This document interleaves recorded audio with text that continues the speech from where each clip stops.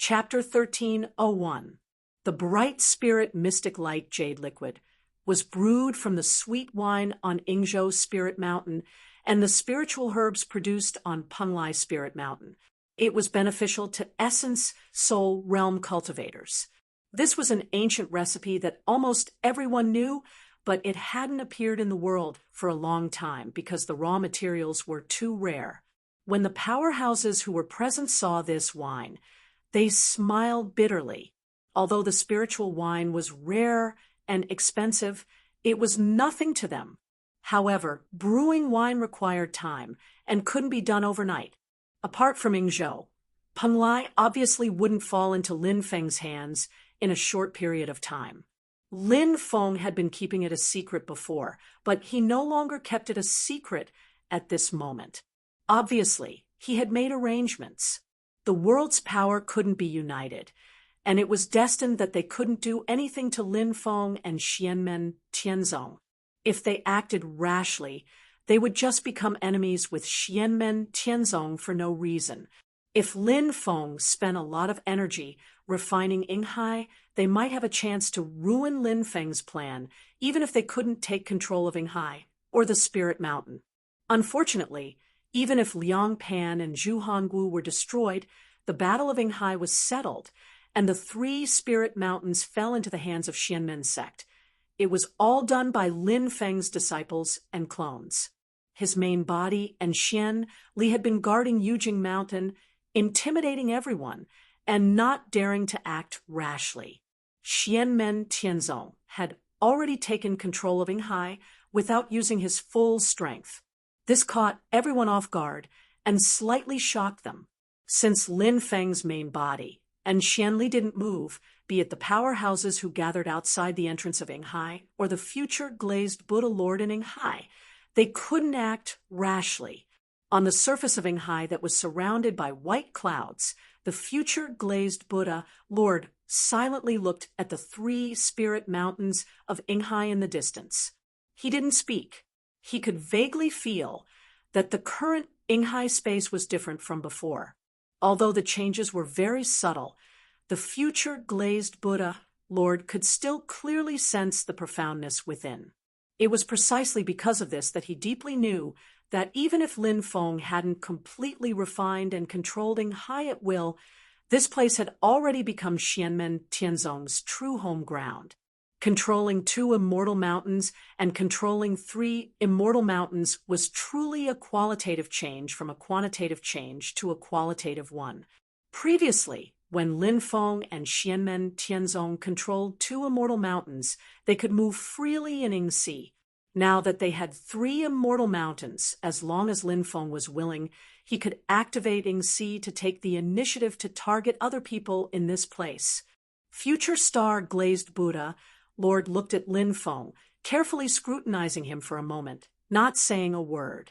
Lin Feng's 3 doppelgangers sat on the 3 mountains. They all wore smiles on their faces and did not say anything. Even if they had to fight in the future, Lin Feng didn't mind. When all the relics were refined from the Grand Emperor Palace and the Great Wheel of Heavens, the future glazed Buddha Lord raised his hand and collected all the relics. When the relics arrived by the future glazed Buddha Lord's side, they immediately emitted boundless light and emitted a pure and benevolent aura. Buddhist chanting resounded incessantly. The future glazed Buddha Lord nodded to Lin Feng, turned around, and left. Numerous green lotuses bloomed beneath his feet as he stepped into the void, and then he instantly vanished along the dimensional passageway that connected Yinghai and the Great Thousand World. The eastern glazed world that had been lingering above the East Sea suddenly shook, and a speck of light descended into the world. The image of Mount Meru in the world grew even larger at this moment, and a Buddha's pagoda descended at the peak of Mount Meru. It was extremely huge and had a length of 48,000 feet and a height of 48,000 feet. On the Buddha's pagoda, the 48,000 relics that were condensed from Buddhist light emitted a brilliant light that illuminated the world, causing the glazed world to be eternally illuminated without day or night. The future glazed Buddha, Lord, sat at the top of the Buddha's pagoda, and the Buddha's Dharma body that he stood on the image of Mount Meru flew up from Mount Meru and descended by the future Buddha's side. There were numerous green lotuses on the image of Mount Meru, and every single lotus had a monk sitting in the lotus position within it. At this moment, they rose into the sky-piercing pagoda along with the green lotuses, and they stood at different positions. The chanting resounded throughout the world, and all the monks, including Buddhist monk Dade, Buddhist monk Dako, and the others were chanting Buddhist names in a low voice.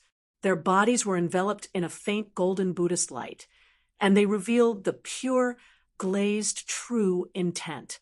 The future glazed Buddha Lord closed his eyes slightly, and the eastern glazed world flashed before vanishing on the spot, never to be seen again, above the East Sea. After that, there were still monks that roamed the world, guiding other people who sought Buddhism to ascend to the Pure Land, but very few people knew exactly where the Eastern Glazed World was. However, under the circumstances that the Taishu Temple and the Mount Shu sword sect sealed themselves one after another, and under the circumstances that Xianmen Tianzong didn't interfere with the spread of Buddhism, the incense of Buddhism finally rose in the Divine Land once more, and Buddhism finally showed signs of recovery. The future glazed Buddha, Lord, left just like that, and Lin Feng didn't have any intention of interfering or stopping him. Returning the relic to the future glazed Buddha Lord was the sowing of good karma, and in the future, good karma would naturally come to an end, but it didn't affect the future karma between Lin Feng and the future Buddha that had to come to an end. After the Great Tempest Temple was completely destroyed, the Buddhist relic side mission that the system had issued earlier was canceled. Although Lin Feng felt that returning the relic to the future glazed Buddha Lord was also a form of returning to the Pure Land, he had long since understood how crafty and deceptive the system was, so he didn't really care.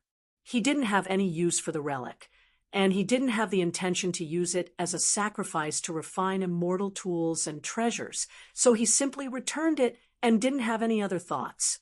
However, there was another item that Lin Feng was a little interested in. Yu Hongyan came to the top of Mount Penglai and met with Lin Feng's 9 Qi doppelgangers. He presented a purple ball of air. "Master, this is what you asked of me." Lin Feng smiled and nodded, reaching out to receive the ball of air. He saw that on the ball of air, he could faintly see a purple crystal that looked like a crystal. Within the crystal, there were rings of light constantly expanding and diffusing, and he could even feel a powerful power that shook the heavens and the earth. It was the supreme ruling divine light that originally belonged to Liang Pan. The divine light of creation could be seized after birth. This was something that Lin Feng and Yu Hongyan knew a long time ago, but it was easier said than done. It wasn't easy to successfully achieve their goal. Since ancient times, the divine light of creation had always been as rare as phoenix feathers and unicorn horns. Those who possessed the divine light of creation were all heaven's favorites of their generation, who left their names in the history books. There were even fewer records of seizing the divine light of creation, and it was difficult to have the experience of predecessors to refer to. Previously, with Lin Feng's help, Shi Tianhao seized the divine light of End from Shi Tianyi, but the divine light of End was originally Shi Tianhao's. Before Yu Hongyan took action, Lin Feng gave her something, and Yu Hongyan was extremely grateful. Even if Lin Feng personally took action to seize Liang Pan's divine light of creation, there was no guarantee of success, let alone if she did it for him. However, in order to give Yu Hongyan a chance to personally avenge his country, Lin Feng and Zhu Yi still left Liang Pan to her. Fortunately, she did not disappoint Lin Feng and Zhu Yi. Not only did she kill Liang Pan, but she also successfully intercepted Liang Pan's supreme divine light of creation and brought it back to Lin Feng. Lin Feng analyzed that purple crystal, thinking in his heart, interesting, interesting. Liang Pan, I have to say, you really hit quite deeply. Right now, even I'm a bit interested. If I didn't exist, what level could you have achieved? Under the gaze of the Taishu Temple, can you really reach the height of the Tai Huang, the king of the underworld, and the Li Huang? Studying the power contained in the purple crystal, Lin Feng could be sure that the supreme divine light of creation came from Liang Pan himself, and not from someone else. In other words, when the great Zhou dynasty's emperor, who almost never personally fought an enemy, was in the foundation establishment stage, he also achieved the supreme spirit platform, built the supreme pill cauldron, formed the golden elixir, obtained the purple core, and finally formed the nascent soul in the void. He successfully produced his own divine light of creation. Looking at the past and present, it was extremely rare. According to the system's standard for potential evaluation, the minimum requirement for one's root bone was 9 points, and other factors were needed to work together in order to achieve it. Even with the exquisite Tao arts of Xianmen Tianzong and the abundant resources, people with 9 points of root bone potential could not guarantee that they would be able to obtain the divine light of creation. But your final ending won't change. Being on good terms with brother Zhu Hongwu means you're destined to become Xiaoyi's stepping stone. It's just that I don't know how long you can persevere for. Lin Feng laughed in spite of himself and shook his head, putting away the air mass surrounding the purple crystal. Those who obtained the divine light of creation that did not originally belong to them had very strict requirements, and very few people could meet them. Different divine light of creation had different standards for people who could adapt to it. Lin Feng was already prepared to transplant this divine light of creation to his disciples, but he still needed to study how to do it successfully. In terms of effect, this divine light was more suitable for Zhu Yi. Lin Feng estimated that Zhu Yi should also be able to bear this divine light, but he still needed to verify it. After dealing with the problem of the divine light of creation, Lin Feng also put away the yin and yang life and death formation. In the formation, Imperial Crown Prince Palace and the Great Celestial Wheel were still shaking. The two magic treasures, which had been a little damaged after extracting and refining the relics, were a little dispirited at this moment. In addition to Ying Hai, the biggest gain of Xianmen Tianzong in this battle was naturally these two magic treasures of creation. But how to deal with them is the most appropriate. Lin Feng still needs to think for a while. At the same time, even if he subdued them, wanting to put them to use is also not something that can be done in a short period of time. After a great battle, the two magic treasures are both somewhat damaged. In addition to Imperial Crown Prince Palace and the Great Celestial Wheel, he also collected a lot of treasures and various cultivation resources in Imperial Crown Prince Palace. Although he was forced to give up Tianjing City and flee far away, Liang Pan still wanted to take as much of the great Zhou dynasty's savings over the years as possible before he left, not only to cope with the consumption during the escape, but also to save the capital for a comeback in the future. Even with Lin Feng's current family business, he also raised his eyebrows at the sight of such rich treasures and resources, and felt a slight sense of admiration in his heart. Although a lot of resources were used to repair Imperial Crown Prince Palace, and the Great Celestial Wheel, the Great Zhou dynasty, was still quite rich. Chapter 1302. There were jade-tied pearls, Mianling flowers, and fire lotus wood produced by the Great Lake of the Southern Wilderness ancient region, snow tassels produced by the accumulation of thousands of years in the northern border snow region, dark light meteoric iron, one of the 6 great rare metals in the world, and the bone marrow of Taowu, which was known as the ice beast of the Archean ice demon clan, which was almost extinct. These were just the raw materials. There were several magic treasure embryos, but they had not been formally refined yet. Perhaps they were refined with other materials to be safe, or perhaps they had deliberately accumulated them, and then used some secret method to smelt them into the great celestial wheel of the Grand Imperial Palace in one go. In addition to a variety of raw materials, there were many sets of magic treasures of the same style. Unlike magic treasures could be refined according to the standard. There were weapons, defensive equipment, and other types of magic treasures. There was a dazzling and large number of them. In addition to magic treasures, there were various types of elixirs, which were incalculable. Among them, within the Grand Imperial Palace, there was another incarnation-level magic treasure. It was a pill cauldron with an extremely simple and unadorned style. Lin Feng took a long time to recognize that this was the famous primordial chi cauldron of the primordial era. It used to be a Mahayana-grade magic treasure, and it was also the magic treasure of Emperor Chong, the founder of alchemy in the human cultivation world. It was the first Mahayana-grade cauldron magic treasure in human history. However, when Emperor Chong died, this magic treasure was destroyed along with him. The original spirit of the primordial chi cauldron was annihilated, leaving only the remains of the outer shell. Later, the Great Zhou dynasty found it and refined it again, giving birth to a new original spirit. Later, it was promoted from a spirit-nurturing grade magic treasure to the current transformation grade magic treasure. This treasure made an indelible contribution to the rise of the Great Zhou dynasty. If it could become a Mahayana grade again, it would undoubtedly be a top magic treasure that was not inferior to the Sun-Moon Divine Furnace or the desolate ancient immortal furnace, second only to the Ding of Shenzhou. Lin Feng shook his head and couldn't help but laugh. The rise of most powerful forces is supported by a top-notch alchemy artifact. Putting aside how to deal with the Grand Emperor Palace and the Great Wheel of Heavens, Lin Feng and Xianmen Tianzong would not keep the primordial chi cauldron, as well as most of the assets that Liang Pan had brought here with the Grand Emperor Palace, and even the Mahayana grade artifact, the dragon subduing tablet. They would be handed over to the new Great Zhou Emperor, Liang Qian.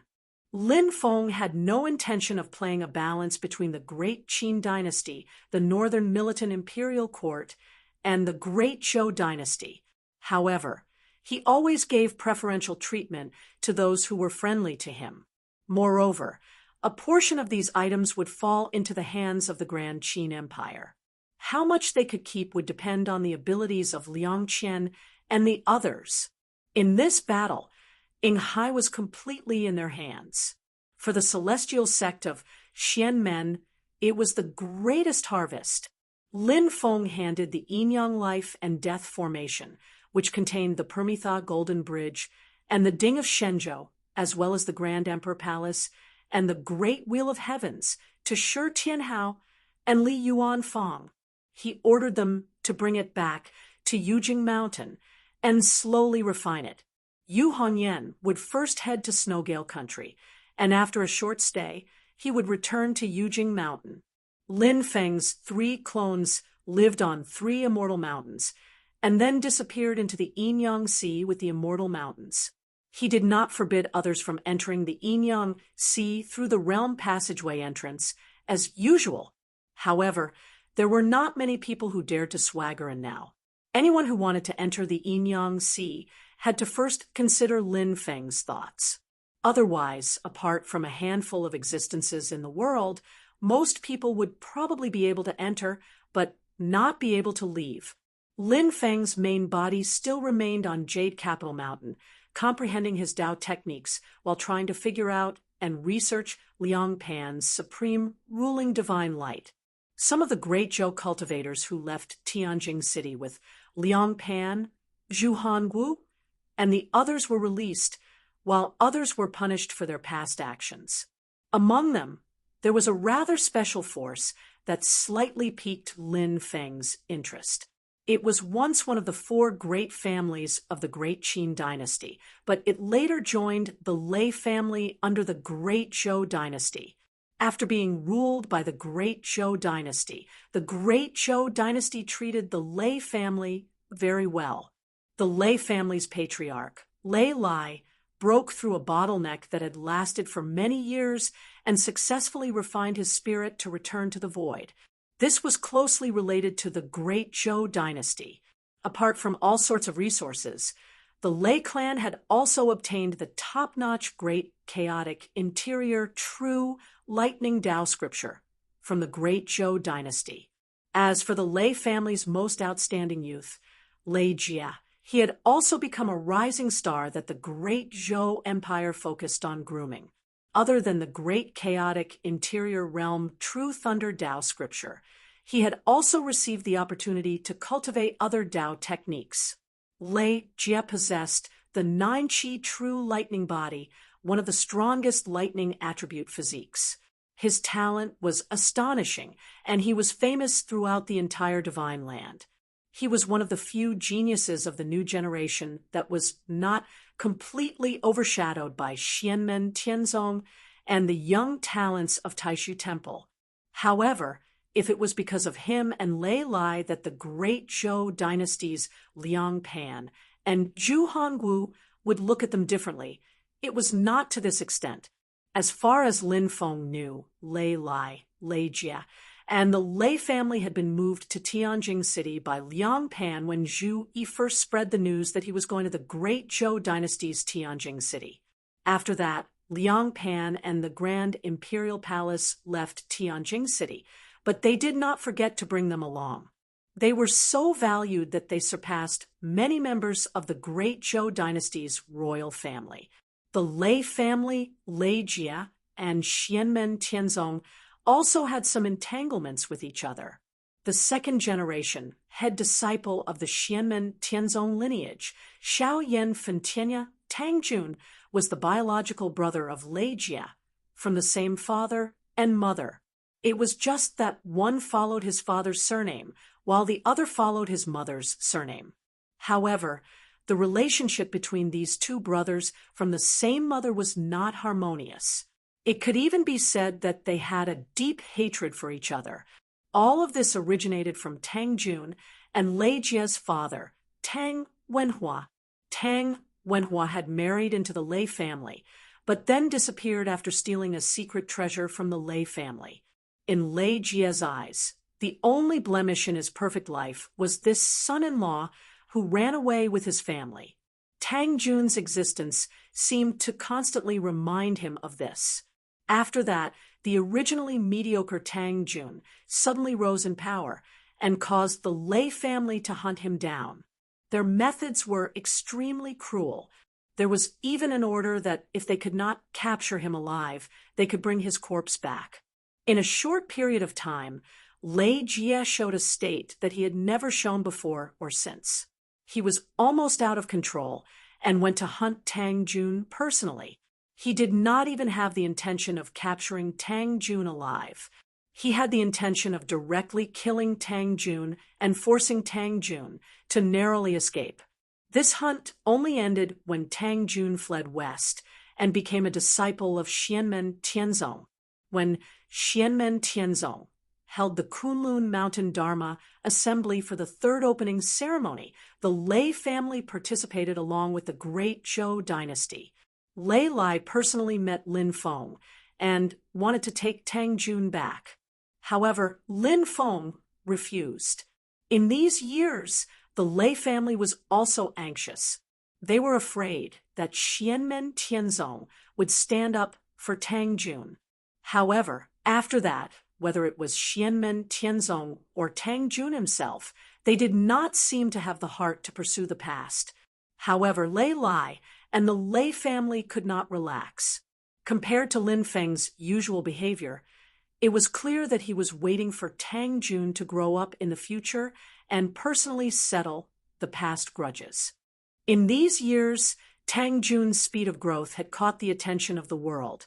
As the top figure among the second-generation direct disciples of Xianmen Tianzong, he had long entered the sights of those who were observant. However, to the Lei family, it was like a death knell. As Tang Jun's cultivation grew higher and higher, there were even people in the Lei family who had the thought of assassinating Tang Jun and fighting to the death. However, it did not become mainstream. The sudden change in Tang Jun's mediocre physique was also due to his mysterious missing father, Tang Wenhua. According to Lin Feng's speculation, the sudden and drastic decision of the Lei family after his physique changed was likely closely related to Tang Wenhua. This seemingly ordinary person could have single-handedly created Tang Jun's Azure Flame Emperor body and Lei Jie's Nine Qi True Thunder body. If such a heaven-defying act could be created by someone, then even if the success rate was limited, it was no wonder that Liang Pan and the great Zhou dynasty valued the Lei family so much. Although he could not see Lei Jie's potential value, Lin Feng believed that his bone potential value was most likely the same as Tang Jun's, 9 points. Unlike Tang Jun, Lei Jie had displayed great talent at a young age. However, after connecting the various situations after Tang Jun's physique changed, Lin Feng was almost certain that Lei Jie's physique was not innate, but was created by Tang Wenhua. In recent years, the great Zhou dynasty and the Lei family had also put in effort to search for Tang Wenhua's whereabouts, but to no avail. Before Tang Jun could find the Lei family, Zhu Yi, Shi Tianhao, Yu Hongyan, Li Yuanfang, and the others had already flattened the great Zhou dynasty. If the Lei family had been content with their corner, they would still be fine. However, even under such circumstances, Liang Pan had not forgotten about Tang Wenhua and the Lei family, and had taken them away. Liang Pan's forcefulness did not give the Lei family any hesitation, and the Lei family did not have much choice in the first place. Although it was not difficult to make a choice between Tang Jun and Lei Jie and compensate Tang Jun, Tang Wenhua's matter was a thorn in the Lei family's heart. On the other hand, it was unknown whether Tang Jun would appreciate the kindness. After all, from the time he was born to the time he left the Lei family, Tang Jun had never experienced any warmth there. All the memories related to the Lei family were extremely unpleasant. At this moment, he did not need to rely on the power of the family to develop. The Lei family members, including Lei Lai, all looked at Tang Jun with complicated expressions. Tang Jun's master, Xiao Yan, sat silently on the main seat and did not speak. Tang Jun stood to the side and looked emotionlessly at Lei Lai and the others. Beside Lei Lai stood a youth. His appearance was 60 to 70% similar to Tang Jun, and his expression was the same as Tang Jun's. Amidst the calmness, there were hints of coldness and fierceness. At this moment, Lei Jie's gaze was fixed on Tang Jun, and a strange emotion appeared in his eyes. Xiao Yan's expression was calm, and he had no intention of speaking. Lei Lai looked at him and sighed. His expression completely disappeared, and he did not speak. Silently, he looked at Tang Jun and Lei Jie, the twin brothers in front of him. Chapter 1303. Tang Jun looked at Lei Jie and asked casually, "Lei Dalong, how have you been?" The two youths, who were both valiant and resolute, stood facing each other. Although they had grown up and their facial features were no longer as similar as they were when they were young, there was still at least 60 to 70% similarity between their brows. It was easy to tell that the two of them had a close relationship with each other. Lei Jie looked at Tang Jun in front of him, and his gaze froze. Tang Lulang, because they were of the same generation, Tang Jun and Lei Jie's nicknames were Tang Lulang and Lei Dalong respectively. From these two nicknames, one could see the difference in the treatment the two received in the Lei family. But today, the difference in reputation between the celestial sect of the celestial sect of the celestial sect of the Lei clan of the celestial sect of the celestial sect of the Lei clan of the celestial sect of the celestial sect of the celestial sect of the celestial sect of the celestial sect of the celestial sect of the celestial sect of the celestial sect of the celestial sect of the celestial sect of the celestial sect of the celestial sect of the celestial sect of the celestial, sect of the celestial sect of the celestial sect of the celestial sect of the celestial sect of the celestial sect of the celestial sect of the celestial sect of the true Lord Tangjun, the eldest disciple of the sect master under Lin Feng, the head disciple of Shaoyan, and the most outstanding successor of Xianmen Tianzong, Fen Tianya. He was a top figure among the second-generation direct disciples of Xianmen Tianzong. He established the Supreme Spirit platform, built the Supreme Pill Cauldron, formed the Purple Core phenomenon, and successfully produced the divine light of creation after forming the nascent soul. When he was in the late stages of the Golden Elixir, he had replicated the glorious achievements of his master, Xiao Yan, and killed a late Yuanying patriarch in a one-on-one battle. In the previous war between the two worlds, his performance was even more outstanding. Not only the Yuanying cultivators of other forces, but even the primordial spirit realm powerhouses were also surprised. Usually, he was very tough on enemies and outsiders, but he was very friendly to his fellow sect members. Not only within Fen Tianya, but also among all the younger disciples of Xianmen Tianzong. He interacted with cultivators from other forces, treated people well, and had the temperament of a master. Although Xianmen Tianzong had only been established for a short period of time, there were already many speculations in the human cultivation world. After Xiao Yan, Zhu Yi, and the others, if the celestial sect of Xianmen were to inherit the second-generation successor disciple, then just from the current situation, the two people with the highest possibility of inheriting the position of sect master are burning Heaven Cliff's Tangjun and Qiantian Palace's Yang Tai. Although Dao Yuding and Lin Tong had a higher cultivation level, and there were also Zhou Yunsong and Han Yang who were on par with Tangjun, Dao Yuding, and Zhou Yunsong due to their personalities, they were not suitable candidates for sect master. Huang Jintian and Ying Luozha. As for Han Yang and Lu Xiafeng, they had no interest in the sect, so they also withdrew from the list of candidates. As for the rest, Li Xingfei, Zhao Huan, Tan Yunqing, and the others could all be considered outstanding talents. Their names shook the vast land of the Divine Prefecture, and they were the leaders of the group. However, compared to Tangjun and Yang Tai, they were slightly inferior. Among them, Tangjun was unyielding and calm, and Yang Tai was steady and sharp. There was still a great suspense as to who would emerge from the two. However, as long as the two of them did not die prematurely, and there was no other dark horse that broke out of the encirclement, then they would be the second-generation direct disciples of Xianmen Tianzong, who were most likely to inherit the position of sect master. All these years, Lei Jie had also made a name for himself. During the Kunlun Mountain Assembly, he was defeated by the hands of the direct disciple of Taishu Temple, Chun Xingyu, which had tarnished his reputation as a proud son of heaven. However, after Kunlun Mountain Assembly, Lei Jie did not become depressed.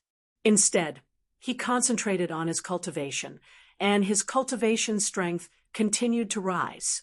After a short period of decline, his reputation rose again, and he was even stronger than before. Among the young experts of the entire divine continent, those who were not overshadowed by the direct disciples of the celestial sect of wonders and the Void Temple, in this era could be said to be as rare as phoenix feathers and unicorn horns, and Lei Jie was one of the top figures among them. However, compared to Tangjun's brilliance, Lei Jie's brilliance was lackluster. It was not that he was not outstanding enough, but that Tangjun was more powerful. When he was young, he saw the only blemish in his life, and they were worlds apart, but now he had surpassed him. To the proud Lei Jie, this was undoubtedly a great mockery. Tangjun looked at Lei Jie calmly. He did not have any intention of showing off. As he continued to rise, he also felt immeasurably happy and elated. However, he did not immerse himself in it. Instead, he constantly reminded himself not to relax and to continue to move towards greater heights.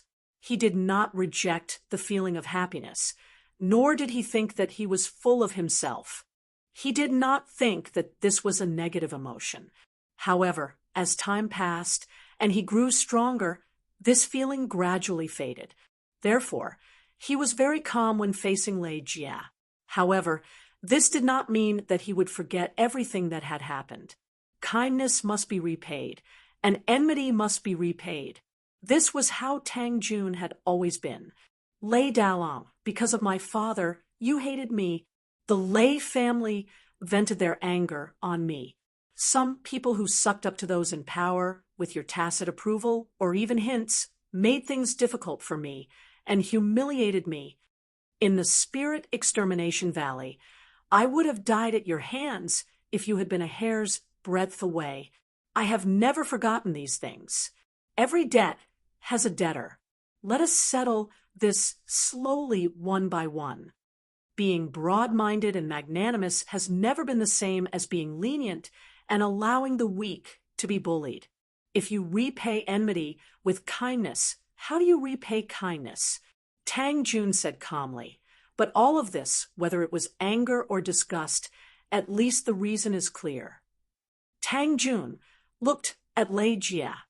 When I left my father's old residence, the Lei family hunted me down. There was even a saying that if I was alive, they would find my corpse.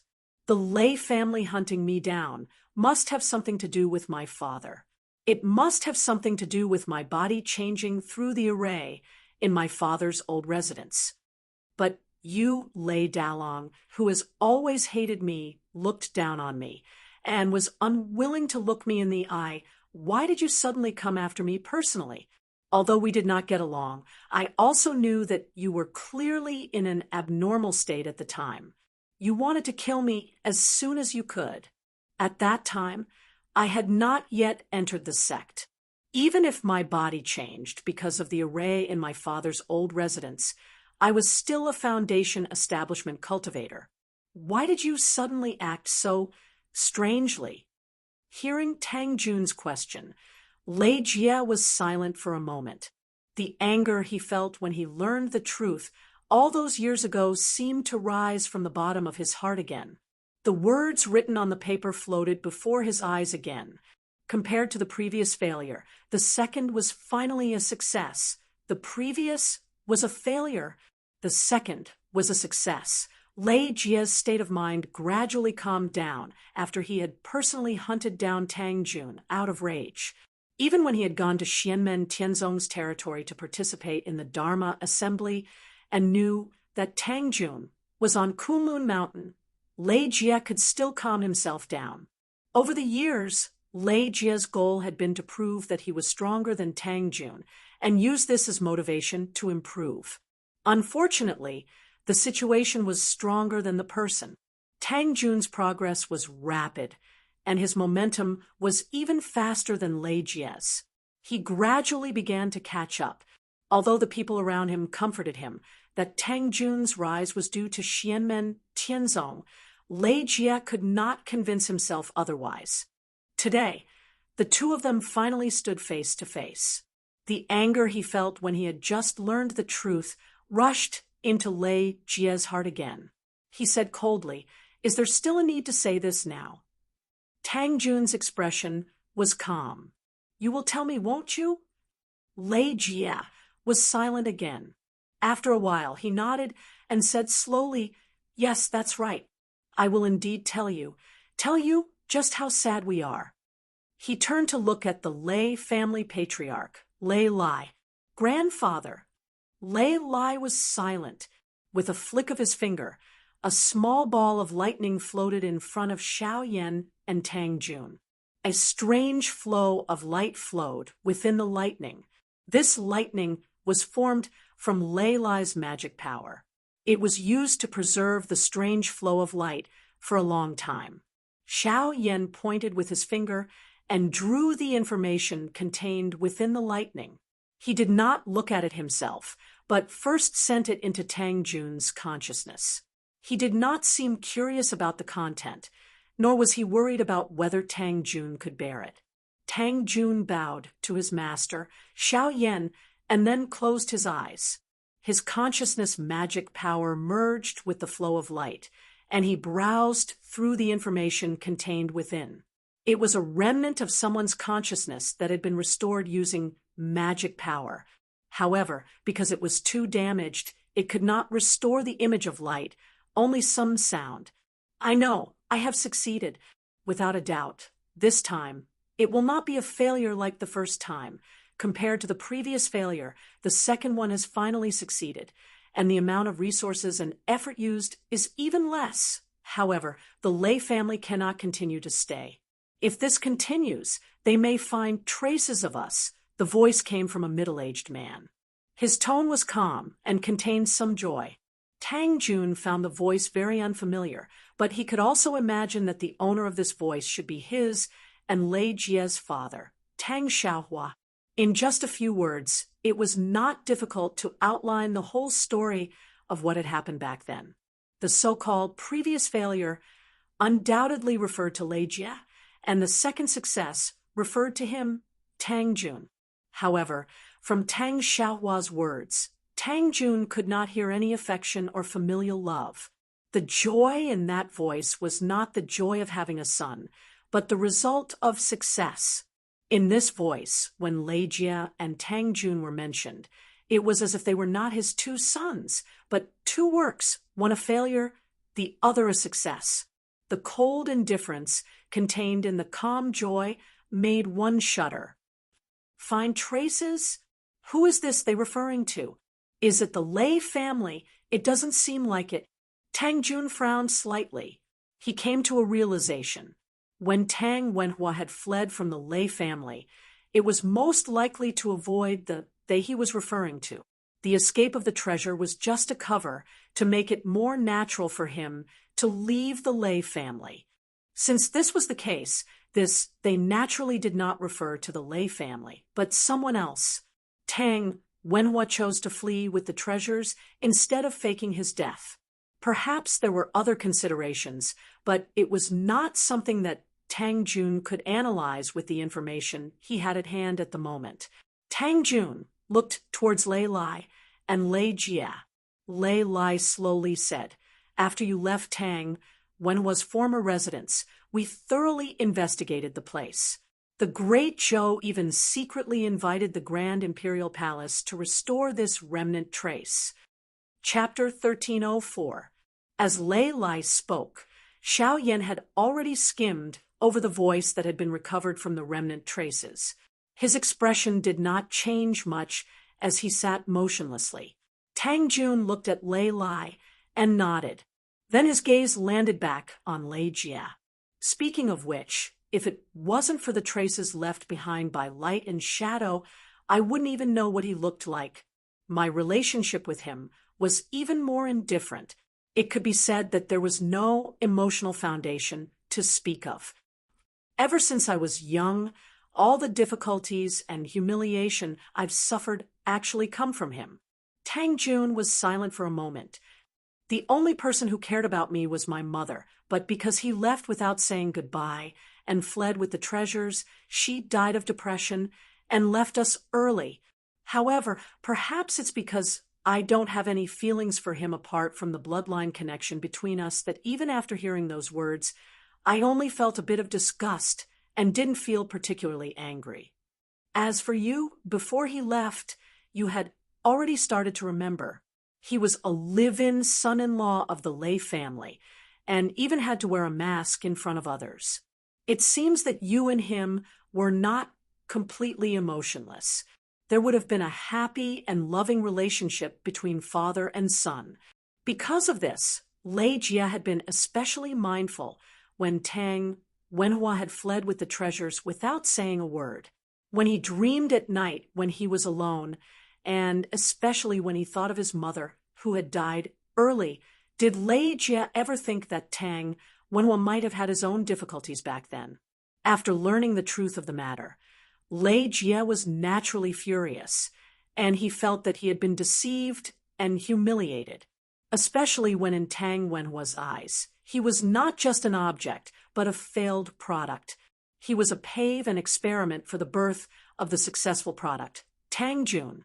How could Lei Jie, who had always been proud and aloof, not be furious? He completely lost control of his emotions, and when he couldn't find Tang Wenhua, he vented all of his anger on Tang Jun. Shut up, don't speak. Ignoring the presence of Xiao Yan and Lei Lai, Lei Jie shouted in a low voice, his eyes fixed on Tang Jun.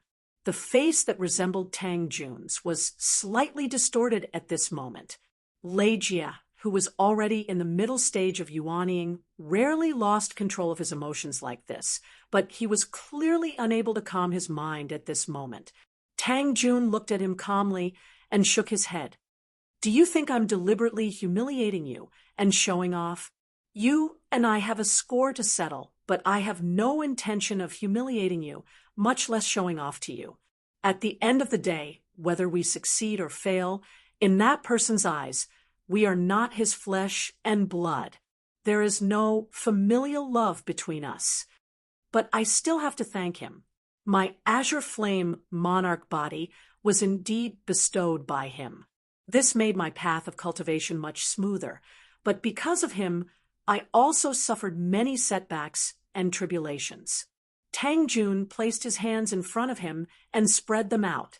Looking at the lines on his palms, he said unhurriedly, after listening to those words just now, for a moment, an idea popped into my mind. I'm now working hard to cultivate, constantly working hard. My cultivation is getting higher, and my strength is getting stronger and stronger. So far, I've achieved some results. Isn't this indirectly proving what he said about success products? My continuous success is actually proof of his success.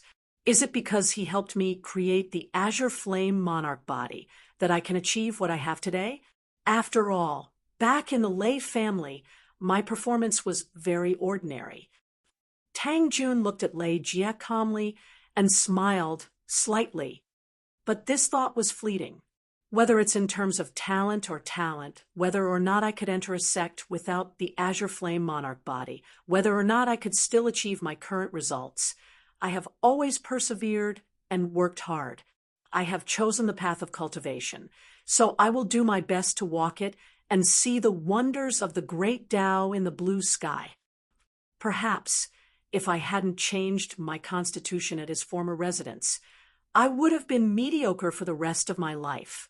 But even so, I will persevere on that path. Hearing this, Lei Jie's face twisted slightly. Slowly, he closed his eyes. Scenes from his youth were replaying in his mind one after another. Lei Jie was not a spoiled brat. Although he was proud, he was not blindly arrogant. Because of Tang Wenhua, he had been working hard since he was young to avoid being criticized behind his back. After learning the truth and his initial rage, he worked even harder in order to have the ability to find Tang Wenhua in the future. He wanted to prove that he was not a failure and that he was better than Tang Jun.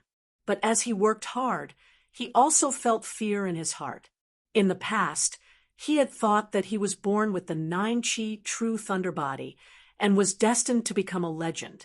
Because of this, the Lei family thought highly of him and did their best to nurture him so that he would not be blamed for Tang Wenhua.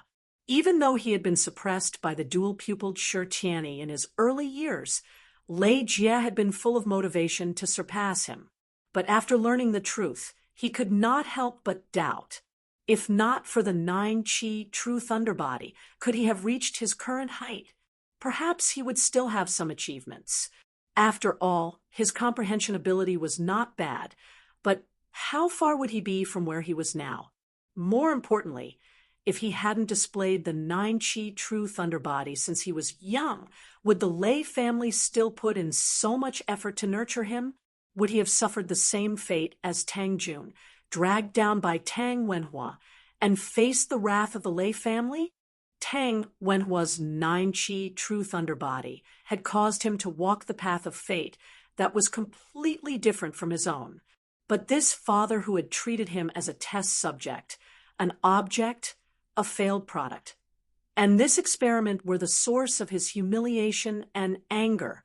Perhaps if there was no Tang Jun, the so-called successful product, as a comparison, Lei Jie would have been slightly better off. However, as Tang Jun continued to soar and rise to power in recent years, the pressure on Lei Jie increased. This kind of contradictory mentality had always been in Lei Jie's heart. Even though he had successfully formed his nascent soul, it still existed.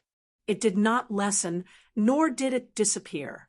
Instead, it would completely erupt at a certain time. Lei Lai looked at Lei Jie and sighed in his heart. He could sense Lei Jie's state of mind and tried to ease it, but unfortunately, the effect was limited. Although Lei Jie had been trying his best to calm himself down in order to ease his mind, how could Lei Lai not see that Lei Jie was only forcefully suppressing it? If this trend continued, it would be extremely difficult for Lei Jie to reach the late Yuanying stage, even though he had reached the mid-Yuanying stage.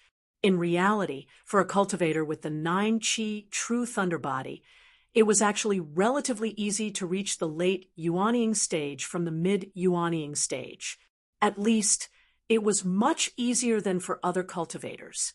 For Lei Jie, under normal circumstances, it would be much easier than going from the early Yuanying stage to the mid-Yuanying stage. However, with his current state of mind, it was extremely difficult. Even if he reached the late Yuanying stage, it was almost impossible for him to break through to the primordial spirit stage. With the 9-Qi true thunder body, the Lei family's dragon steed, who could challenge the status of the dual-pupiled Shirtiani, and was also known as a young prodigy, was actually going to stop at the late Yuanying stage with no hope of becoming a primordial spirit. This was undoubtedly a huge irony, but it was something that could actually happen. Thinking of this, Lei Lai looked at Tang Jun and couldn't help but sigh.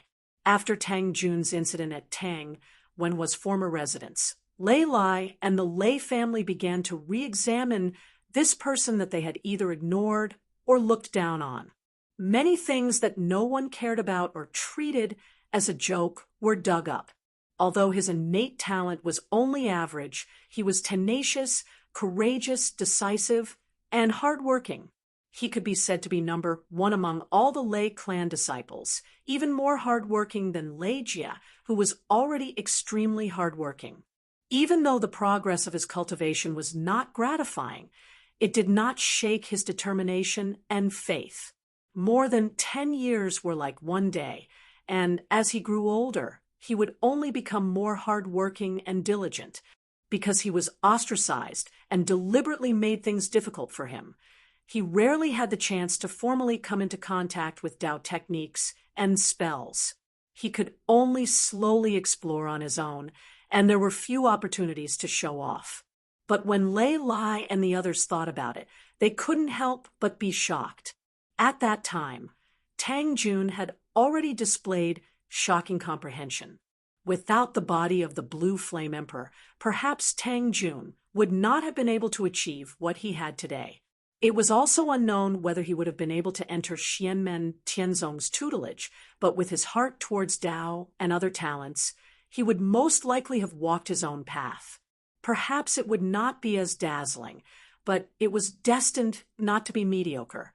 Lei Jie's eyes were tightly shut, his face slightly twisted, and even his body was trembling uncontrollably. At the beginning, the first thought that popped into his mind was that Tang Jun was mocking him and looking down on him. Since when had he fallen to the point where he had to be reprimanded by Tang Jun? Just as Tang Jun had said, although the two of them could be said to be in the same boat, the specific circumstances were still different. Putting aside the fact that the entanglement between him and Tang Wenhua was even more complicated, he had been labeled by Tang Wenhua as a failure who was inferior to Tang Jun. This made Lei Jie feel that Tang Jun was making sarcastic remarks. Why don't we swap places and try putting you in my position? But very quickly, Lei Jie's heart suddenly became alert. If he continued to immerse himself in this kind of emotion, Then he would only be left further and further behind by Tang Jun, who had already caught up to him. In the end, he would not even be able to reach the late Yuanying stage, let alone prove his primordial spirit. Lei Jie's expression finally calmed down. He opened his eyes and looked at Tang Jun again. Are you going to use this kind of method to attack my spirit? Is Xianmen Tianzong not enough for you to maintain your confidence? These words were at the tip of his tongue, but Lei Jie swallowed them back down. This was because the Tang Jun before him had a calm and clear gaze that contained only self-confidence, unyielding determination, and firm determination on his own path. Looking at Tang Jun like this, Lei Jie suddenly felt something. Even if the two of them had really swapped places, Tang Jun would still be like this. With the Ashen Flame Emperor's body, he would not say that he did not need it. It was an objective fact that it was convenient for him on the path of cultivation. But if he did not have the Ashen Flame Emperor's body, it would not have affected his state of mind that much. The path he wanted to walk would never waver. It was my fortune to have it, and it was no harm to lose it. I will walk my path without wavering. Chapter 13:05. Lei Jie stared at Tang Jun, said calmly, Lei Dalong, you have your reasons for venting your anger on me because of that person, but it doesn't mean that I deserve everything you've done to me. Some people in the Lei family looked down on me and humiliated me because of you and that person, but I grew up eating the Lei family's food. I will not hate the entire Lei family. Back then, there were people who pitied me and took care of me. Even though there were only a few of them, I will repay them one by one, and I will never forget those who humiliated me back then. As for you, there is only enmity between us. There is no gratitude or affection. Although we are brothers, it is only a bloodline connection. In your heart, I have never been your younger brother, and in my heart, you have never been my elder brother. Back then, you nearly killed me in the Despair Valley of Souls. You beat me until I fell to the bottom of the valley. Half of my bones were broken, and my internal organs were pierced by broken bones. The reason I survived was because of my will to live and my luck. Today, we will settle this debt.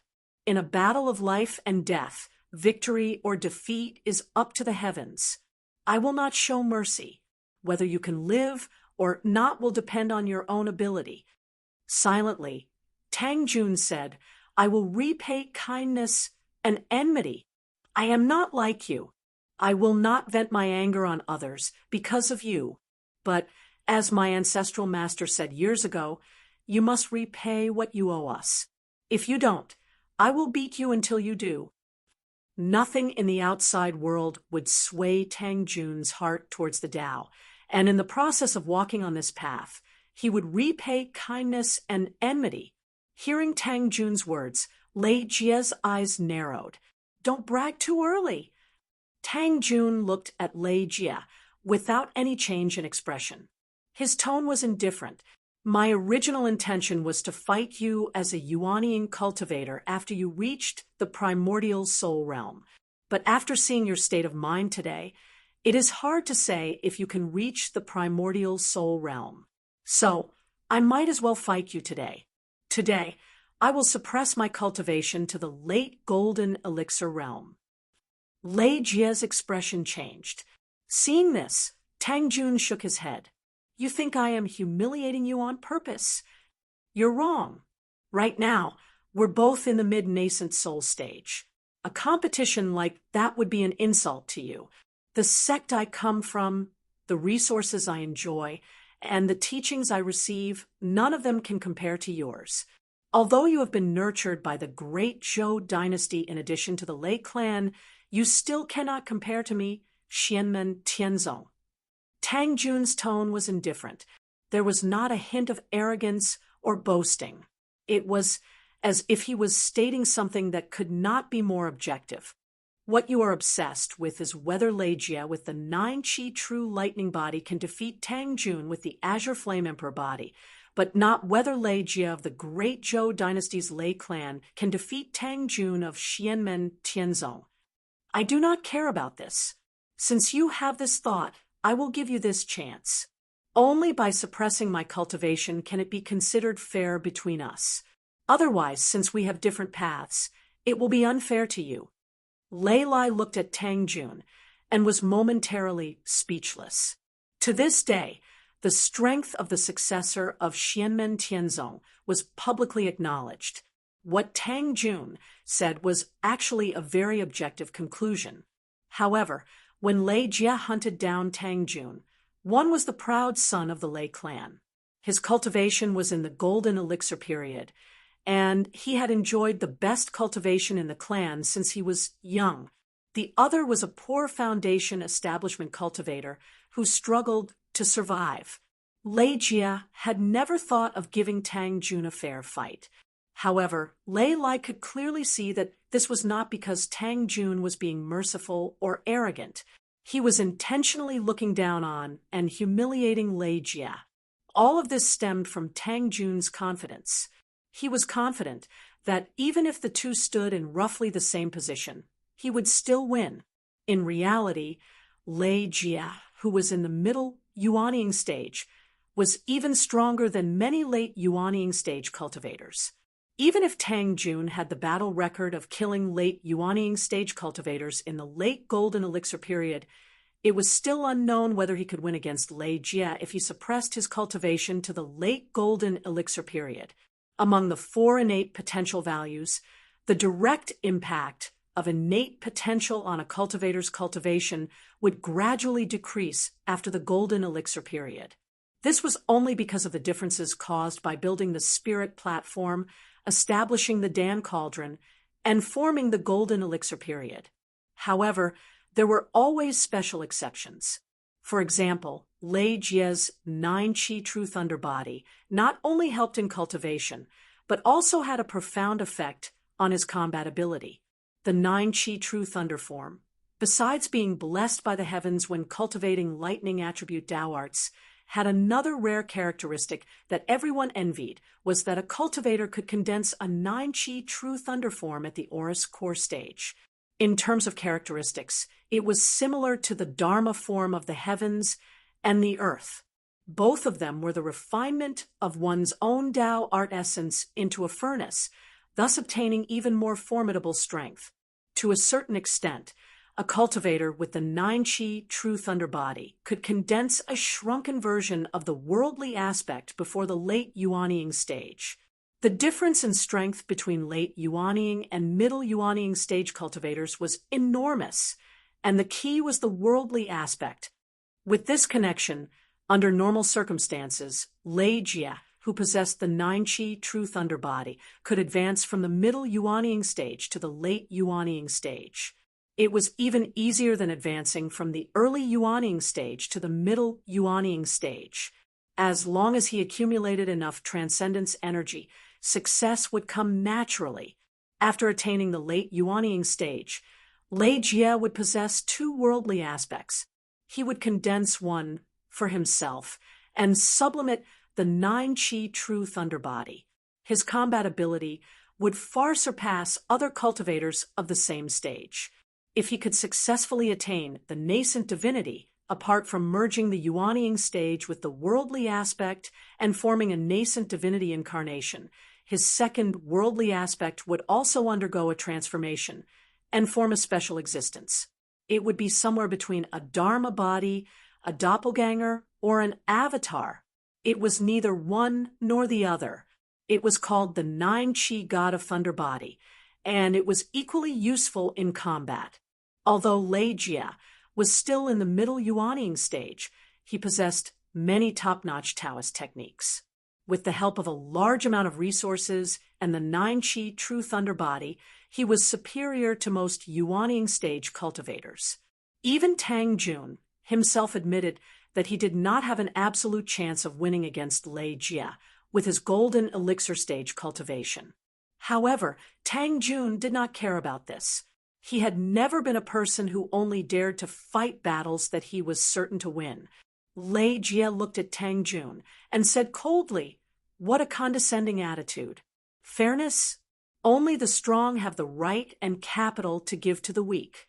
Are you sure that you're stronger than me now? Are you taking pity on me? Are you giving alms to me because you think you're stronger than me? Tang Jun said calmly, "There's no need for me to do that. I've said it before, I won't be lenient in today's battle. Whether you can live or not will depend on your own ability. As for whether it's fair or not, you'll have to fight for it yourself. If you don't have it, then you don't have it. If you hope for others to pity you, then what you beg for will be like flowers in a mirror or the moon in the water." Lei Jie wanted to retort, but he suddenly recalled the silent and resolute expression that Tang Jun had when he was chasing after Tang Jun all those years ago. He did not question or beg for mercy. He did not try to soften his attitude with words just because they were blood brothers. He did not feel angry or unwilling because of the huge gap in strength caused by the treatment he received in the Lei family. He only gritted his teeth and did his best to resist. In the end, when he was beaten to the bottom, Tang Jun's eyes did not have the slightest hint of weakness. There was only ice-cold fury. Lei Jie asked in a deep voice, "Then why are you giving me fairness today?" Tang Jun answered, "We are born from the same mother. You and I are not brothers, but mother and I are mother and son. You are also her son. I'll fulfill your wish and give mother an explanation." Lei Jie's eyes narrowed, and he was a little absent-minded. Before his mother passed away, she had asked him to take good care of Tang Jun, but he had thrown it to the back of his mind because of Tang Wenhua. Many people in the Lei family made things difficult for Tang Jun because they wanted to please him. He was well aware of it, but he silently allowed it and even hinted at it. If it wasn't for the dangerous environment at the bottom of the Spirit Extinction Valley, which was dangerous for cultivators during the Golden Elixir period, he would have rushed down there and turned Tang Jun to ashes. Lei Jie shook his head and came back to his senses. He took a deep breath and looked at Tang Jun. "Back then, I didn't suppress my cultivation to the foundation establishment stage to fight with you. Today, you don't need to suppress your cultivation either. Let me see what kind of strength you have after studying in Xianmen Tianzong for so many years." Tang Jun said indifferently, "Up to you." Lei Lai stood up at this moment and said slowly, "True Lord Tian-song, please wait and listen to this old man." He knew that there was no familial love between him and Tang Jun, so he directly called him by his Taoist name and didn't take advantage of his seniority to establish a relationship. Hearing this, Tang Jun turned to look at Lei Lai and said silently, "Grandfather, please speak." Unlike Lei Jie, who called Lei Lai grandfather, Tang Jun called him grandfather with an indifferent tone. Back then, this old man completely treated him like heir. When the Lei family was hunting him down, the order to kill him was issued by this old man. Now, he called him grandfather purely because of Tang Jun's mother. Hearing Tang Jun's way of addressing him, Lei Lai understood.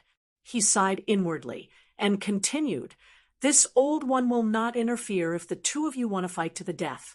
Your grudge must be settled.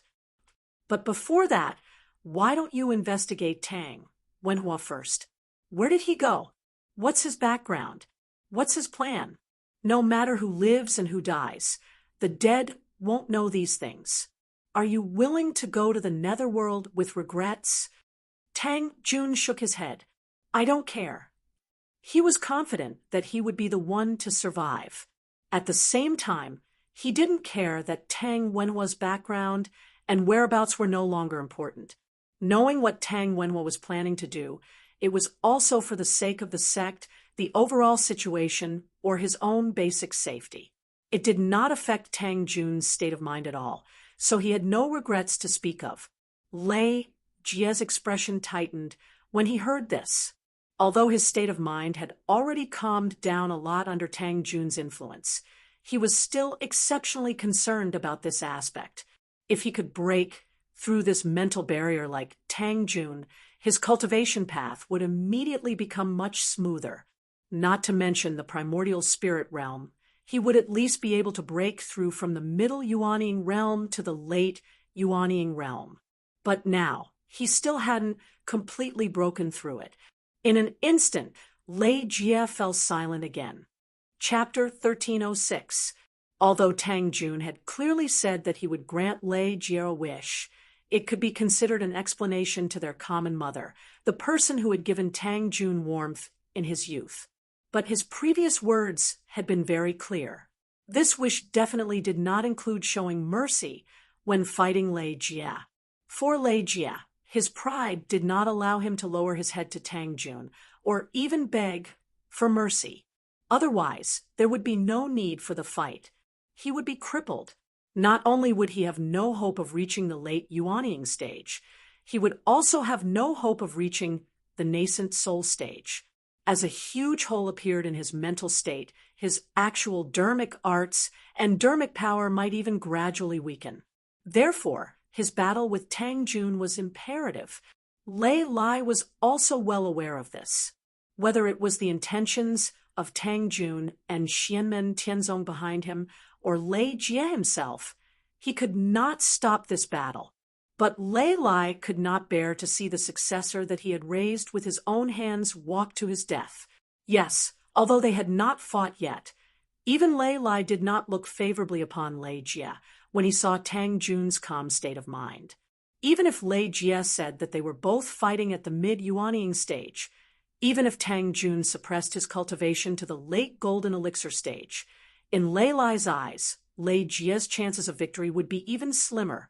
This was a hurdle that Lei Jie had to pass. Lei Lai only hoped that he had a higher chance of victory.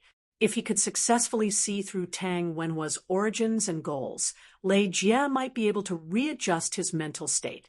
Under these circumstances, even if he lost to Tang Jun, as long as he didn't die, he would still have a chance to rise again. Unlike now, when Lei Jie faced Tang Jun, he could only win and not lose. If he lost, even if he managed to stay alive, his already self-doubting and contradictory mental state would likely collapse even further. But when faced with Tang Jun's challenge, Lei Jie had no choice but to accept. If he retreated and admitted that he was no match, the result would be the same as losing.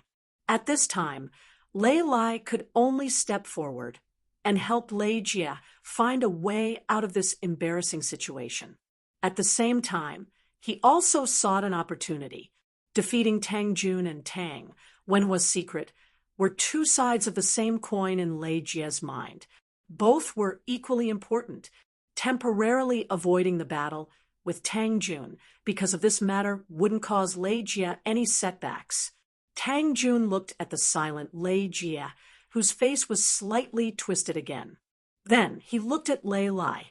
Xiao Yan sat at the side and did not interrupt, allowing Tang Jun to deal with the situation himself.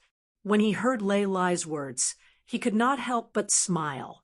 What Lei Lai was thinking, Xiao Yan and Tang Jun both had an idea in their hearts. However, the two of them did not say anything.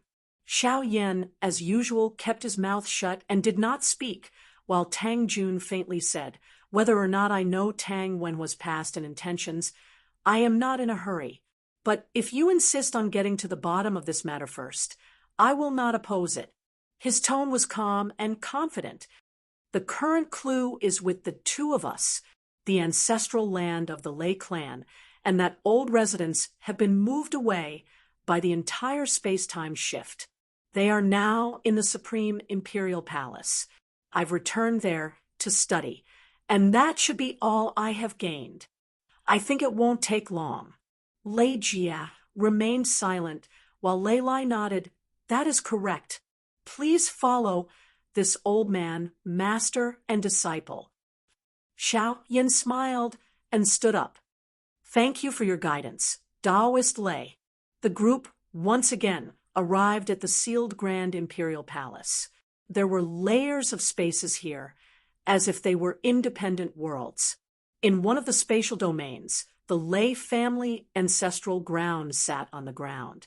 However, This ground was like a floating island, suspended in the void. After entering the Lei clan's ancestral land mansion, most of the younger generation disciples in the mansion were taken in and placed under the protection of the clan's experts. They were not to be seen. The people who could be seen in the mansion were not even at the golden core stage. They were all Lei clan's nascent soul cultivators.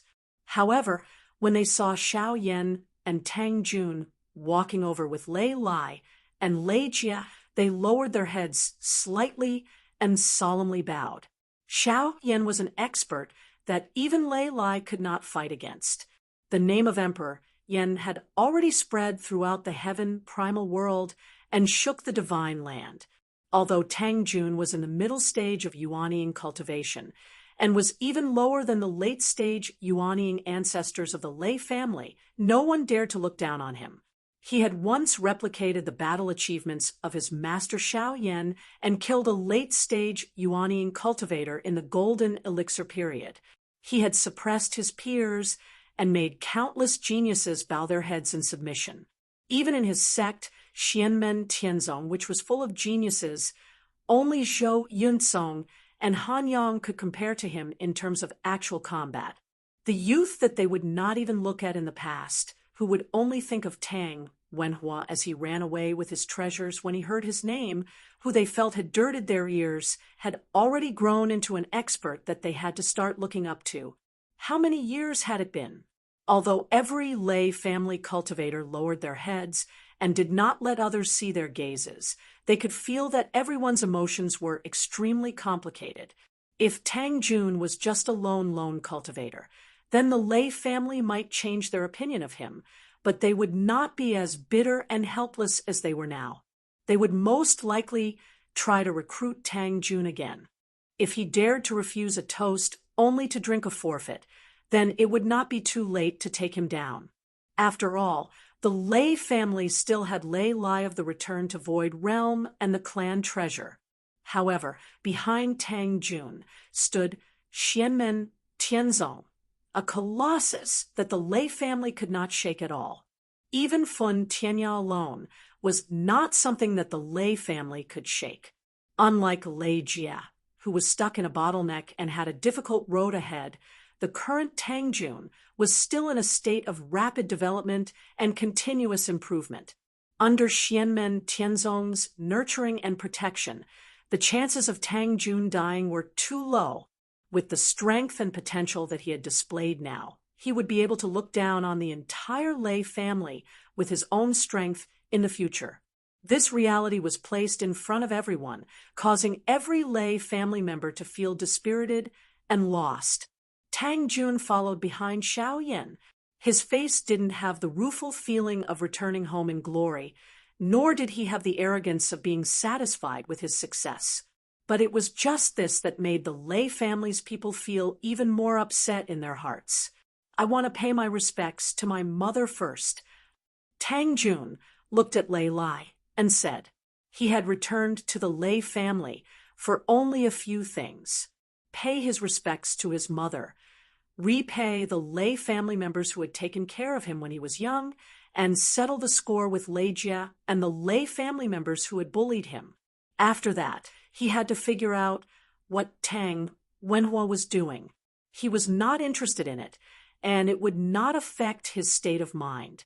However, he had to understand it clearly, lest there would be unknown troubles in the future that would bring trouble to himself or his sect.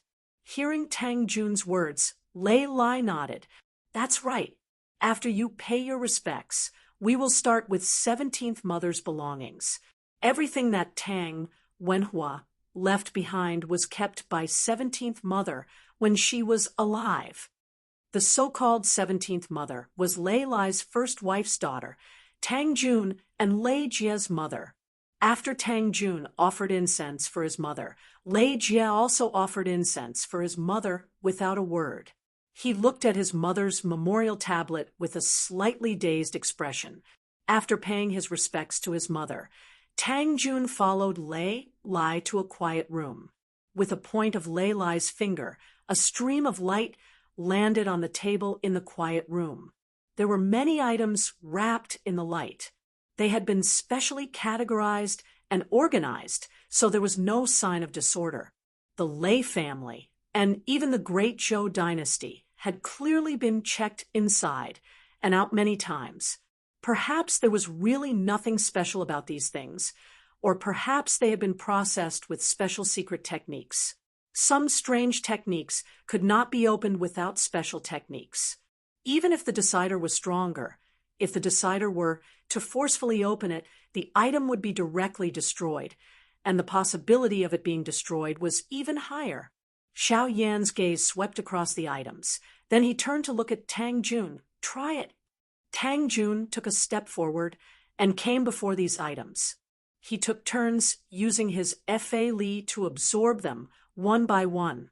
Then he used the process of opening the secret matrix in Tang Wenhua's former residence to experiment. Among these items, there were some that he had come into contact with when he was young. However, because his body had not changed at that time, there was no reaction even when he had come into contact with them. After the incident at Tang Wenhua's former residence, Tang Jun had been hunted down. After escaping, he traveled west and finally became a disciple of Xianmen Tianzong. He had never returned to the Lei family, so naturally he had never come into contact with these items.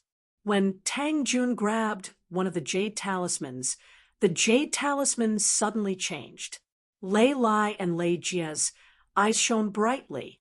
The jade seal was not something that Tang Wenhua had left for Tang Jun and Lei Jie's mother, but something that belonged to Tang Jun's mother. In their memories, it had nothing to do with Tang Wenhua. However, it seemed that what was strange was not something left behind by Tang Wenhua, but this jade seal. The jade seal projected light into the air and formed a flashing white door. Xiao Yan and Lei Lai immediately led Tang Jun and Lei Jie into the door of light. The moment they saw the door of light, they already knew that the way to open the door of light was special. It needed a special method to open it, but the door itself was nothing special. It was just a path that connected to a small foreign dimension. It did not pose any threat to them. After entering the door of light, they came to the foreign dimension together. They saw that this place was already barren, and there was nothing left. However, Xiao Yan could faintly feel some profound and wondrous aura lingering within. His hands changed hand seals, and streams of purple energy surged out. They instantly engulfed this small foreign dimension and completely covered the air in purple. Lei Lai had no intention of objecting or interfering. Instead, he focused all his attention on the air in front of him. In the air, small dots of light gradually appeared. They were as small as corn, and they quickly gathered together to form a unique scene. Within that light image, there stood a unique altar, and the figure of a man stood on it. The pupils of everyone who had seen the image shrank slightly. Tang Wenhua, Chapter 1307. In the image, a man stood on the altar. His facial features weren't particularly handsome, but he had a certain charm to him. He looked 40 to 50% similar to Tang Jun and Lei Jie, but he looked more like Tang Jun. The man looked very young, perhaps only in his 20s, but his hair was slightly white. His eyes and expression exuded a mature and peaceful aura, as if he had experienced the vicissitudes of life. Among the people present, although Xiao Yan and Tang Jun had never seen this man in person, through the traces of light and shadow they had seen before, the two could confirm that this man between young and middle-aged was Tang Jun and Lei Jie's birth father. Tang Wenhua, Lei Lai, and Lei Jie had both seen Tang Wenhua with their own eyes.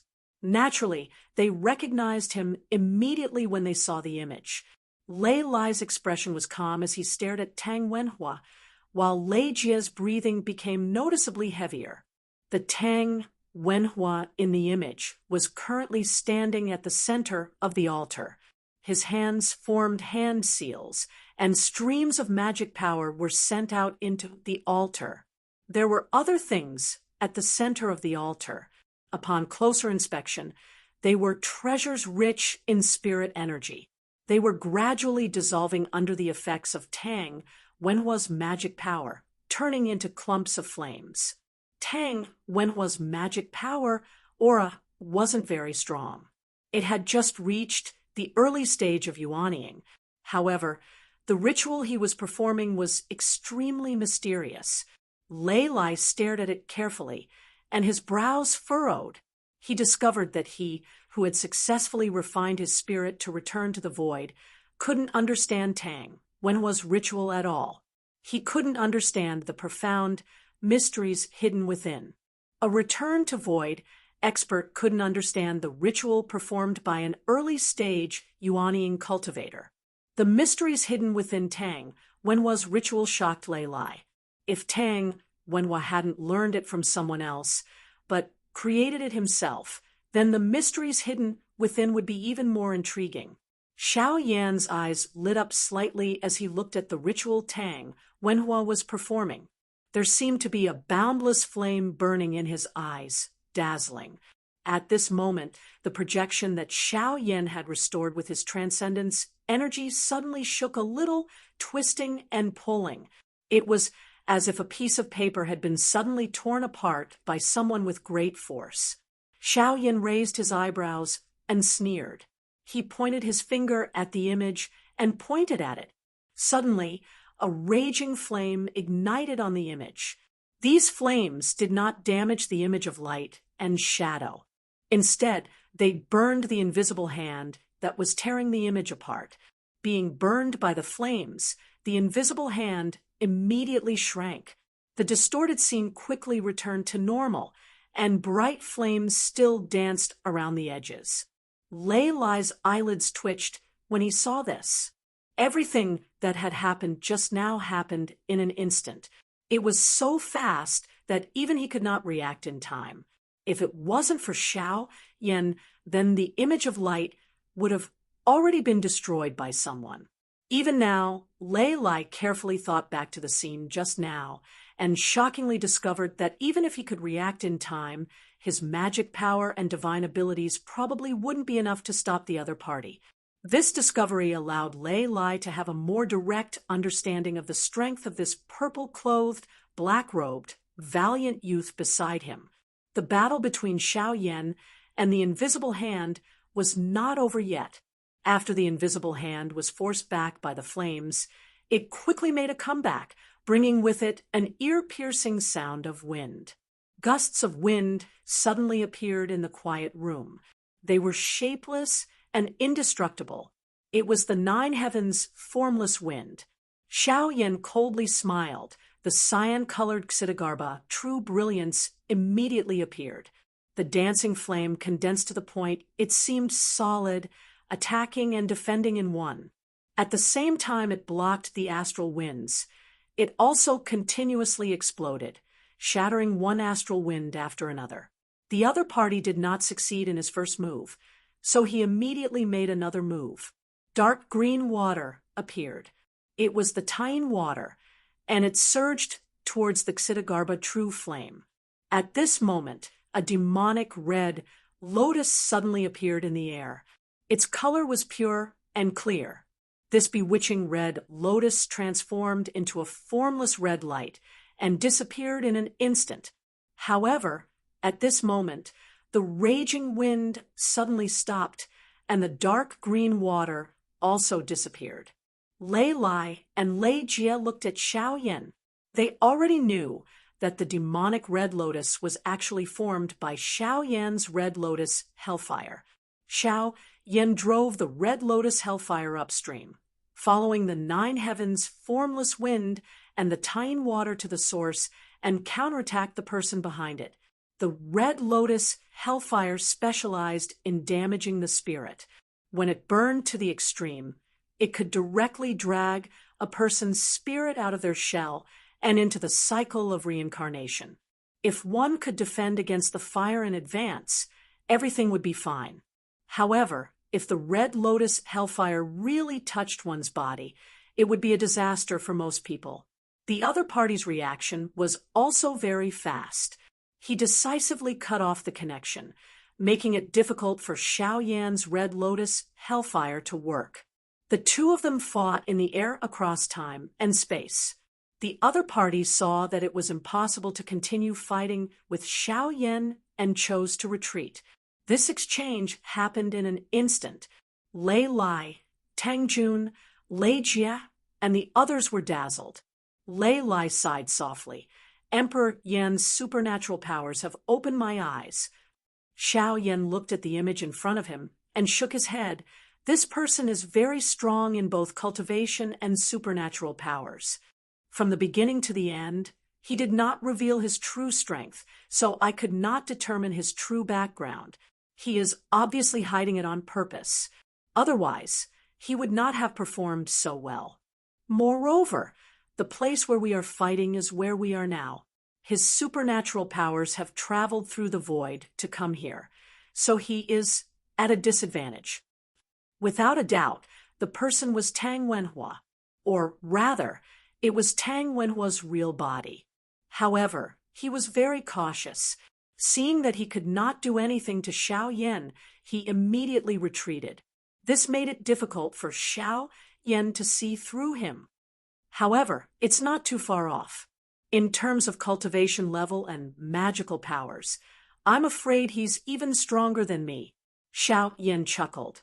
There are only a few people like this in the entire divine land.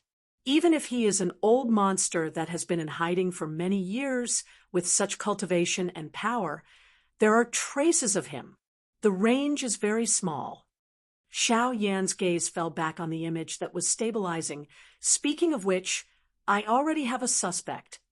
At this point, Xiao Yan stopped talking and focused on the image.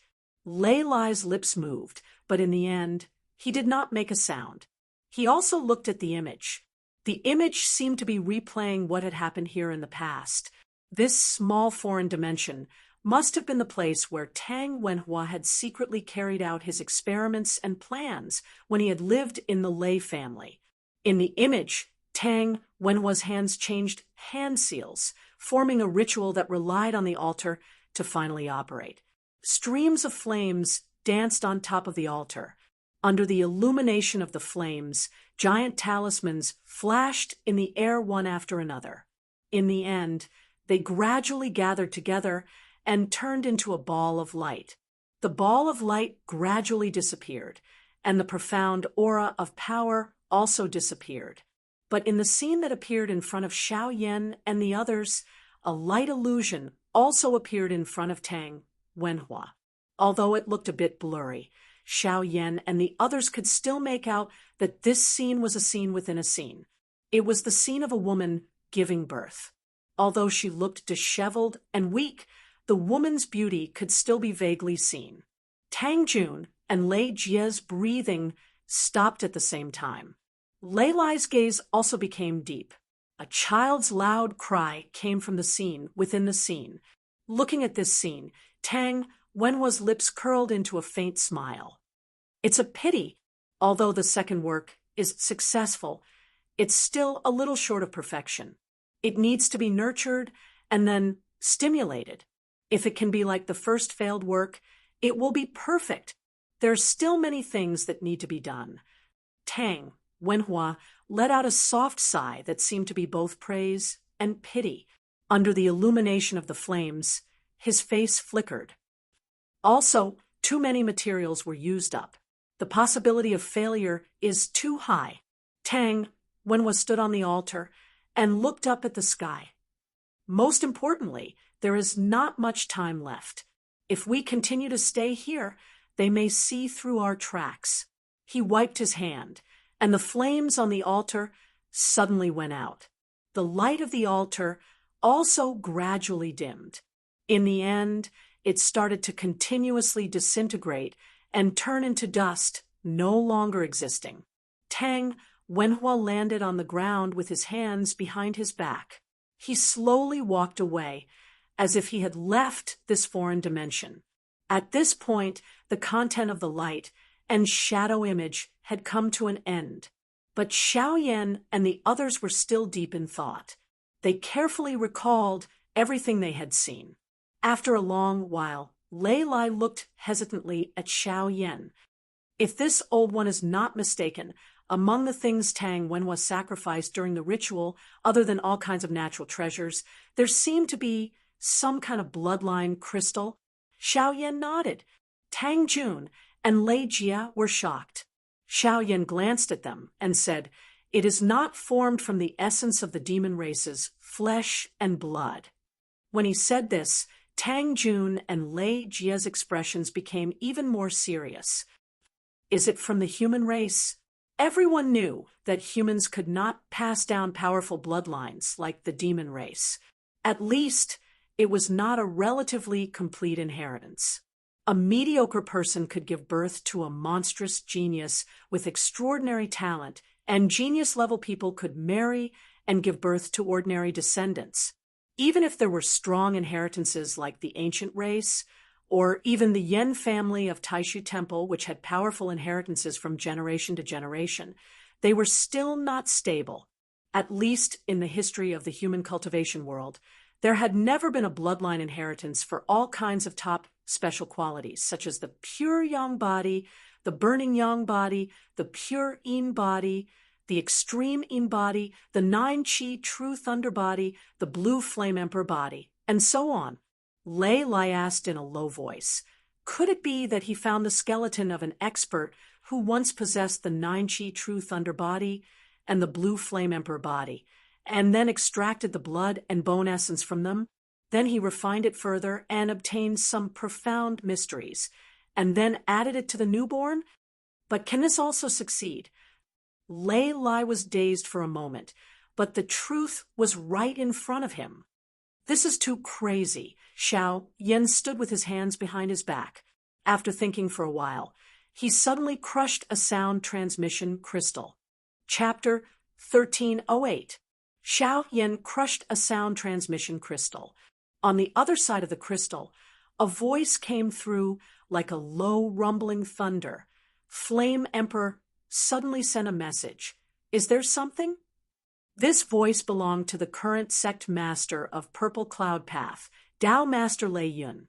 Xiaoyan's actions were not hidden from Tang Jun, Lei Lai, and Lei Jia. As soon as he heard Dao Master Lei Yun's voice, Lei Lai immediately understood what was going on. People who possessed the 9-chi true thunder body constitution were rare throughout the ages. The person who was closest to it was a powerhouse from the Purple Cloud Path who had fallen during the Middle Era. This person had a powerful cultivation and outstanding talent, which made Purple Cloud Path quite famous when he was alive. Unfortunately, he died young and died at the Dao integration realm. Many of the special and magical effects of the 9-chi true thunder body that were spread in the divine land actually originated from this ancestor of Purple Cloud Path. In Purple Heaven Dao, there were many secrets about cultivating the 9-chi true thunder body left by this ancestor. This was the reason why Dao Master Thundercloud, Dao Master Blue Thunder, and other elders of Purple Heaven Dao valued Lei Jia. In all fairness, if Lei Jia joined Purple Cloud Path, it would be convenient for him to cultivate. However, the capital of the great Zhou dynasty was thicker, and its power was also stronger. At that time, the Xian Gate Heavenly Sect did not have the power it had today, and the Purple Cloud Path, which was on good terms with the Xian Gate Heavenly Sect, was naturally not as attractive as the Great Zhou dynasty. When the Lei family still belonged to the Great Qin dynasty and secretly colluded with the Great Zhou dynasty, Xianmen Tianzong had not even appeared in the divine land. Although the ancestor of Purple Cloud Path with the 9-chi true thunder body had died, he was not killed on the spot. Instead, he returned to the mountain with serious injuries and finally died. Although his body had perished, the 9-chi thunder god body, which was unique to the 9-chi thunder god body after he attained the primordial divinity realm, turned into a shell and remained in the Purple Cloud Dao sect on the purple cloud peak of the Thunder Mountain Range to guard the sect until now. The Nine Chi's Thunder God's body was not like a clone, nor was it like a Dharmakaya, nor was it like an external body. It was neither one nor the other, yet it was intimately connected to the original owner. After connecting the voice transmission, Xiao Yan and Tao Master Lei Yun exchanged a few polite words. Then he asked, "Tao Master Lei Yun, I'm sorry to call you today because I have something to ask you. Please forgive me if I offended you. Is the body of the senior patriarch, who possessed the Nine Chi true thunder body of your sect, which was transformed from the Nine Chi thunder god body, safe and sound?" Hearing Xiao Yan's question, Tao Master Thundercloud's voice was obviously surprised. "He has been well. Why do you say that, Emperor Yin?" Xiao Yan took a deep breath. "Please examine it." He paused for a moment before continuing. "I've discovered that someone possesses some essence blood from the remains of an expert with the Nine Chi true thunder body. I don't know where he came from." Tao Master Thundercloud suddenly fell silent. After a while, he said, "Wait a moment, Flame Emperor. I'll check it myself." Xiao Yan said, "Thank you, Tao Master Thundercloud." After saying that, he waited patiently. Lei Lai and the others did not speak. Tang Jun's expression was still calm as usual, while Lei Jie's expression was a little gloomy. In the distance, where the mountain gate of Purple Cloud Path was located, in the Heavenly Thunder Hall at the top of Purple Cloud Peak of Thunder Mountain Range, an amazing thunderbolt suddenly shot up into the sky. After a while, there was another earth-shattering drum sound that shocked the nine heavens and caused the thunderclouds above the mountain to shake. The whole world and the void trembled in the continuous drum sound. Every time the drum sounded, it seemed that a small world was destroyed. Not to mention the younger disciples of the Purple Heaven Path. Even the elders were shocked.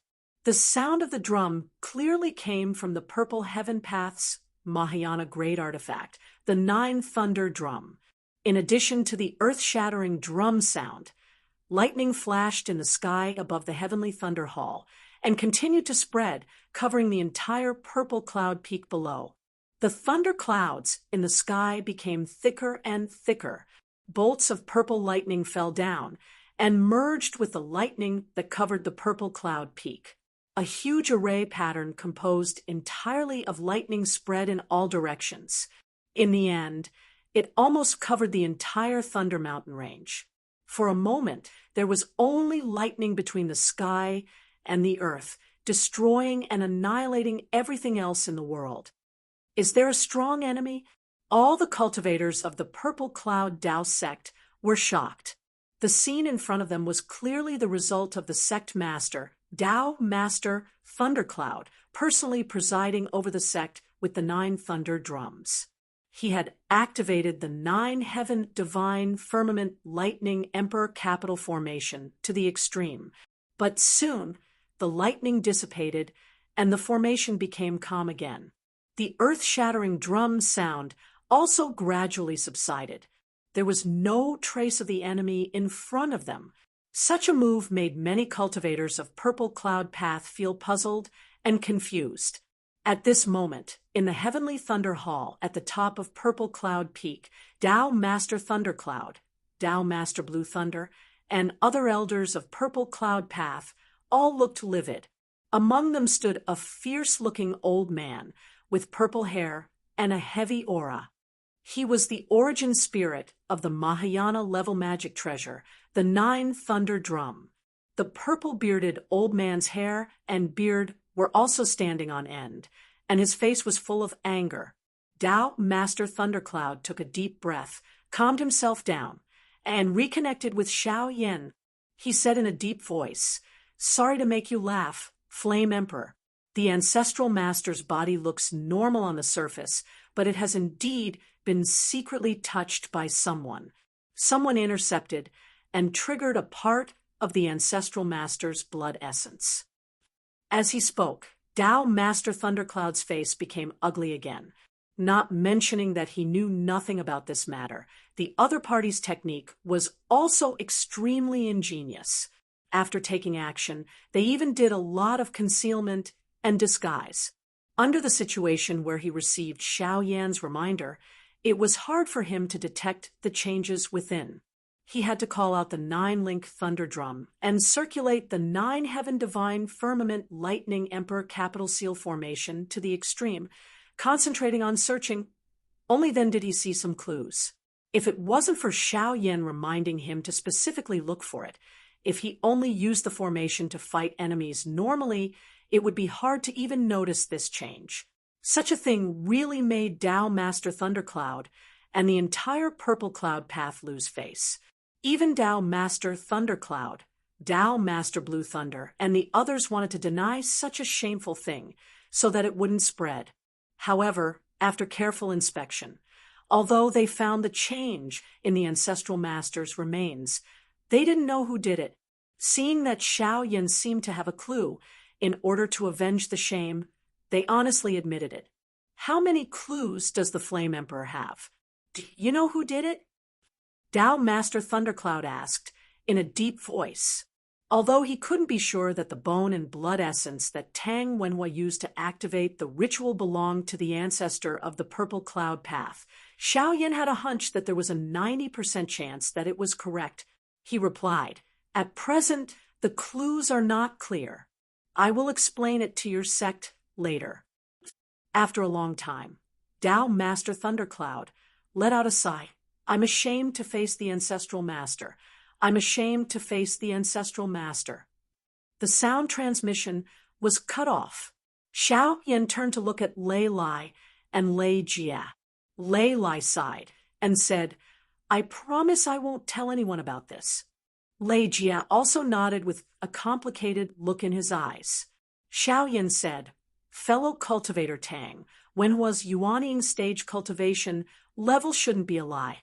However, when I fought with him, his strength far surpassed that of a Yuanying stage cultivator, so it should be his real body.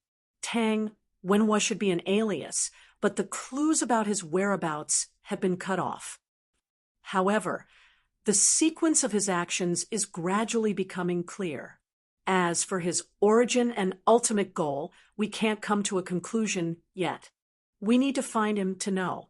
Lei Lai turned to look at Lei Jia. Lei Jia met his gaze and pursed his lips. "Grandpa, I'm fine." He looked up to the sky and let out a long sigh. Then he turned to look at Tang Jun. "Let's do it today. You don't need to suppress your cultivation level. It's your fortune to have this day, and my cultivation level is also my fate. This battle will be fair." Tang Jun nodded. "Up to you." Lei Lai looked at Tang Jun and Lei Jia and also let out a long sigh. With a wave of his sleeves, he sent the two of them to the Lei family's battle arena. He looked at Xiao Yan. Xiao Yan shook his head. "We'll just wait here." The victor was quickly decided. One person slowly walked out, while the other stayed inside forever. When Xiao Yan reported everything that had happened and the information about Tang Wenhua to Lin Feng, Lin Feng didn't have much of a reaction. "Back then, you made the first move, so you should have known that there would be a 15th. You can deal with the other things as you see fit. As for the origin of the Azure Flame Emperor's blood essence, you might as well investigate it and look for clues." Xiao Yan answered, "Yes, Master."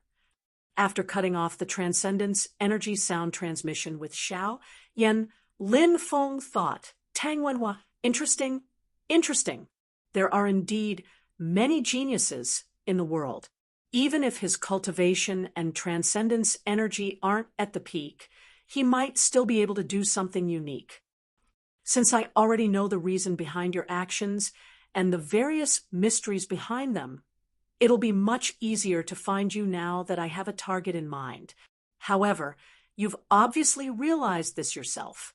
Perhaps you'll be more low-key in your actions to prevent yourself from making mistakes. After all, if you give yourself away again, you will be immediately caught." Lin Feng smiled and shook his head. "To me, It's not important anyway. It doesn't matter if I keep waiting. But how long can you endure? Temporarily putting this matter aside, Lin Feng looked at Zhu Yi beside him. Have you obtained the item? Zhu Yi answered, just as Xiao Dongtian said. The green cloud stone and the universe jade crystal are both in Xiao Qingqing's hands. This time, they were captured by Hao Yang's clone, so I naturally obtained the item. Lin Feng nodded. Then give it to Chu Yang. This is something that he deserves. Now that the matters of the great Zhou dynasty have come to an end, Xiaoyi, your idea of opening up academies can continue. Hearing this, a faint smile appeared on Zhu Yi's face. Yes, master. After bidding farewell to Lin Feng, Zhu Yi's main body once again left Jade Capital Mountain. He headed east and arrived at the Great Zhou dynasty's territory, descending upon the Great Zhou dynasty's capital, Tianjin City. After meeting with the Great Zhou dynasty's new emperor Liang Qian, Zhu Yi met with Chu Yang. Chu Yang was not surprised that Zhu Yi had come to the Great Zhou dynasty and Tianjin City. However, he was a little puzzled as to why Zhu Yi had come to visit him personally. Zhu Yi opened his palm. 2 rays of light floated in the air. One was a green stone that seemed as ethereal as the sky, while the other was a black crystal with specks of dark green light flickering within it. It was like a dark green star in the silent night sky. Seeing this, Chu Yang's eyes immediately lit up. Green Cloud Stone and Universe Jade Crystal. Chapter 1309. Chu Yang's eyes lit up when he saw the Green Cloud Stone and the Universe Emerald Crystal. The reason was simple. These 2 treasures were 2 of the 9 treasures he needed to condense the 9th Heaven Sword's true form. They were the same as the Universe Emerald Crystal that he had found in the ancestral land of the 9 nether ghost monkeys at the edge of the Spirit Abyss mountain range. The founder of Beyond Sky Mountain had obtained one of these treasures by accident, and it had been passed down ever since. However, few people in Beyond Sky Mountain knew of its true origins, so Chu Yang was the first to obtain it. After that, he followed the guidance of the dreamlike memories and found the 2nd and 3rd treasures in the Great Zhou Empire's capital city and the ancient Yuan Tian domain. Then, he found the 4th treasure in a hidden foreign dimension. At the same time, he obtained the spirit sealing stone that could create clones. Apart from that, he also obtained the remains of the Northeast Sky flag, one of the 9 treasures of the Sky Gates. However, the treasure's origin spirit had already been destroyed, leaving behind only an empty shell. Now that Chu Yang had reached the Essence Soul realm, he had refined this treasure again and reborn its origin spirit. The 5th treasure was the Universe Emerald Crystal that he had found in the ancestral land of the 9 nether ghost monkeys. The 6th treasure came from the Zhangtiandao Jian. After the Zhangtiandao Jian had been returned to Xianmen Tianzong, Lin Feng had not kept it for long and had casually given it to Chu Yang. Today, when the Green Cloud Stone and the Universe Emerald Crystal suddenly appeared before him, even the usually calm Chu Yang's breathing quickened slightly.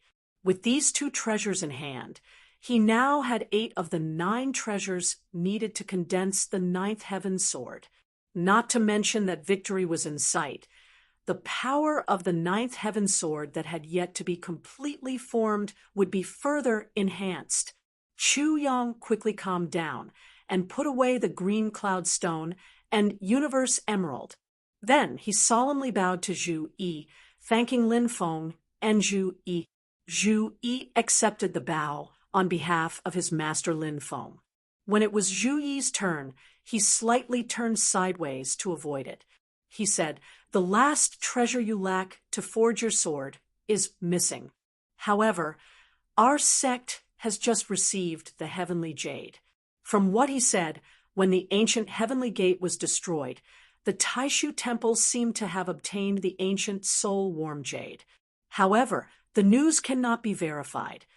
Chuyang nodded his head calmly. The ancient soul warm jade was one of the 9 treasures that the ancient divine gates had prepared to refine the 9th heaven sword. It was also the last treasure that he lacked.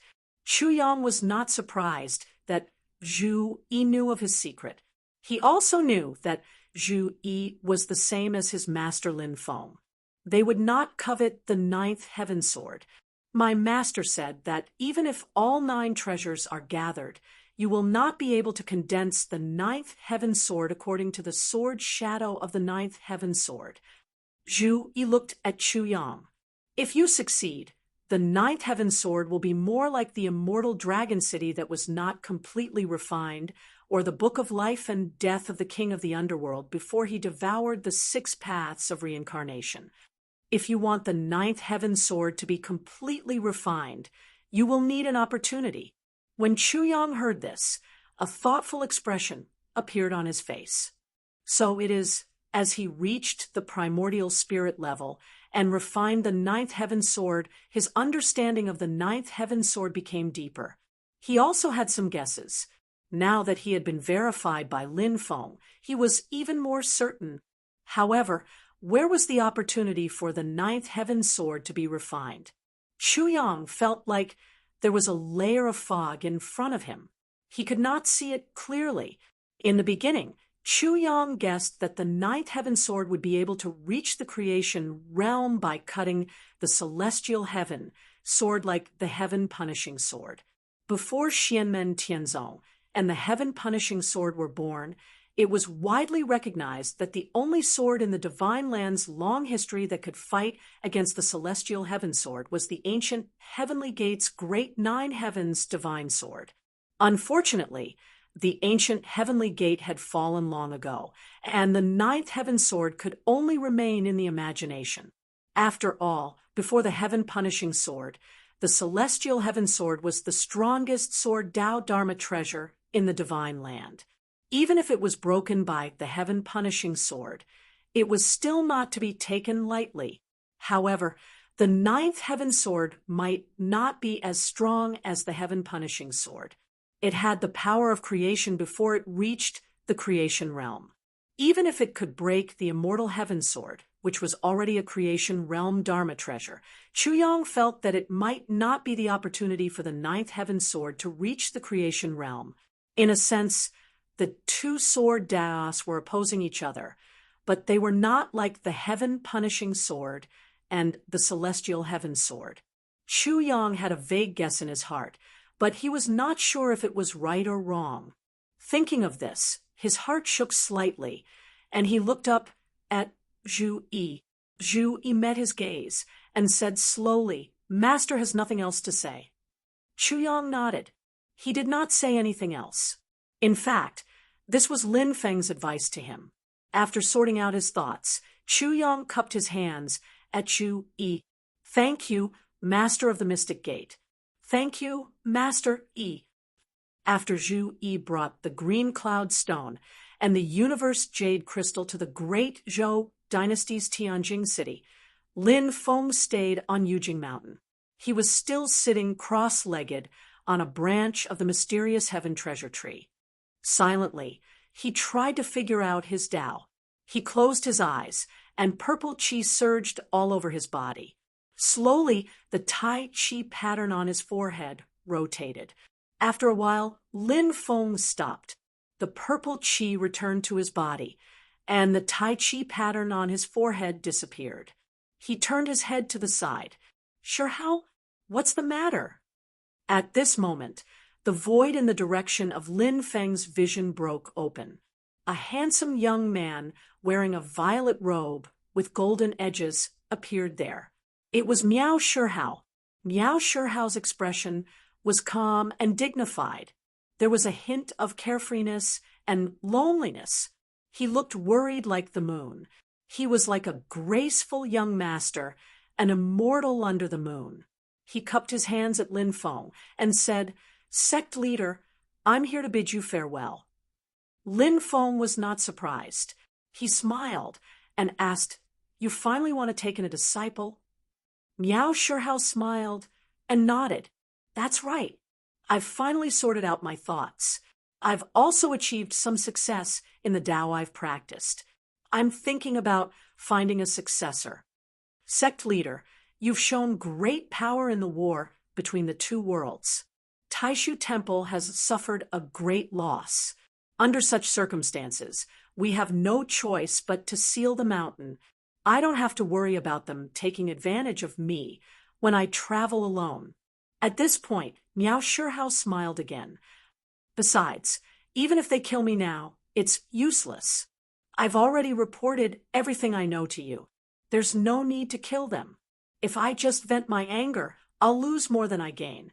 The people of Taishu Temple are probably looking at me with the attitude of out of sight, out of mind.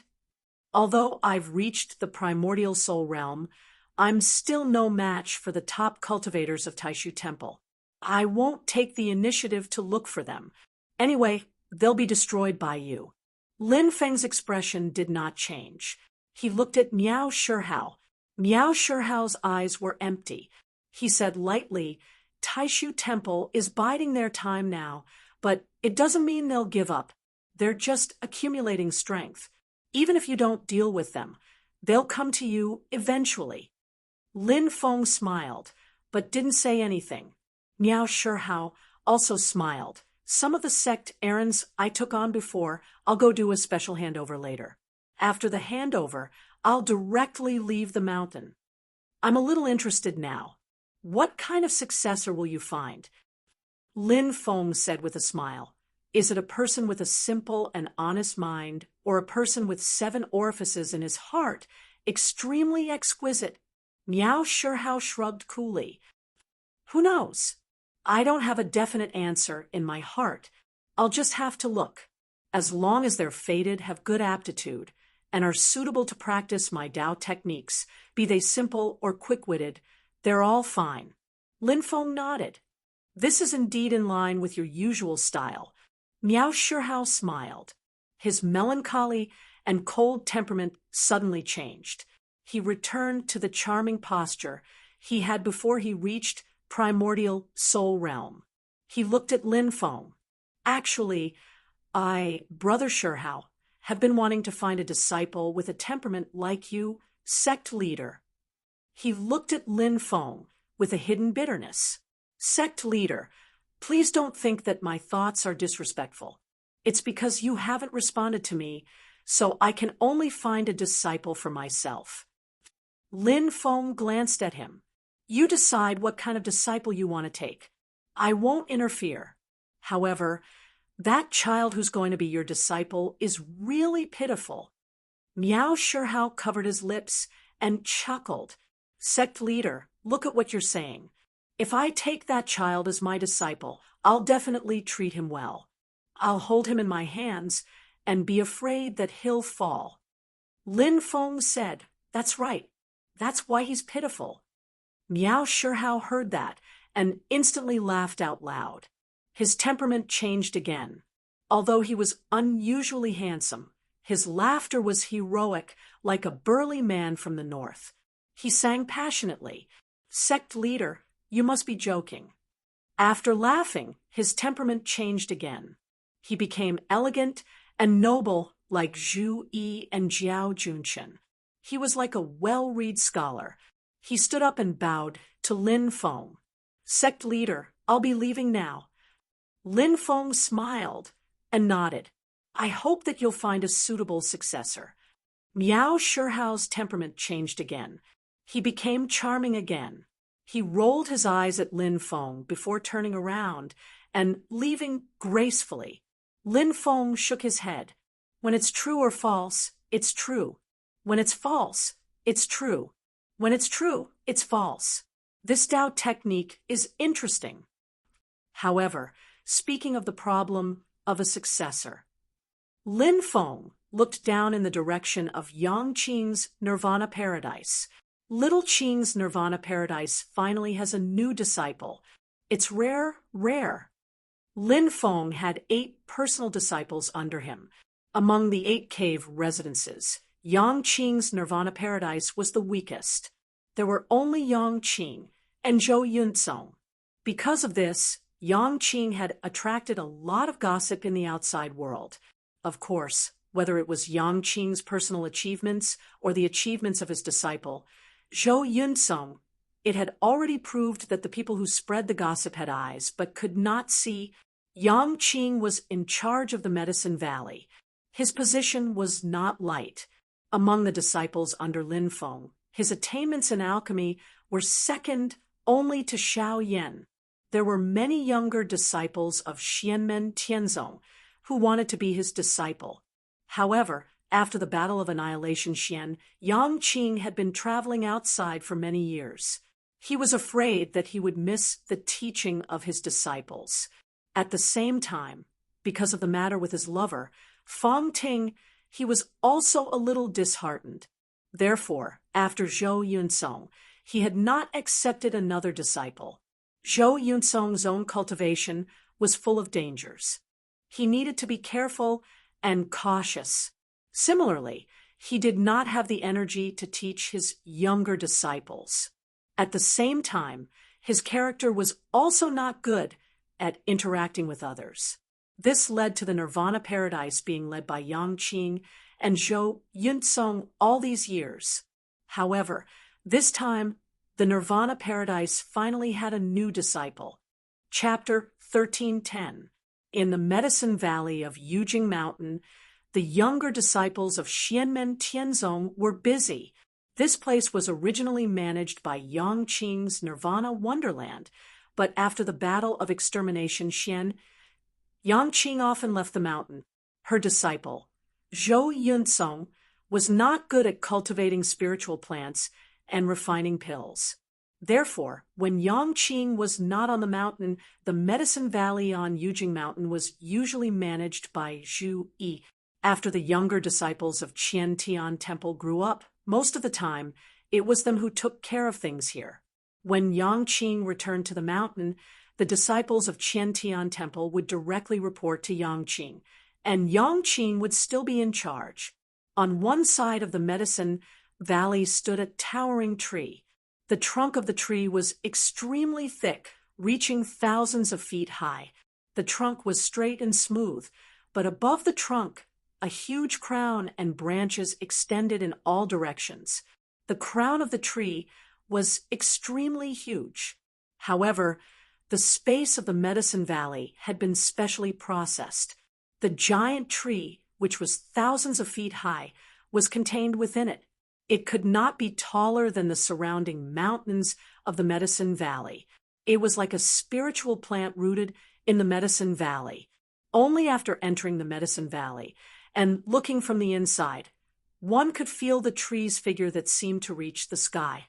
This is the cloud forest tree that Lin Feng pulled back from the cloud forest world back then, planting it in the medicinal valley and calmly nurturing it. The cloud forest fruit that it bears is either given to the sect's disciples to eat or used to refine medicine. It has endless, wondrous uses. This tree had been reopened by Lin Feng.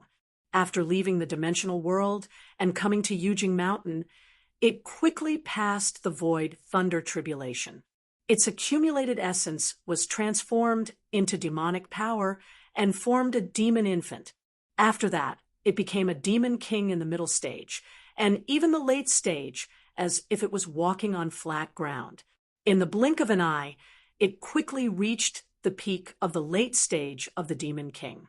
Only when it was about to break through to the immortal demon soul did this cloud forest tree demon king become a little stuck. Although the accumulation of demonic power essence was extremely rich, its understanding of the great Tao of heaven and earth was still lacking. However, it was only a paper-thin distance away from achieving the immortal demon soul.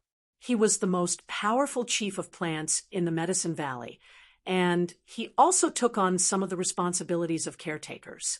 He had a gentle temperament, and after he gradually became familiar with the disciples of Xianmen Tianzong, he also taught them how to take care of other spirit herbs and spirit medicines. At this moment, at the foot of the cloudy forest tree, stood a young man with brows that were like frost, yet he was the third-generation elite disciple of the heavenly heaven hall and the disciple of Yang Tai. Yi Xinhui, he was born with a body of jade and silver, and he was innately friendly towards plants. He himself was rather fond of cultivating spirit grasses and spirit medicines. As the third-generation direct disciple of the Qian Tian Palace gradually matured and took over the majority of the daily affairs of the sect, many things in the Medicine Valley were taken care of by him. At this moment, he was looking at the girl in front of him with a doting expression. The girl's features were picturesque, and her eyebrows and hair were like frost. She was Yi Xinhui's younger sister, Yi Xinchuan, who was born with a jade tree silver makeup body just like him. Not long ago, she had also successfully formed her gold core and reached the golden elixir period. She could be called a perfected being. She was placed under the tutelage of Zhuge Wanqiu in the desolate Sky Valley, and after forming her gold core, she was given the Taoist name Yuan Shuang. However, she had a mild temperament and disliked fighting, so she was not well known outside of Xianmen Tianzong. The Yi siblings were also quite legendary. Although they were biological siblings, their age difference was 7 years, and they were not twins. Furthermore, both of their parents passed away early without any abnormalities, but they were born with the same special Taoist body. The probability of such a thing was even lower than that of Luo Qinggu, who was born with the heaven-accumulating dark soul pearl, and that of Taishu Temple Ding Runfeng, who was born with a pure yang body. It was truly amazing. At this moment, Yi Xinchuan was holding a small spirit fruit in her hand, and Yi Xinhui was looking at her with a smile. It tastes really good. Yi Xinchuan ate half of the spirit fruit and then spread it out on her palm. 2 faint shadows appeared in the air and landed on her palm. The shadows seemed to be transparent, but the other half of the spirit fruit in Yi Xinchuan's palm quickly disappeared, as if it was swallowed by something. Yi Xinhui smiled and said, "Your illusion moon swallowtail butterfly can only shine at night. It's pretty good during the day, too." Yi Xinchuan giggled and looked at the 2 faint shadows on her palm with a gentle gaze. The illusion moon swallowtail butterfly was a butterfly demon race that was on the verge of extinction. When Yi Xinchuan was training with her master, Zhuge Wanqiu, in the Tianhuang vast land, she accidentally found 10 butterfly eggs. The girl liked butterflies since she was young, so she brought the eggs back to the mountain and wanted to raise them as pets. Unfortunately, the hatching success rate was low, and in the end, only 2 illusion moon swallowtail butterfly larvae were hatched, and they were a pair of male and female. The butterfly was like the moon in the sky, emitting a dazzling brilliance when the sun set. It especially liked to dance among the flowers on full moon nights, like the white moonlight, colorful and dazzling. When the sun rose, it was hard to see under the clear sky, as if it had turned transparent, which was quite magical. When the illusion moon swallowtail butterfly danced in the sky, the spiritual powder it scattered could help the growth of spirit herbs, and it was helpful to those who cultivated wood and wind dharma. If it was cultivated properly, its combat power would be extremely strong. Yi Xinchuan's 2 illusion moon swallowtail butterflies had just grown up, their strength was still low, and their intelligence was weak. But as they slowly grew, they would naturally be reborn. She turned to look at her brother and smiled. Uncle Master Zhou finally accepted a disciple. It's really unexpected. Uncle Master Zhou's foundation is very likely to gradually stabilize, so he finally opened the door to accept a disciple. Yi Xinhui said with a bitter expression and a helpless smile, "I just hope that junior sister won't be so curious the next time she comes to the Medicine Valley. Otherwise, the emerald scarlet moon flower I'm raising will never grow." Yi Xinchuan stuck out her tongue. "Uncle Master, Zhou has always been cold. That junior sister better not offend him." "That's fine." Yi Xinhui shook his head. "Although Uncle Master Zhou is cold, cruel to his enemies, and has always been famous for killing, he is actually not a cold and bloodthirsty person. His temper is also not that violent, especially towards our own people. He is not that scary. The person they were talking about was naturally Yang Qing's first disciple, Zhou Yunsong. In the eyes of the outside world, Xianmen Tianzong was a butcher's knife among the second-generation disciples. Lin Feng's direct disciple, Wang Lin, the new generation's god of slaughter. Like Wang Lin, when Zhou Yunsong fought with others, there were rarely any survivors. His burning sun-shattering Yuan Qi was even more ferocious and overbearing, causing people's hearts to palpitate. Among the second-generation direct disciples of Xianmen Tianzong, he and Ning Luoza were the most murderous and ruthless, even more so than Tang Jun, Han Yang, Dao Yuding, and the others. But after getting along for a long time, the younger generation of Xianmen Tianzong's disciples gradually came to know that Zhou Yunsong's methods were only cold when facing his enemies. Although he always had a cold expression and was a man of few words, rather than saying he was cold and emotionless, it would be better to say that he was not good at communicating with others. At the same time, he was wholeheartedly focused on the Tao and immersed himself in cultivation. On one hand, it was because his personality was not suitable for teaching disciples. On the other hand, it was because he was born with the burning sun body, and the process of cultivation was dangerous, so he needed to be focused. Therefore, although he was one of the strongest among the second-generation direct disciples of Xianmen Tianzong, Zhou Yunsong had never accepted a disciple. However, I'm afraid that Uncle Master Zhou's days will not be too good after meeting this junior sister, who has just entered the Nirvana paradise. Yi Xinhui frowned. Yi Xinchuan comforted. Facing someone as serious as Uncle Master Zhou, that junior sister might be more obedient, right?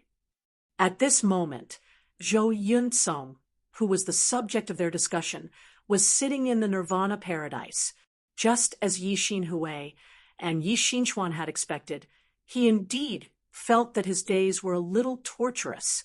Master, does 7th Martial Granduncle really always go to the demon world to capture all kinds of demons to eat? Master, why does Patriarch always sit on a tree trunk? Master, did 1st Martial Granduncle's lover, Dao Venerable Qingye, really grow up together? Master, have you ever been to the Mirror Lake Academy that 2nd Martial Granduncle founded? What exactly does it teach? Master. The series of questions made Zhou Yunsong, who had always liked peace and quiet, feel as if his head was about to explode. The days after the other party entered the sect were the most torturous and unbearable days of his life. Compared to the meticulous harassment in front of him, the threat of his burning Yang constitution, making him feel as if he was walking on thin ice and could spontaneously combust at any time, was nothing. After being captured by Golden Cicada and brought to the vast land of infinite wilderness, he had fallen into a state of unconsciousness. He was unaware of the passage of time and everything that had happened in the outside world. Although he felt humiliated, it did not take long. By the time he regained consciousness, he had already been rescued by Lin Feng and his disciple. But now, looking at the little girl who was circling around him, Zhou Yunsong felt dizzy. The little girl was Zhou Yunsong's new personal disciple. Her name was Lu Yilin. Like Duan Muhong, she had been met by Yang Qing when she was traveling outside to practice medicine, and then brought back to the mountain, along with the passing of time. Under the guidance of Lin Feng, Yang Qing, and the other seniors, as well as his own dedicated training, Zhou Yunsong in recent years, even though the threat of the burning Yang body still exists, but he is already becoming more and more familiar with it. Therefore, Yang Qing's Nirvana Grotto Heaven lineage finally opened its doors to accept disciples again. However, Yang Qing was often away from home, so she no longer accepted disciples. If a disciple could pass the assessment, they would be apprenticed to Zhou Yunsong. This was also Yang Qing's consideration for Zhou Yunsong.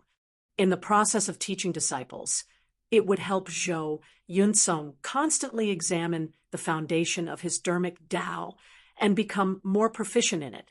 Due to his personality, he was half repulsive and half strict. The assessment presided over by Zhou Yunsong was extremely difficult.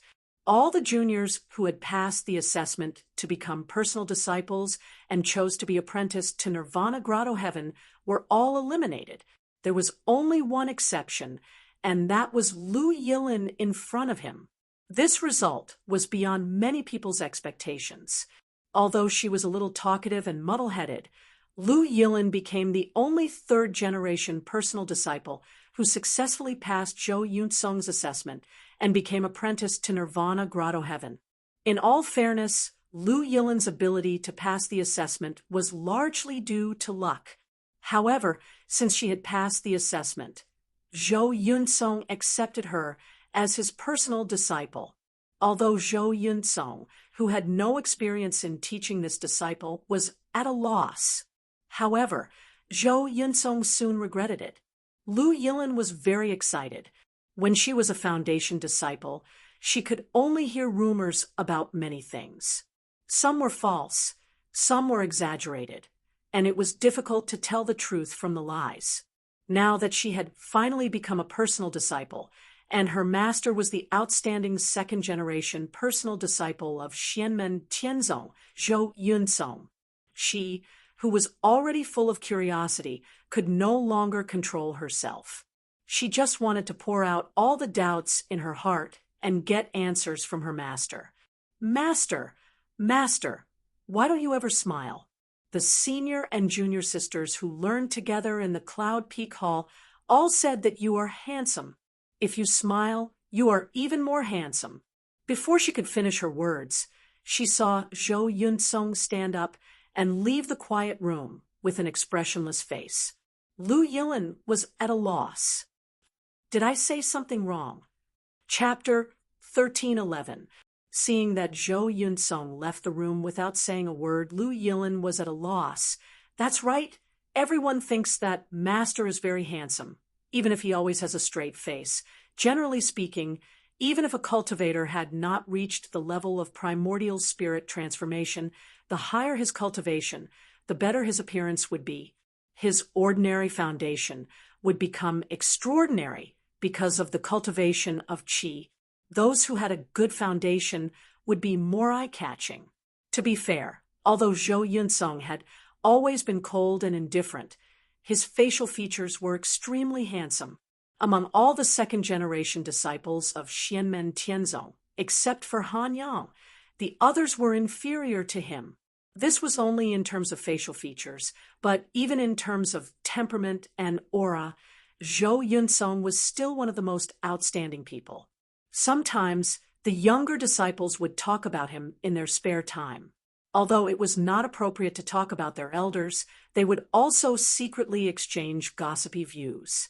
Of course, for now, the best was limited to the second-generation true disciples like Zhou Yunsong and Han Yang. Lin Feng, Xiao Yan, Zhu Yi, Shi Tianhao, and the others, they dared not talk about them. However, even so, no one would stab the person in question like Lu Yilin did. Lu Yilin shook her head blankly. When she came back to her senses, she hurriedly followed him, but she could not find her master. Puzzled, she wandered around the various stone chambers and corridors in Nirvana Wonderland in a daze. Suddenly, the light in front of her changed, and she found herself in another quiet room where a young man in purple was sitting. Sitting there, the young man in purple seemed to have frozen the changes of yin and yang, causing the whole cave to fall into silence, but everything seemed extremely harmonious.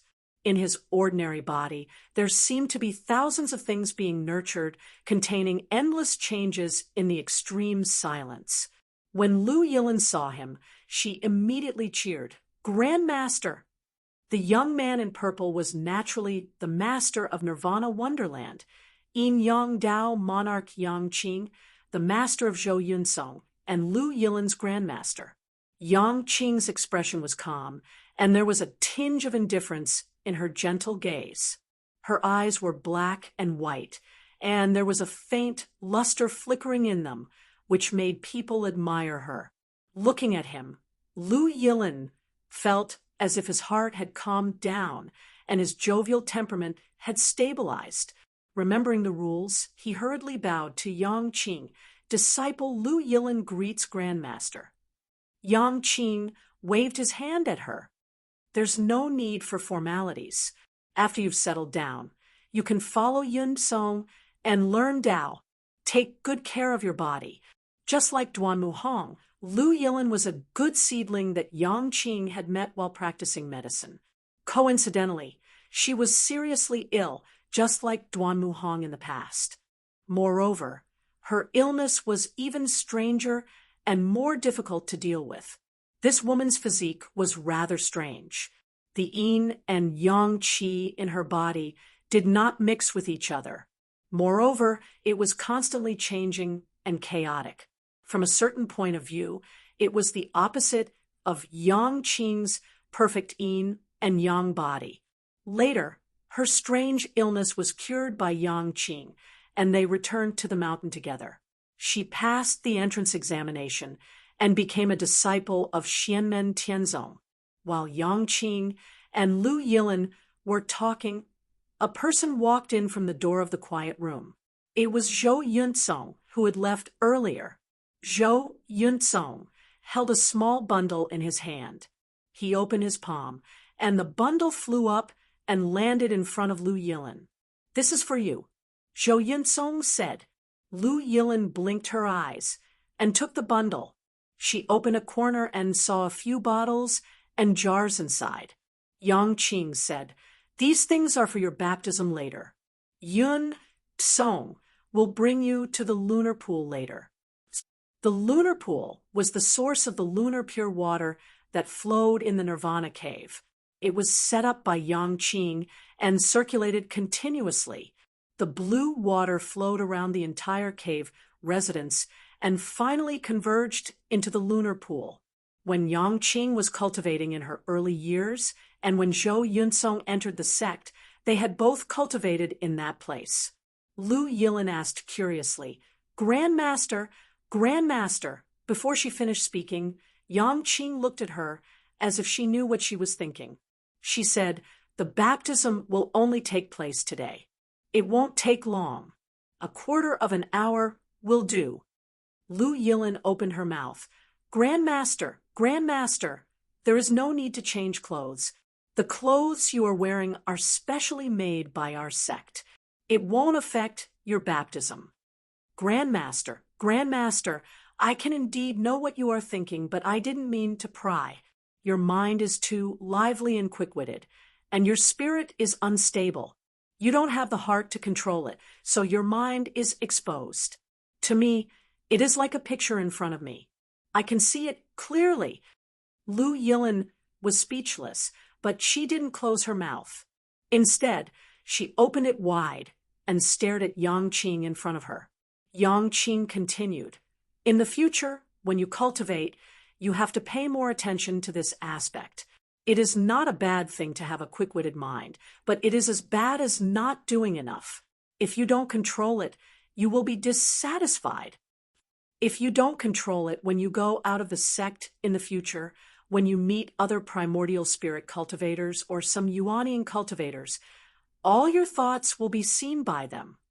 Lu Yilin wanted to say something, but she closed her mouth. Instead, her eyes were filled with excitement. She turned to look at Zhou Yunsong. Zhou Yunsong was expressionless and didn't say anything.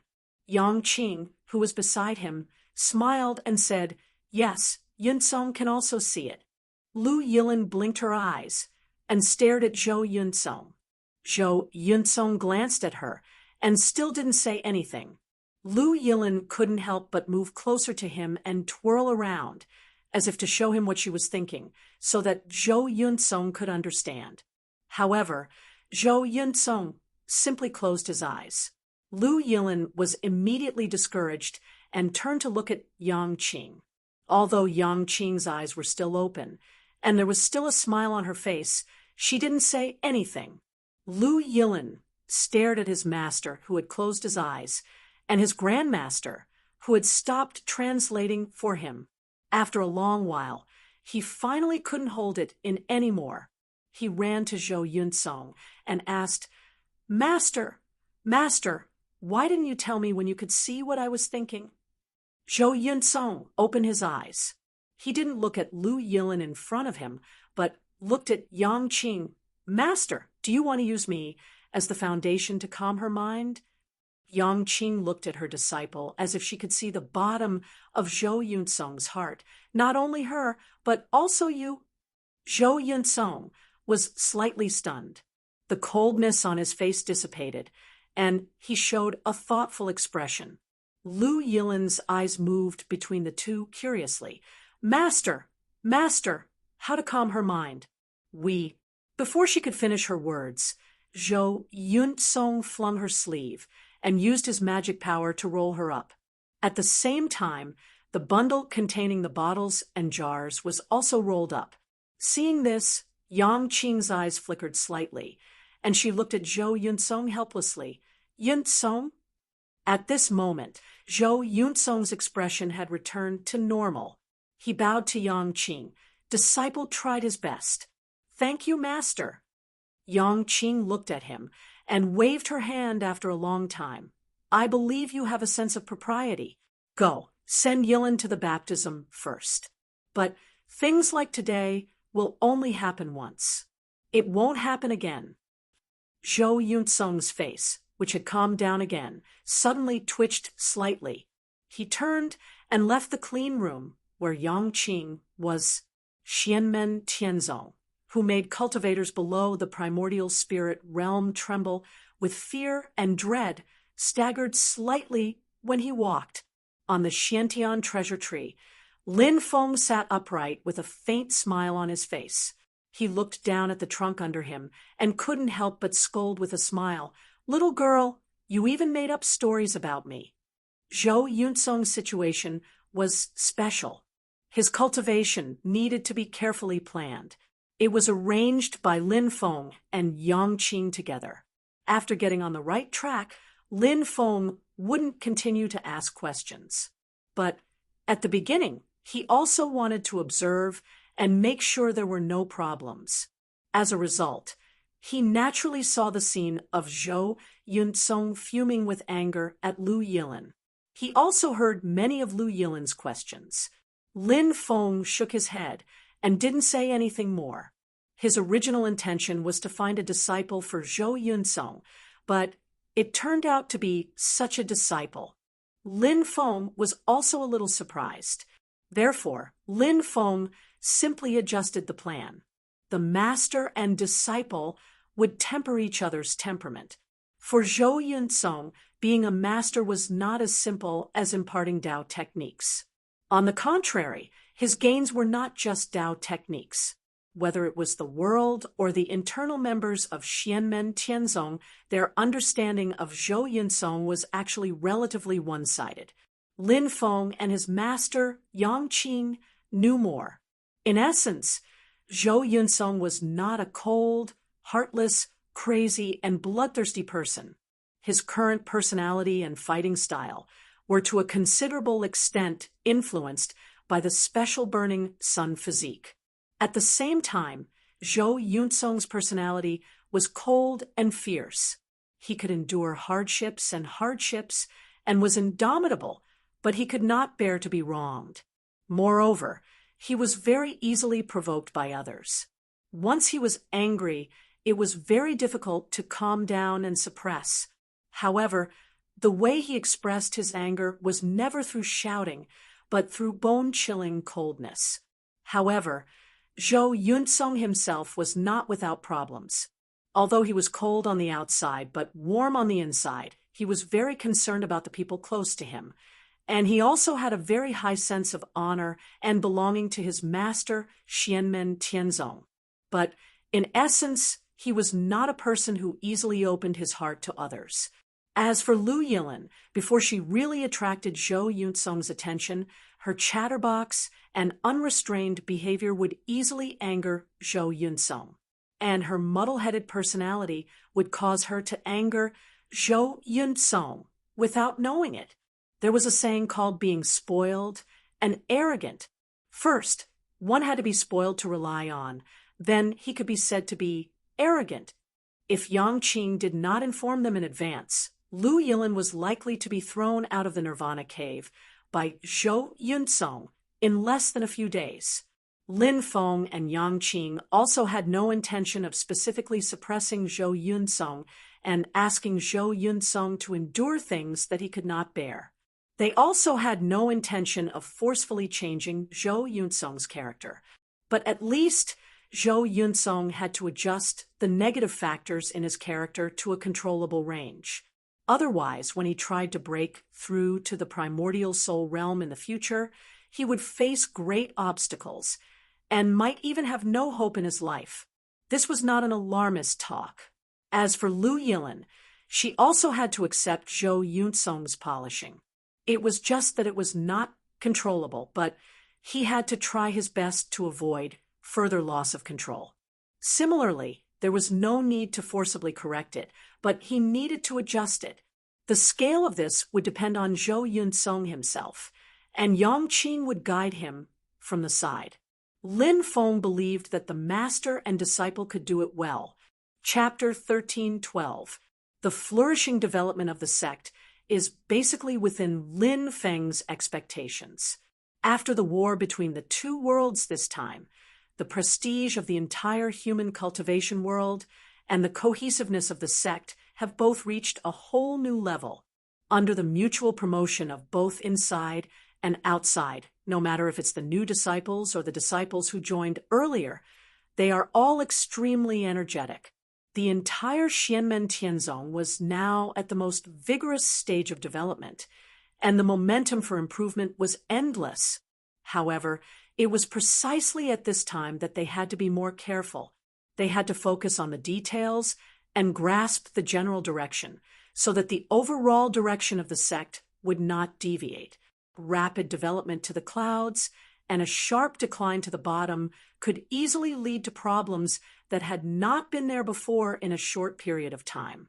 The strict examination and selection had blocked the latecomers to a considerable extent, ensuring that the celestial sect of the celestial sect of the celestial sect of the celestial sect of the celestial sect of the celestial sect of the celestial sect of the celestial sect would not expand. As for the disciples who had already joined the sect, it was more difficult to grasp whether their mentality would change, and more attention must be paid.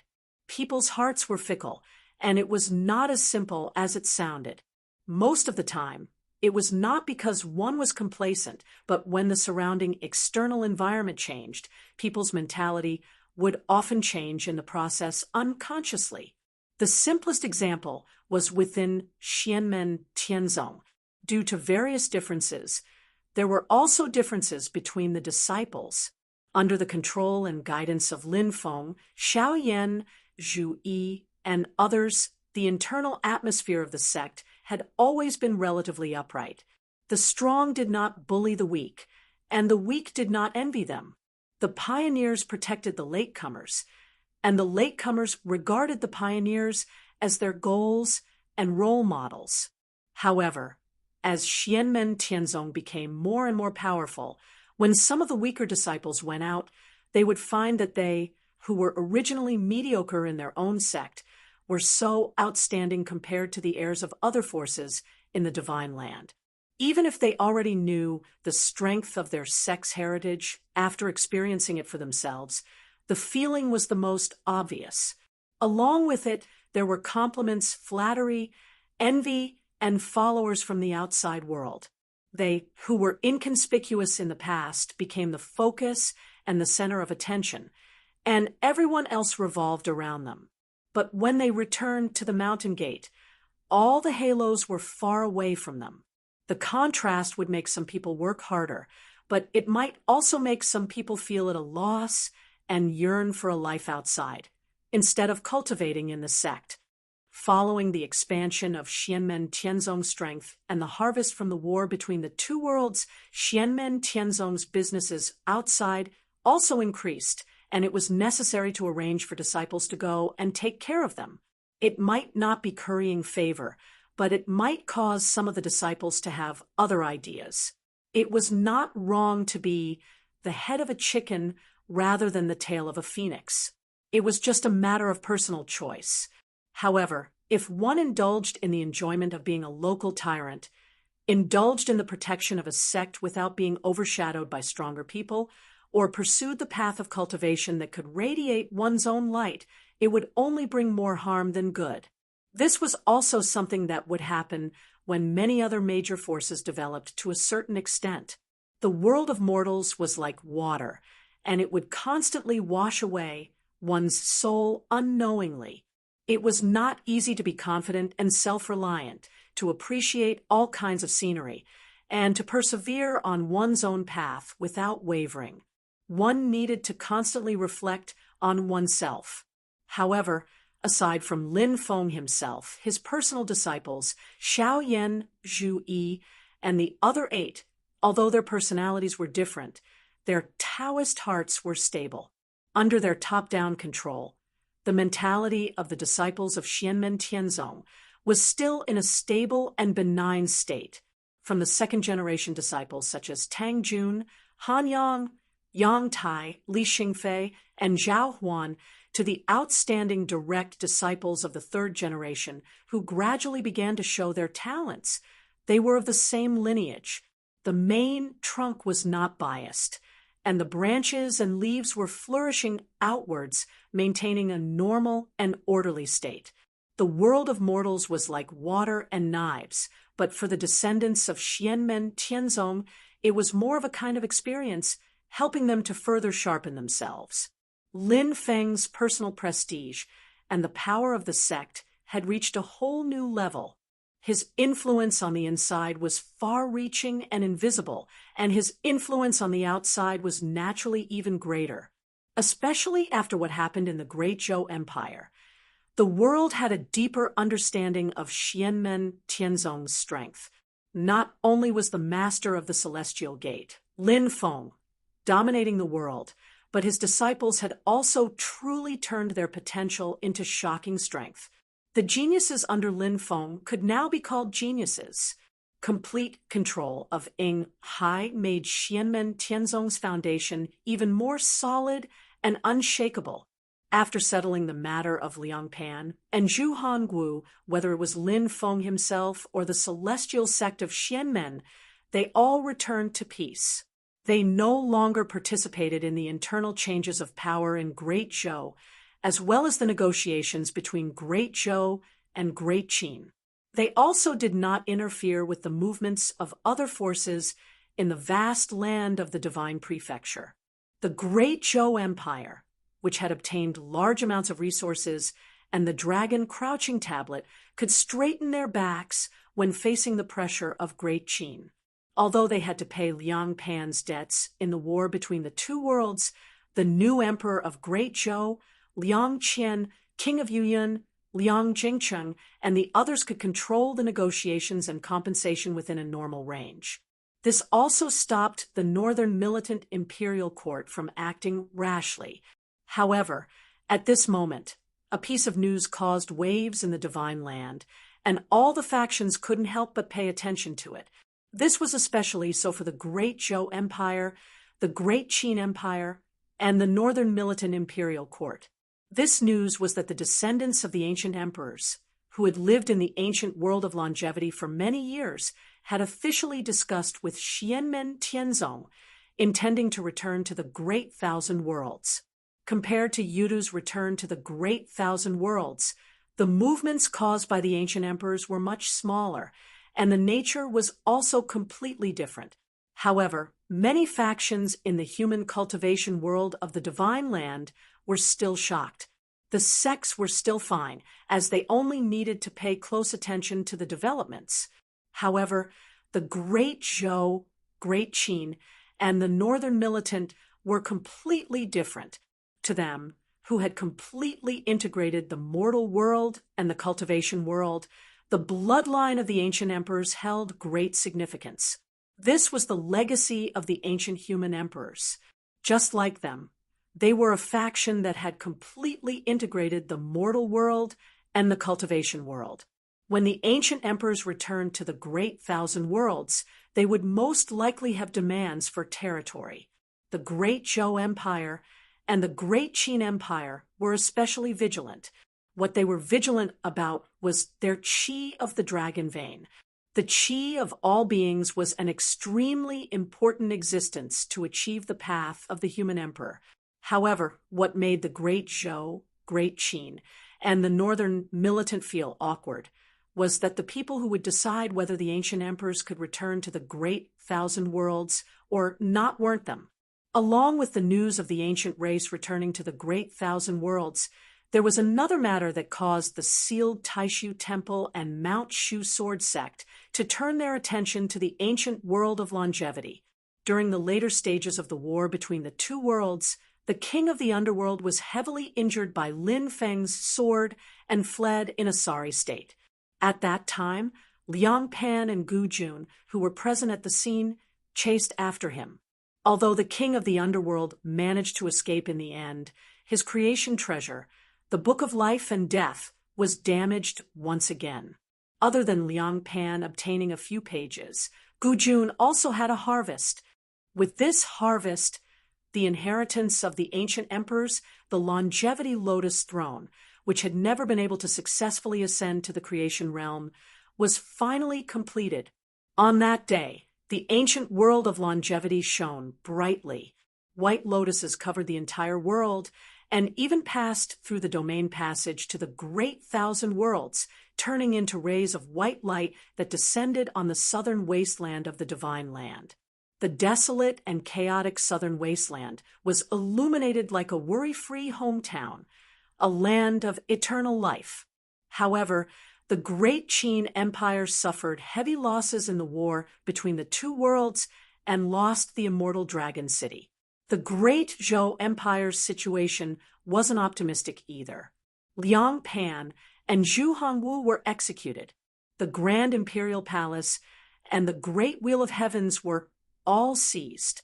Although the northern militant royal court's strength soared and could finally stand side by side with the greatly weakened Great Zhou and Great Qin, it was obvious that their foundation was still lacking. Even when the longevity lotus throne had yet to complete its creation, the Great Zhou, Great Qin, and northern militant could only defend against Gu Jun and the longevity lotus throne at the beginning of their tribulations. If they left their own foundations, the three forces would not be a match for the ancient emperor's bloodline, even if they worked together. Now that the longevity lotus throne had successfully ascended to the creation realm, the Great Zhou, Great Qin, and northern militant were under great pressure even if they were to defend passively. If Gu Jun reached the degenerate realm one day, and the three of them didn't make great progress, it would be difficult for them to even defend. Now that the Taishu Temple and Shu Mountain were sealed, the only one who could decide whether the ancient emperors could return to the divine continent was Xianmen Tianzong. But what troubled Shi Zongtang, Liang Qian, and northern militant First Chanyu was that the relationship between the ancient emperors and Xianmen Tianzong was not estranged. If one were to say that the bloodline of the ancient emperor had not made a final decision before the War of the Two Realms, then during the War of the Two Realms, accepting Lin Feng's arrangements and rushing to the aid of West Hill City, as well as attacking the emperor of the Netherworld, had already displayed their inclinations. Now that the ancient emperors wanted to return to the divine continent, they first discussed it with Xianmen Tianzong, and their attitude was already very clear. Thinking about the relationship between Xiao Yan and Xiao Zhan, Shi Zongtang, and the others could only smile bitterly. Xianmen Tianzong didn't need to suppress the Great Zhou, Great Qin, and northern militant. As long as they didn't help either side, the ancient emperor's return to the vast thousand worlds was a matter that was set in stone. And with Lin Feng and Xianmen Tianzong's usual style, as long as the ancient emperors didn't cause any indignation, they wouldn't forcefully interfere in similar situations. Normal competition depended on one's ability. Everyone had their own plans, and it depended on who was more capable. However, the exact news soon came, which shocked Shi Zongtong, Liang Qian, and the others. The new ancient emperor, Gu Jun, had chosen the southern wilderness for the ancient emperors to return to the divine land of the vast thousand worlds. The southern wilderness had a domain passage that led to the vast thousand worlds and was often invaded by the demon race. It was a land of hundreds of battles, and the environment had always been harsh and the population was small. Whether it was the Great Qin or the Great Zhou, they didn't care much about this land. They were more interested in some of the unique resources produced here. Otherwise, it would be a complete burden. In these years, the most influential force in the southern wilderness was the reincarnation sect. However, the reincarnation sect had been shrinking in recent years. Other than a limited area, they also left the southern wilderness alone. Such a large piece of land was almost ungoverned. Although the ancient emperors had chosen this place to occupy some resources, the native population was limited and the environment was very harsh. Of course, after the ancient emperors gained a foothold, as long as they were powerful enough, and as long as Xianmen Tianzong and Taishu Temple didn't interfere, they naturally had the possibility of expanding. But for now, Gu Jun was showing his attitude by taking the initiative to choose such an unclaimed land. Chapter 13:13. In the Kunlun mountain range, in the void above the Yunfeng Mirror Lake, Mount Yujing stood silently.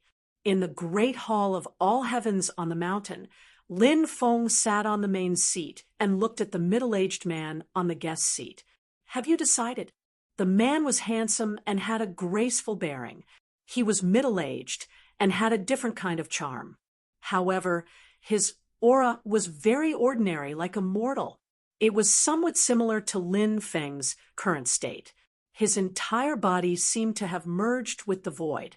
However, Lin Feng could naturally see that this middle-aged man was at the beginning of the tribulation stage.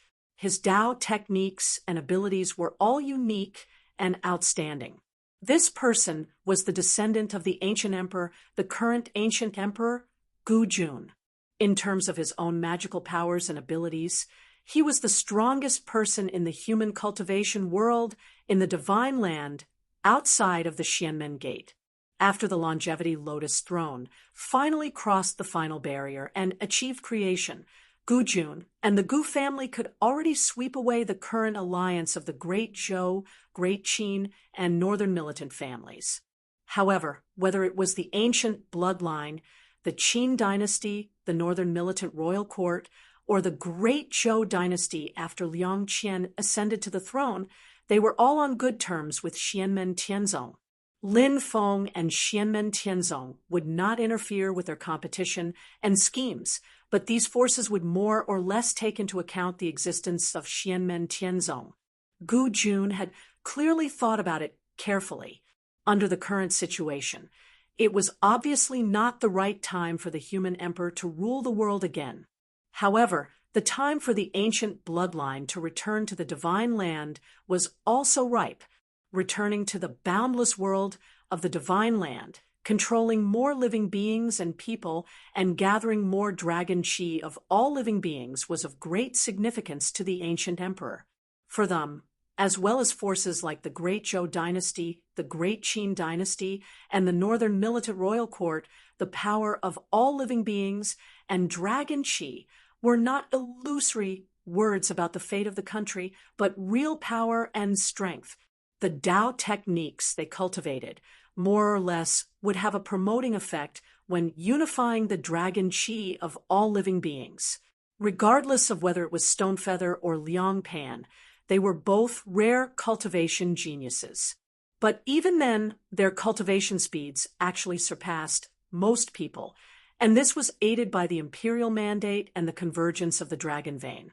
The new Great Zhou emperor, Liang Qian, who had just ascended to the throne, instantly broke through the shackles of the past and broke through from the middle stage of Yuaning to the late stage of Yuaning. Moreover, the Yuaning stage continued to grow rapidly, and the primordial spirit was in sight.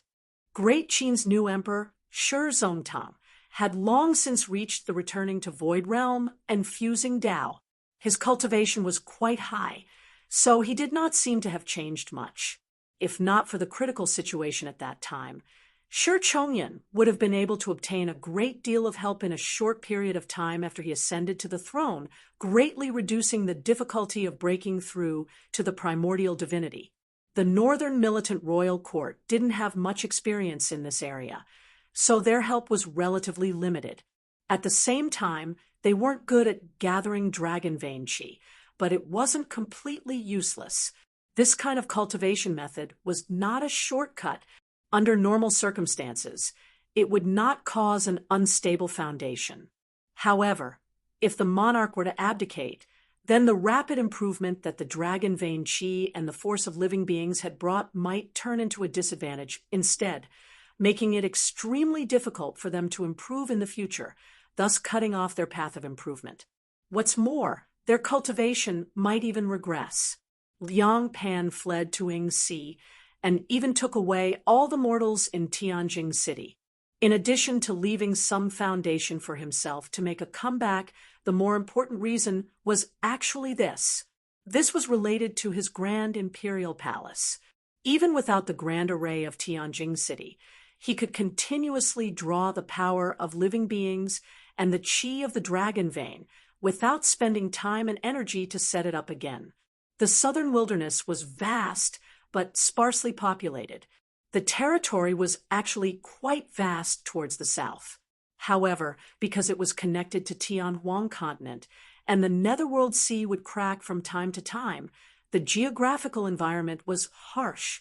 Many places were desolate and uninhabited. If Gu Jun wanted to gather the dragon vein qi here, his gains would be very limited. A large number of natives in the ancient longevity world would most likely migrate back to the Great Thousand World with the bloodline of the ancient emperor. However, to turn the southern wilderness into a fertile land that was suitable for living and reproduction was not something that could be done overnight. However, with the war between the two worlds, the situation in the southern wilderness had changed because of the obvious victory of the human cultivation world. In the past, they were in confrontation with the Tianhuang continent, but now the vital areas of the Tianhuang continent near this realm passage were mostly occupied by human cultivators, while the demon race retreated. Now, the southern wilderness of the Divine Land was not peaceful, but the threat from the demon race had at least dropped to an extremely low level.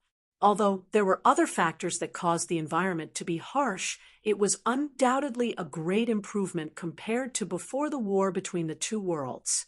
The northern militant royal court was too far away.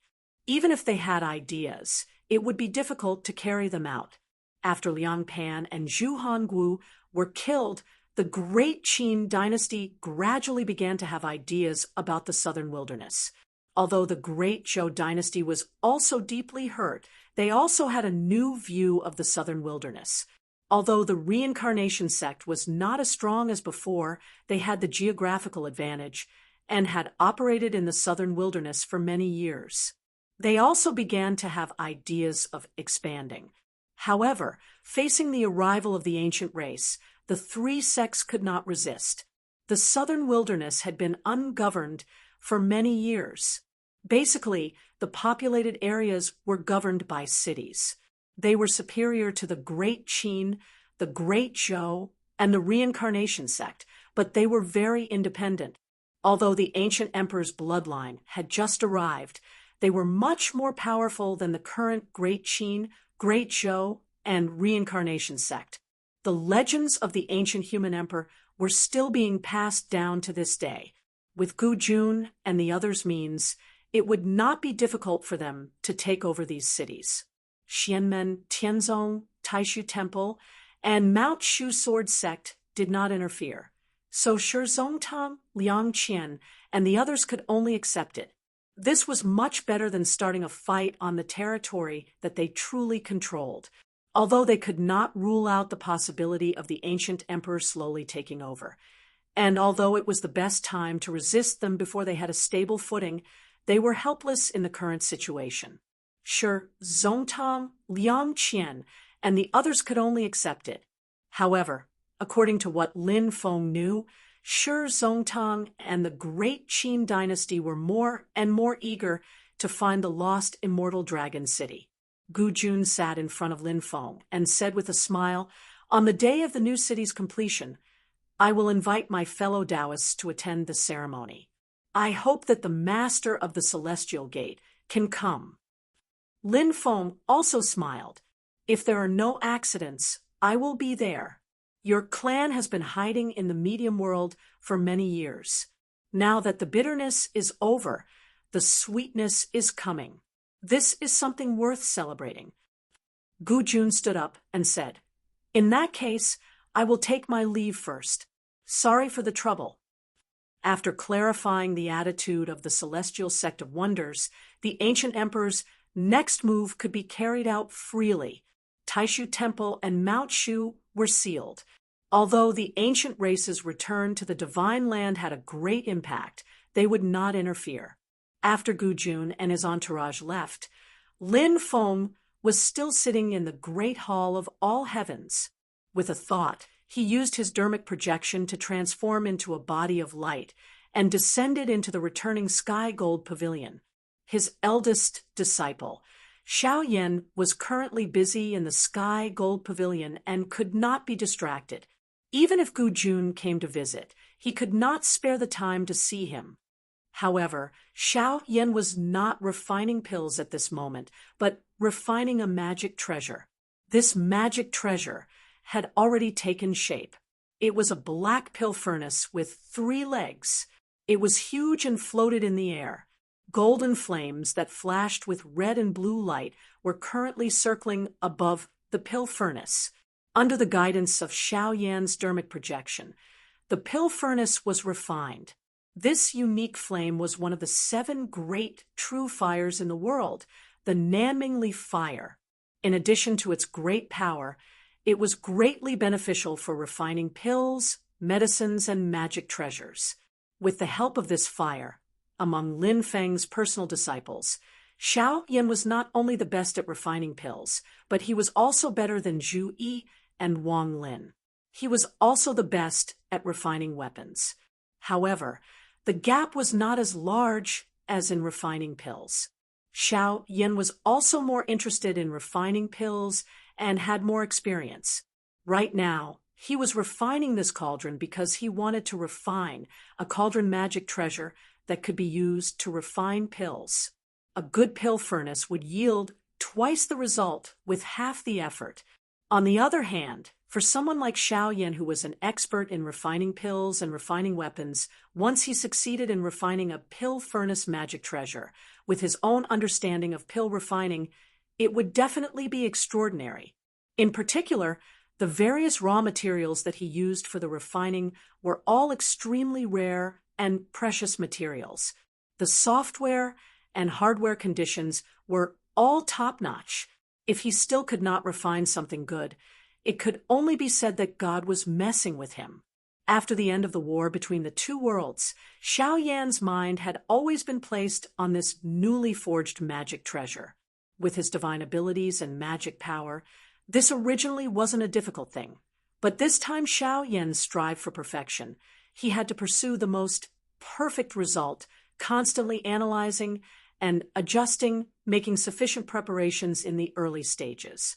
Therefore, it was not until recently, when the problem between Tang Jun and the Lei family came to an end, that Xiao Yan finally came to the Celestial Gold Pavilion and began to refine this treasure. The special effect of the Celestial Gold Pavilion could also play a significant role in the refining of this pill furnace magic treasure. In addition to Xiao Yan's second-generation true disciples like Yan Wuwei and Lu Xiafeng, as well as third-generation true disciples with special expertise like Duan Muhang, were also assisting at the side. After Lin Feng arrived, he did not say much. He only watched from the side as Xiao Yan refined the treasure. Unless there was a sudden turn of events and damage, Lin Feng would not intervene. This was Xiao Yan's magic treasure. As time passed, The flames formed by Xiao Yan's dermic projection flowed into the black pill furnace above his head. However, it was not limited to the Nanming leaf fire. In addition to the excessively violent netherworld evil flame, the mysterious heaven tribulation flame that could devour heaven and earth, and the strange and unpredictable red lotus karmic fire. The milky white pure yang true fire, the pure golden true sun fire, and the green Ksitigarbha true fire were all continuously added to the pill furnace. The light around the black pill furnace became brighter and brighter, and the treasure light of various colors flickered endlessly. In the treasure light, there were constantly golden crows that looked like suns, phoenixes that carried the 5 virtues, and the scenery of mountains and rivers that were thousands of miles long. The red and blue golden light shone like clouds and clouds, setting off all of this. Gradually, all of this was absorbed into the black pill furnace. Seeing that it was the last moment, Xiao Yan's eyes lit up. Suddenly, he pointed with his finger, and a violent bluish-purple demon fire landed on the pill furnace. After being stimulated by the netherworld evil flame, the black pill furnace suddenly shook and stopped in midair. A thought wave came from the pill furnace, like the birth of a new life. A completely independent and intelligent thought was born at this moment. Xiao Yan stood up and laughed. "My name is Emperor Yen. You shall be called Emperor Yen Furnace. Follow me to refine heaven and earth in the heaven and earth furnace." The black pill furnace suddenly shook again, turned into a black light, and landed on top of Xiao Yan's head. Xiao Yan turned to look at Lin Feng and said with a smile, "Master, during the process of refining the pill furnace, I have a new idea about the pill recipe. This time, I should be at least 80% confident." Chapter 13-14. Although the Emperor Yen Cauldron was only a spirit-nurturing grade magic treasure, the mysterious principles within it were already quite extraordinary. Lin Feng and Xiao Yan had both come into contact with the flaming Sky Divine Cauldron that was seized from the East Heaven Gate and later transferred to the Northern Militant Royal Court. Although the flaming Sky Divine Cauldron was reforged by the East Heaven Gate, it was still a rare magic treasure for alchemy. Not only did the Northern Militant Royal Court regard it as a treasure, any force in the Divine Land would also value it greatly, since they were both spirit-nurturing grade magic treasures. Both Lin Feng and Xiao Yan were sure that the new Emperor Yen Cauldron in front of them had already surpassed the flaming Sky Divine Cauldron. So far, the strongest magic treasure for alchemy in the human cultivation world was naturally the creation magic treasure refined by Xia Huang, Ding of Shenzhou. Outside of Ding of Shenzhou, there was the Sun-Moon Divine Cauldron of the Taishu Temple, the flaming Sky Divine Cauldron of the ancient Heavenly Gate, the desolate immortal cauldron of the ancient emperor, the heaven and earth cauldron of the primitive demon cult, the origin chi cauldron of the ancient Chong emperor, and the Bodhi cauldron of the Great Lane Temple. Most of the top forces in the history of human cultivators had such magical equipment as their foundation, which had played a vital role in their rise to power. Xianmen Tianzong was now so prosperous. In addition to its rising status in the outside world, one of the important internal factors was the success of Ding of Shenzhou. Under the continuous operation of the #1 pill refining magic treasure in the history of the human clan, as long as the celestial sect of wonders had sufficient resources and materials, the various spirit pills and miraculous medicines produced in just one day would be an unimaginable number to the outside world.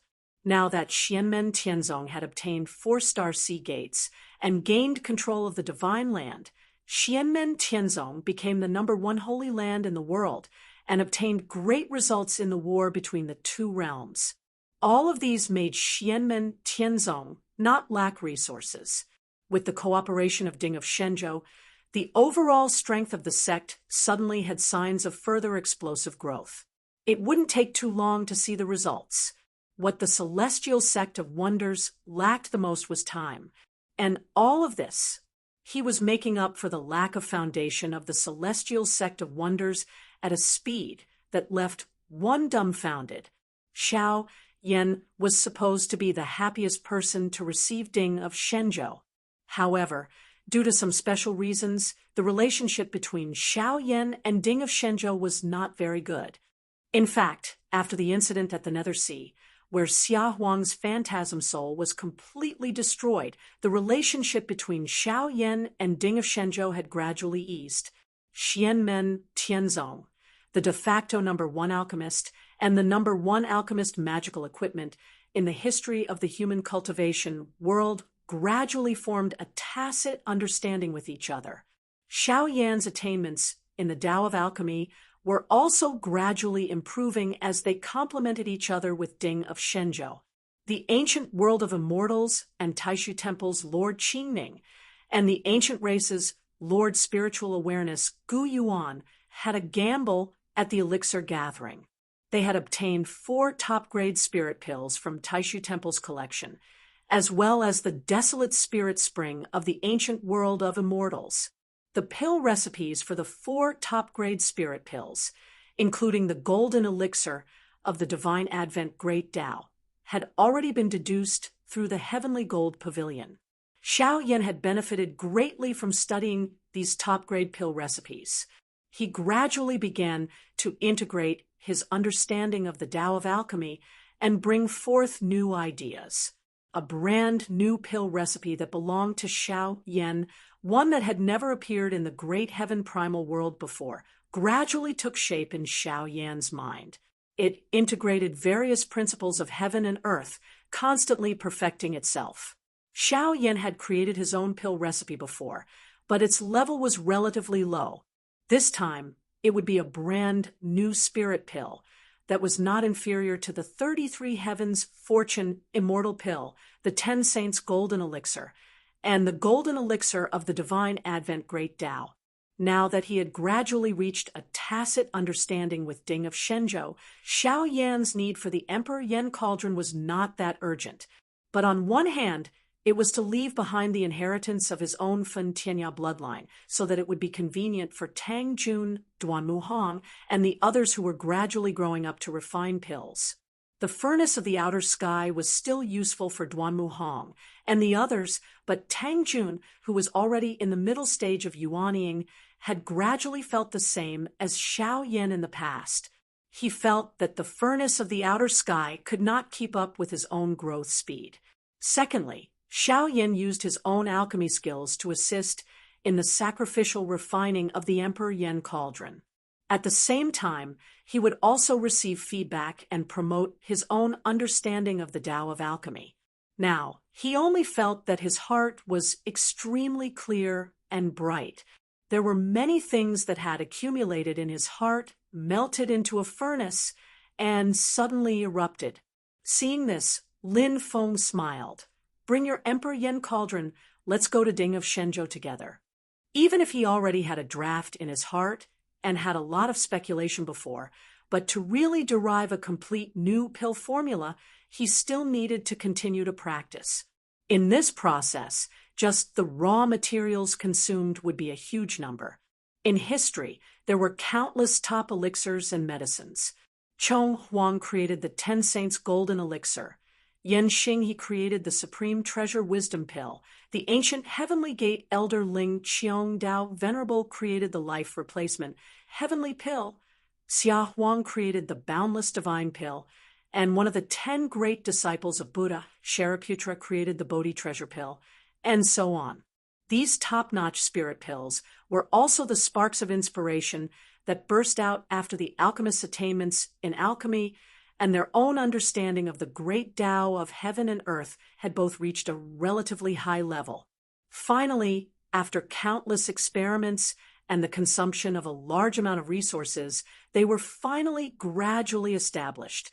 However, the commotion that Xiao Yan made this time was really a little big. Lin Feng sat on the branch of the mysterious heaven treasure tree, mainly focusing on cultivating his own Tao, but he also split some attention to Ding of Shenzhou to pay attention to Xiao Yan's progress. Lin Feng, who was originally in an extremely relaxed mood, suddenly widened his eyes. "Brat, you're taking a risk again." In the next moment, Ding of Shenzhou suddenly shook. Lin Feng looked at his eldest disciple with anger and amusement. At this moment, Xiao Yan himself had manifested the essence soul incarnation of the Taiji diagram. The entire Taiji diagram was in tatters, as if it had been torn apart. It was obviously seriously injured. Fortunately, at this moment, he had already comprehended the profoundness of Tao birth and Tao destruction. The essence soul Taiji diagram quickly returned to normal and then turned back into a human form, but his face was a little pale. Xiao Yan smiled sheepishly. It was a little risky. That move just now was only a little bit away from the cauldron exploding. Although the treasure of alchemy was Ding of Shenzhou, even if the cauldron really exploded, it would only damage the materials and hurt Xiao Yan himself. The cauldron would not be damaged, but if that really happened, it would still be a disaster. Especially for Xiao Yan himself, it would be a heavy blow. His understanding of the profoundness of alchemy had suddenly fallen to rock bottom when his heart was at its peak. However, although it was risky, Xiao Yan still succeeded. He smiled and moved in front of Lin Feng. His palms swiped in the void, turning into a light screen. On the light screen, Dharma and logos intertwined, forming a complete alchemy recipe. All these years, Lin Feng had not neglected his alchemy skills. His understanding of alchemy was also better than most people in the world, reaching a considerable height. Therefore, he had no difficulty reading Xiao Yan's alchemy recipe. "Oh, not bad, not bad." After carefully looking at it, for a moment, Lin Feng nodded. At this moment, Xiao Yan hurriedly handed over a small gourd. Lin Feng pulled out the stopper of the gourd, and golden smoke emerged from it. After feeling some of the medicinal power and concept contained in the golden smoke, the corners of Lin Feng's mouth curled up slightly. Then he looked at Xiao Yan. "Which furnace is this?" Xiao Yan chuckled. "The sixth furnace." Lin Feng said, "Master originally estimated that you would need more than 10 furnaces to finally achieve the final perfect effect and complete success." Xiao Yan patted Ding of Shenzhou. "Some of the materials are still quite valuable. It may not be difficult for our sect to collect them, but it will take a long time. Disciple wants to save as much as possible so that we can quickly refine a few furnaces of good pills." He chuckled. "It seems risky, but I am about 70% confident.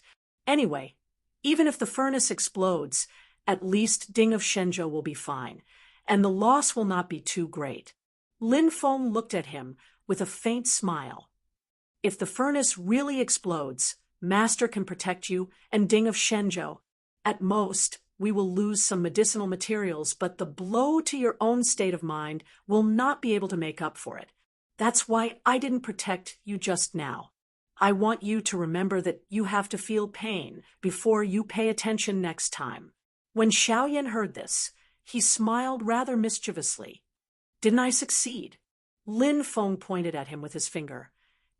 Now, not only is Lin Feng's power and influence becoming stronger and stronger, Xiao Yan has also already become a giant of a region, a prodigy-like figure. Outsiders already rarely see this appearance. Only in front of Lin Feng will it frequently appear. The longevity city built by the ancient emperor in the southern wilderness is about to be officially completed. Everyone is invited to attend the ceremony. Come with Master. As Lin Feng said this, he handed the gourd in his hand to Xiao Yan. Light flickered around him, and the divine god of War Clone appeared. His main body would not leave the mountain for the southern wilderness, so the divine god of War Clone would go with Xiao Yan. Xiao Yan took the gourd and nodded. He then selected some of his juniors to go with him. The group immediately set off for the southern wilderness. It was not Xiao Yan's first time coming to the southern wilderness of the Divine Land, but this time He could feel the difference even from afar. Even though the flow of qi was still chaotic and desolate, there was already a clear path to follow, and the qi was slowly converging towards a single point. Lin Feng's divine god of war clone and Xiao Yan were startled. They raised their heads and saw the space in front of them split open. A girl in a blue dress walked out from it, like a blooming blue lotus. It was Xiao Zhen saw Xiao Yan and smiled. However, she did not greet Xiao Yan first, but bowed to Lin Feng first, and said, "Senior Lin, your presence brings light to our longevity city." Lin Feng smiled and said, "Miss Zhen, you're being too polite." Finishing, he didn't say anything else and quietly looked at this pair of children. Xiao Yan went up and stood together with Xiao Zhen. Both of their eyes were filled with joy. Xiao Yan's disciples also came up to greet Xiao Zhen. Junior greets Tao Lord Qin Yi. Under Xiao Zhen's guidance, the group continued forward.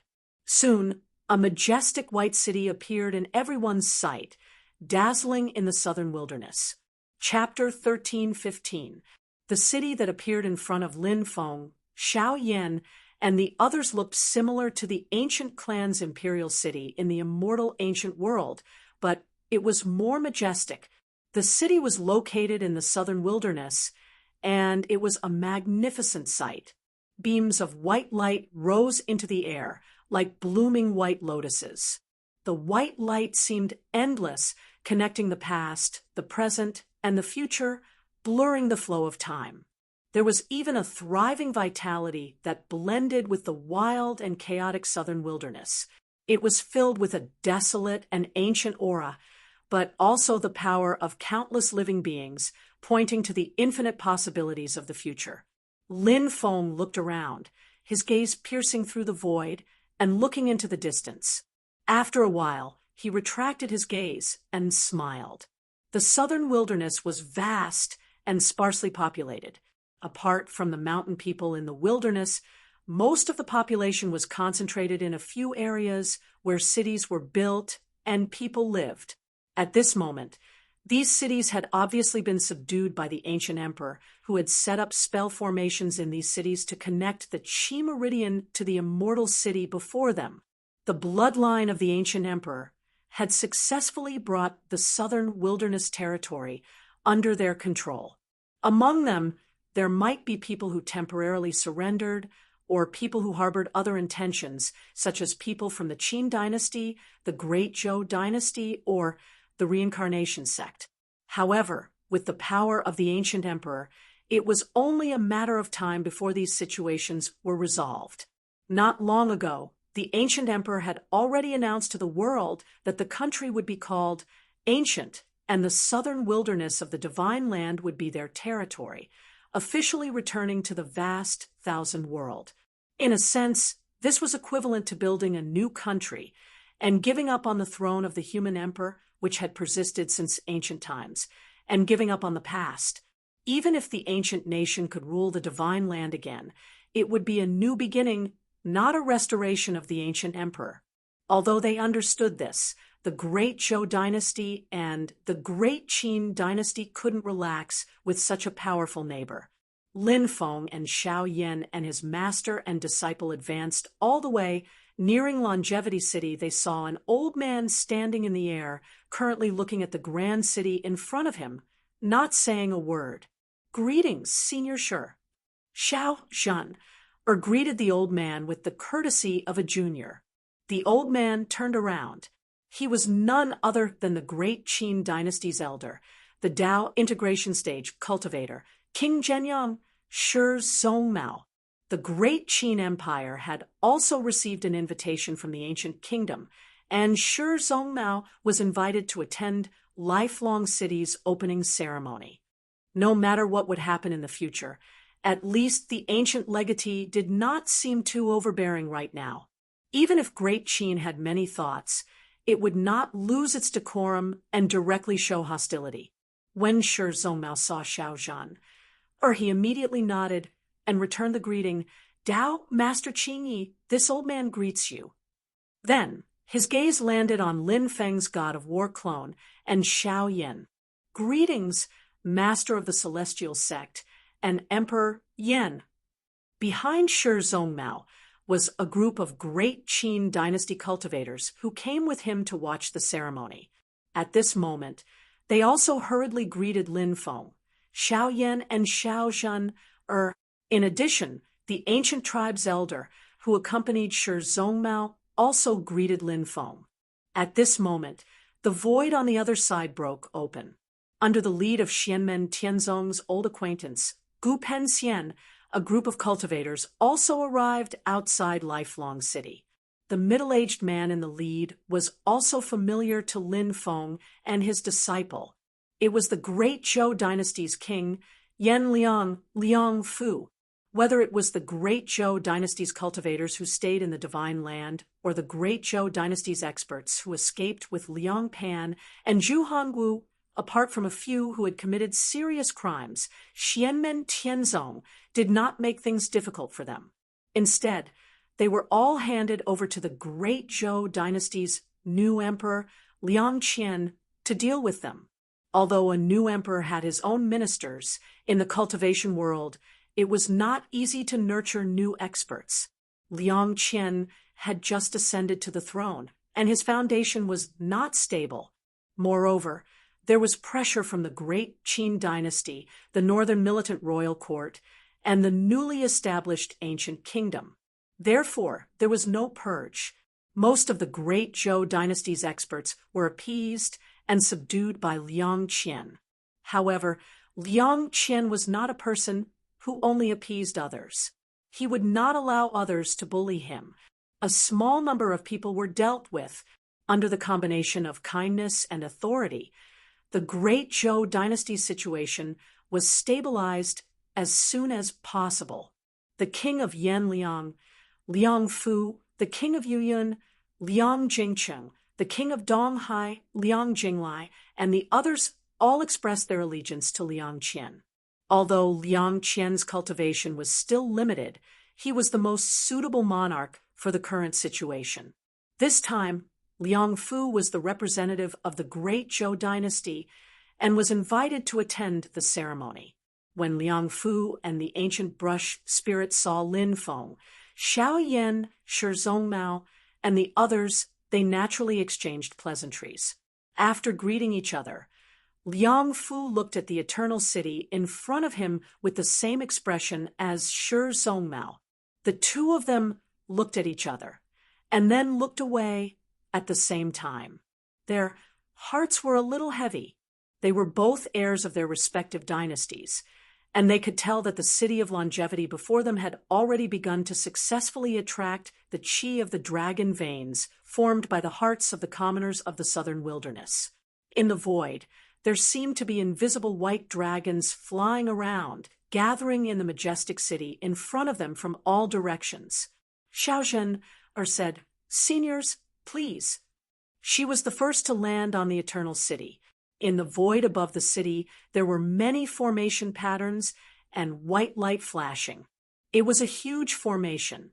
Lin Feng and Xiao Yan, who had entered the ancient world of immortals, saw it and nodded to themselves. The South Pole Longevity Formation. The formation in front of them was the South Pole Longevity Formation of the ancient emperor's lineage. It was very powerful and mysterious. To Gu Jun and the other strong ones of the ancient race, building a majestic city from flat land was as easy as blowing off dust.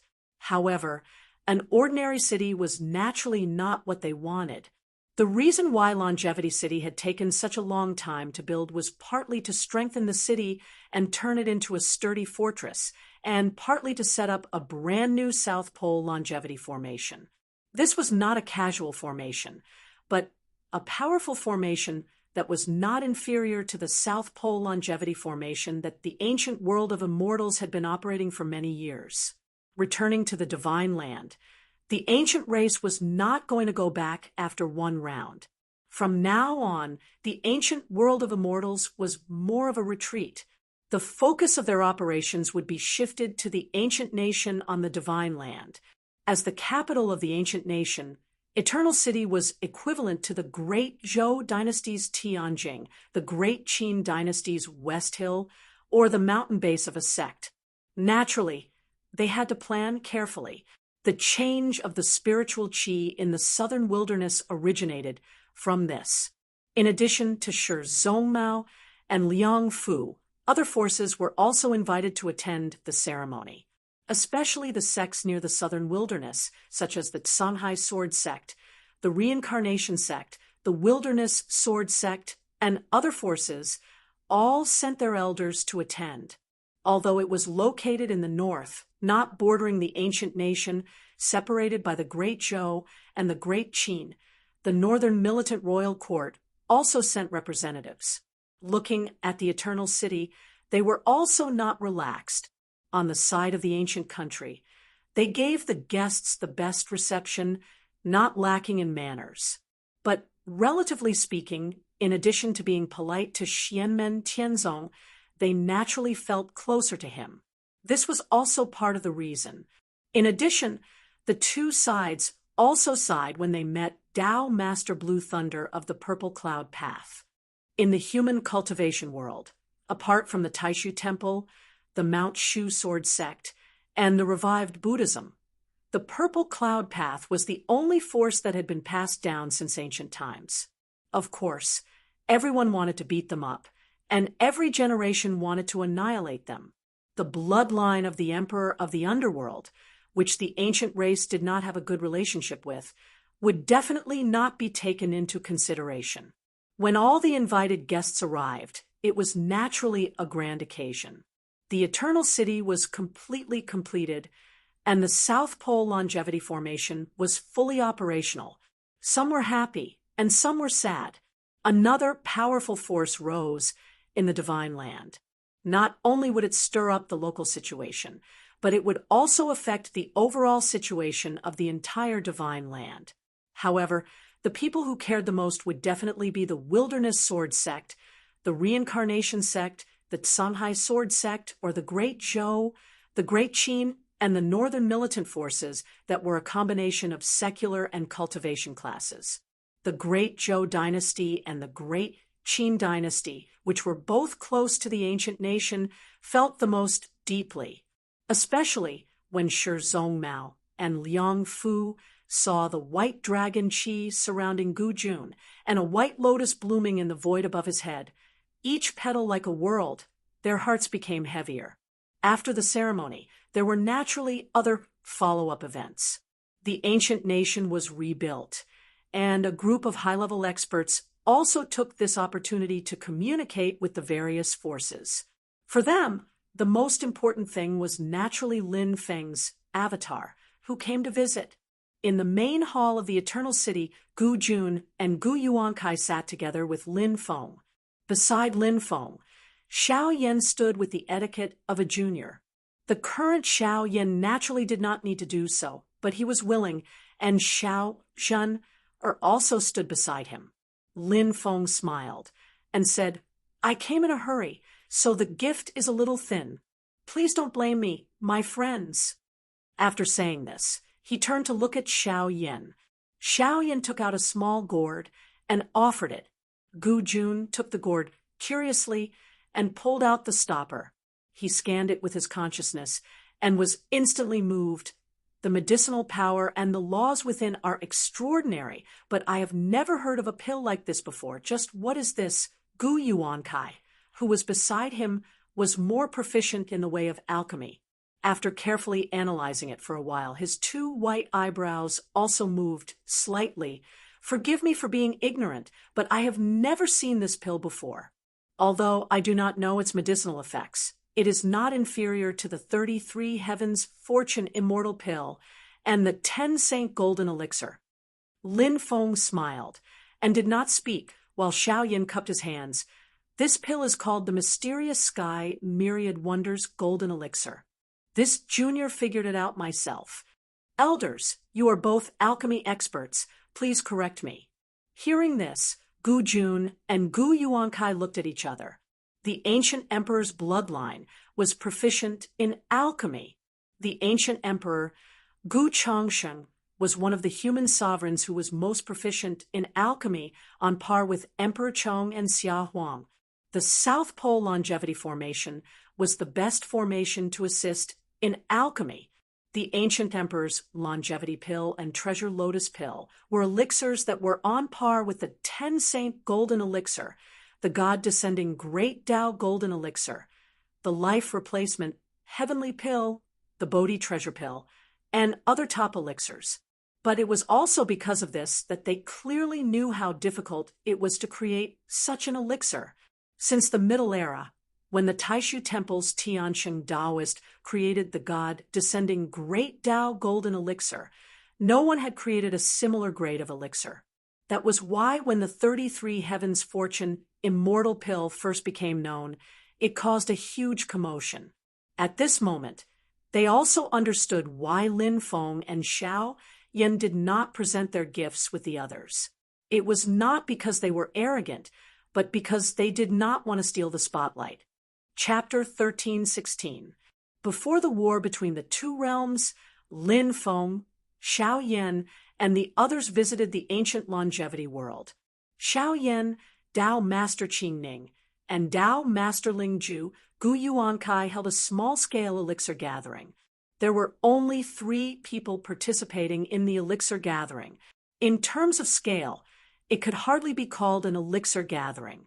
But in terms of the identity of the participants, whether it was Tao Master Qing Ning, Tao Master Ling Ju, or Xiao Yan, they were all the best alchemists in the divine land. The elixir gathering was of a ridiculously high standard, rarely seen since ancient times.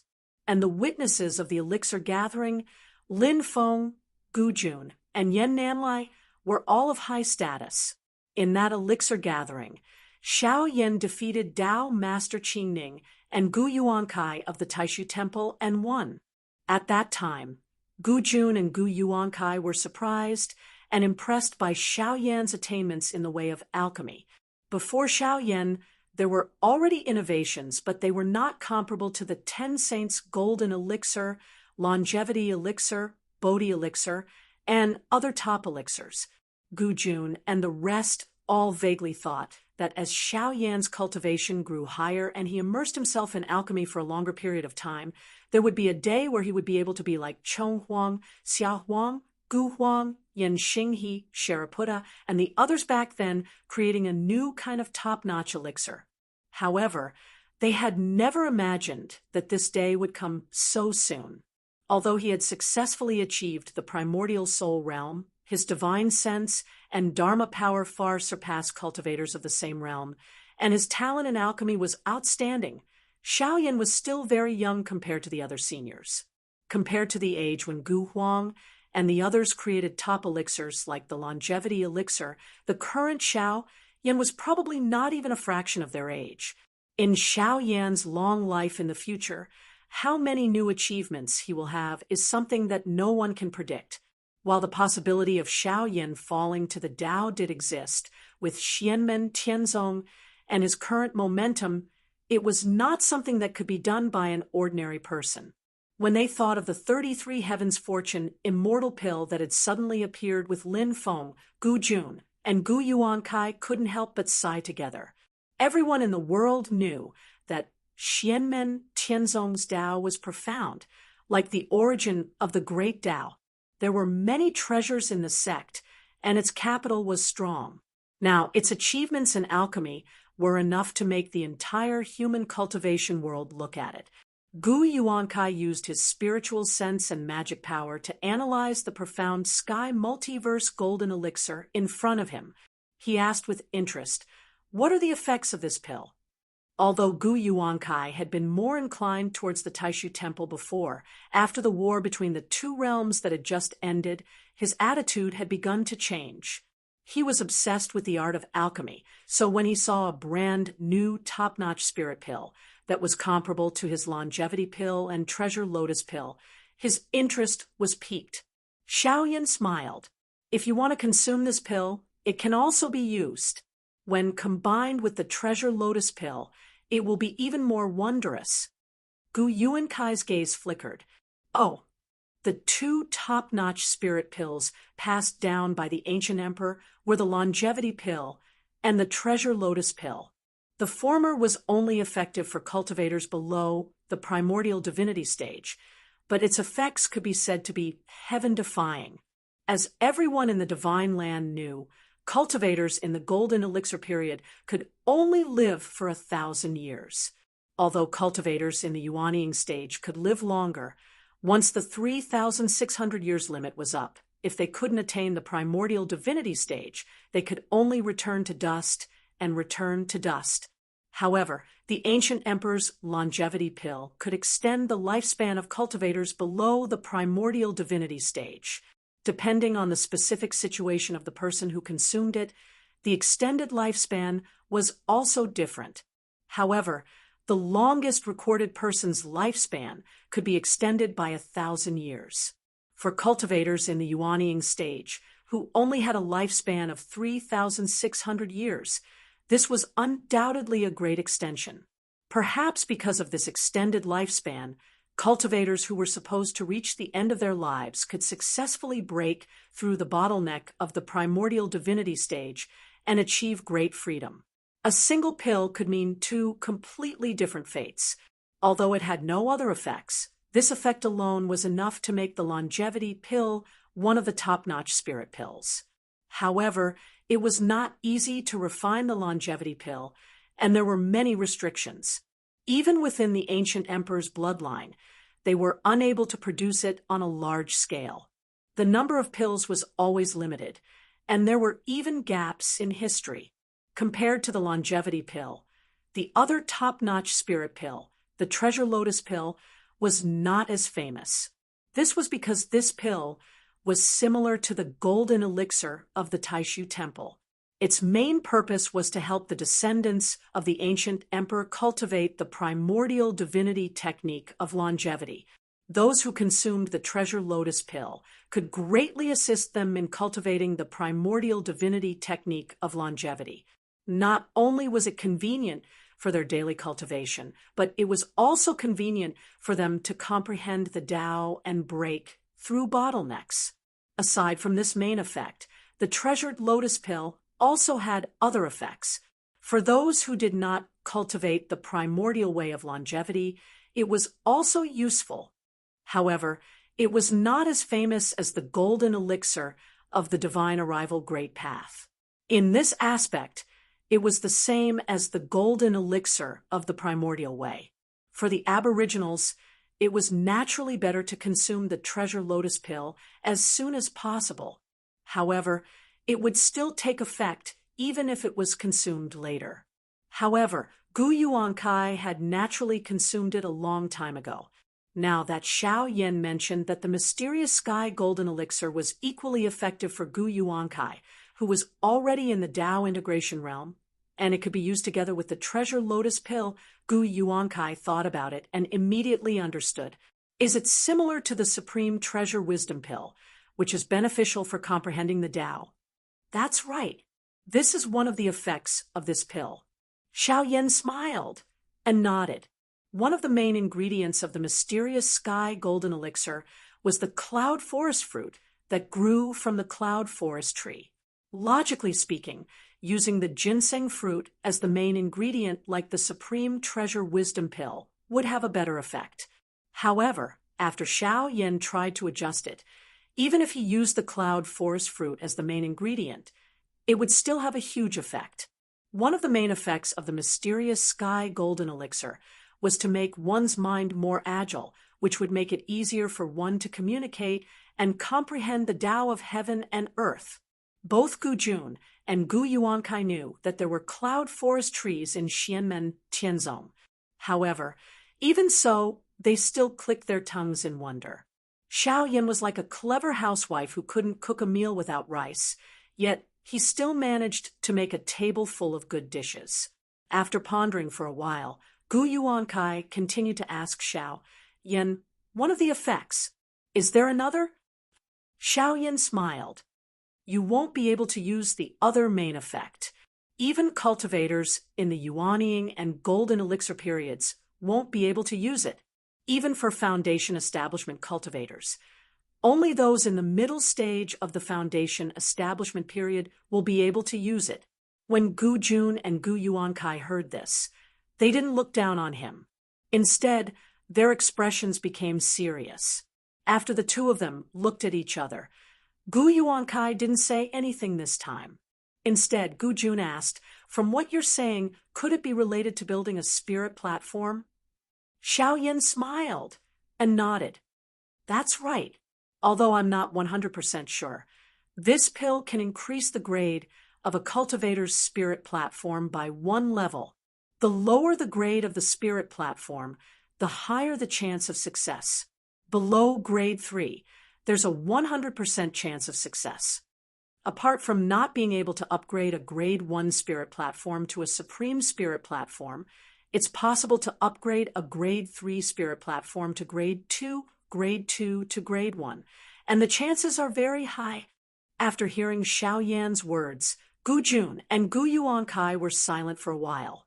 After the golden elixir period, the direct impact of one's innate aptitude on cultivators would gradually weaken.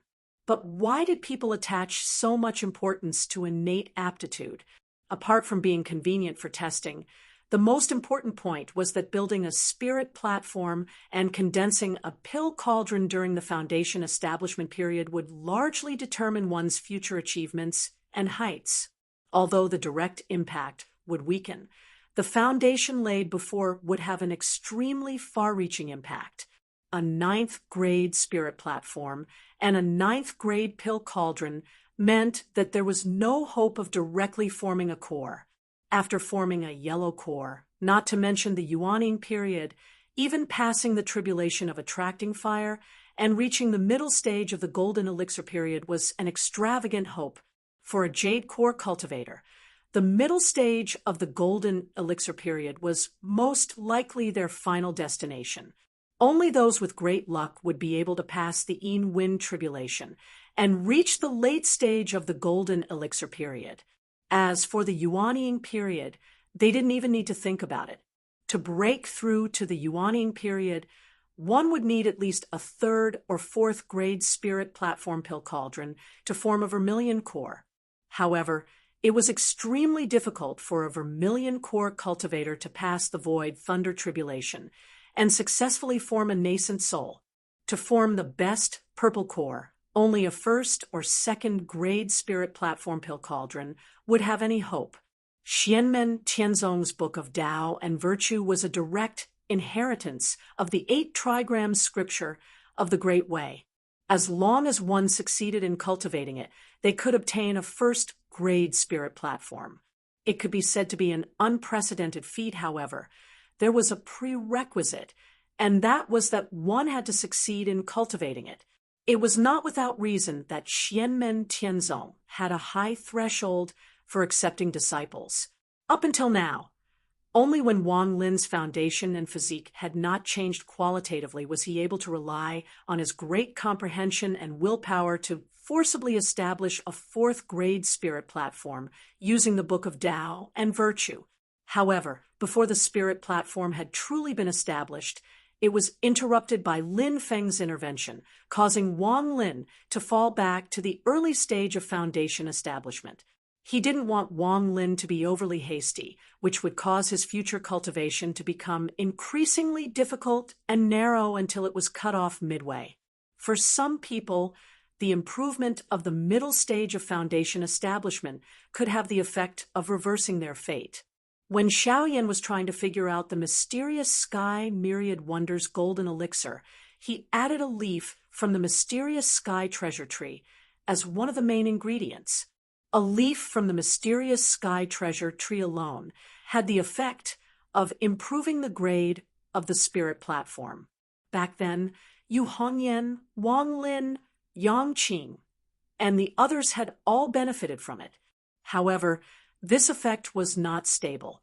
Rather than saying it was an improvement, it was more like giving people more opportunities. The main thing still depended on the cultivator themselves. However, after Xiao Yan had continuously ground it and smelted it into the mysterious Sky Myriad Wonders golden elixir, this profound effect had become an almost stable improvement. With such an effect, in addition to the effect of improving one's comprehension, it could be said that the mysterious sky myriad wonders golden elixir lived up to its name. After a moment of silence, Gu Jun and Gu Yuankai both sighed. Gu Jun turned to look at Lin Feng and said with a sigh, "Your sex Tao of alchemy has already surpassed countless predecessors. We are truly ashamed to have inherited the shadow of our ancestors." Gu Yuankai looked at Xiao Yan and said solemnly, "Other than your teacher, you can be called the #1 alchemist in the divine land. Even if the Tianxing Taoist of the Taishu Temple is still alive when he created the great Tao of divine arrival golden elixir, the time he had cultivated and immersed himself in the Tao of alchemy was much longer than yours. If the last pill gathering could not be established, then now that the mysterious sky myriad wonders golden elixir has appeared, there is no longer any dispute." Chapter 1317. Lin Feng and Xiao Yan did not usurp the limelight. Gu Jun, Gu Yuankai, and the others were grateful, but they would not remain silent. The ancient race had inherited the ancient emperor's alchemy skills, and their high attainments were publicly acknowledged. It was fine if others did not know of their existence, but after the ancient race officially returned to the public's attention through participating in the war between the two worlds, everyone recalled the ancient race's achievements in the Tao of alchemy. At this moment, Gu Jun and Gu Yuankai's endorsement of the mysterious sky golden elixir shocked the world once again. The power of the celestial sect of wonders had already caused the world to exclaim in admiration, and they even began to feel numb to it. In the eyes of the vast majority of people, the repeated successes of the celestial sect of wonders had already become a common occurrence. Only when something went wrong with the celestial sect of wonders would everyone be surprised. But when the news spread this time, it still shocked many people. This sect that had risen in an extremely short period of time had displayed an extremely vigorous vitality, making it difficult for people to belittle them because of their weak foundation. It was not just in terms of strength and influence. Xianmen Tianzong had displayed great strength in all aspects. They developed in many aspects and did not give people the feeling that they were weak. The rise of a powerful force under the leadership of a powerful person would sometimes make people worry that they would decline and suddenly fall like a meteor. In the past, Xianmen Tianzong would also make many people have such a feeling. But as Yinghai fell into Lin Feng's hands, Zhu Yi's Tao of Change Academy spread throughout the world, and Xiao Yan's creation of the mysterious sky golden elixir, Xianmen Tianzong's foundation had already become extremely solid. Although it was high and mighty in the past, it gave people a feeling that it was illusory. But now it was indomitable and connected to the nine hells. Xianmen Tianzong's weight in the eyes of others had also become heavier and harder to shake. It was true that the tallest tree in the forest would be destroyed by the wind. However, for the current Xianmen Tianzong, there was no longer a need to hide many things. It was fine, even if he openly showed it to others. When the gap between the two parties was large enough, jealousy, slander, and jealousy would gradually disappear. Instead, it would turn into longing and following. Although Lin Feng and Xiao Yan didn't mention much in their congratulations, they had more or less reached a tacit understanding with Gu Jun. Although the wedding date was not set, the marriage between Xiao Yan and Xiao Zhan was basically confirmed. On the way back, Xiao Yan would often laugh foolishly when he was alone. When Lin Feng saw this, he couldn't help but find it both funny and infuriating. They did not stay long in Longevity City. After congratulating him, they took their leave. The return of the Aboriginals to the Divine Land had a profound impact on the major forces other than Xianmen Tianzong, Taishu Temple, and the Shushan Sword Sect.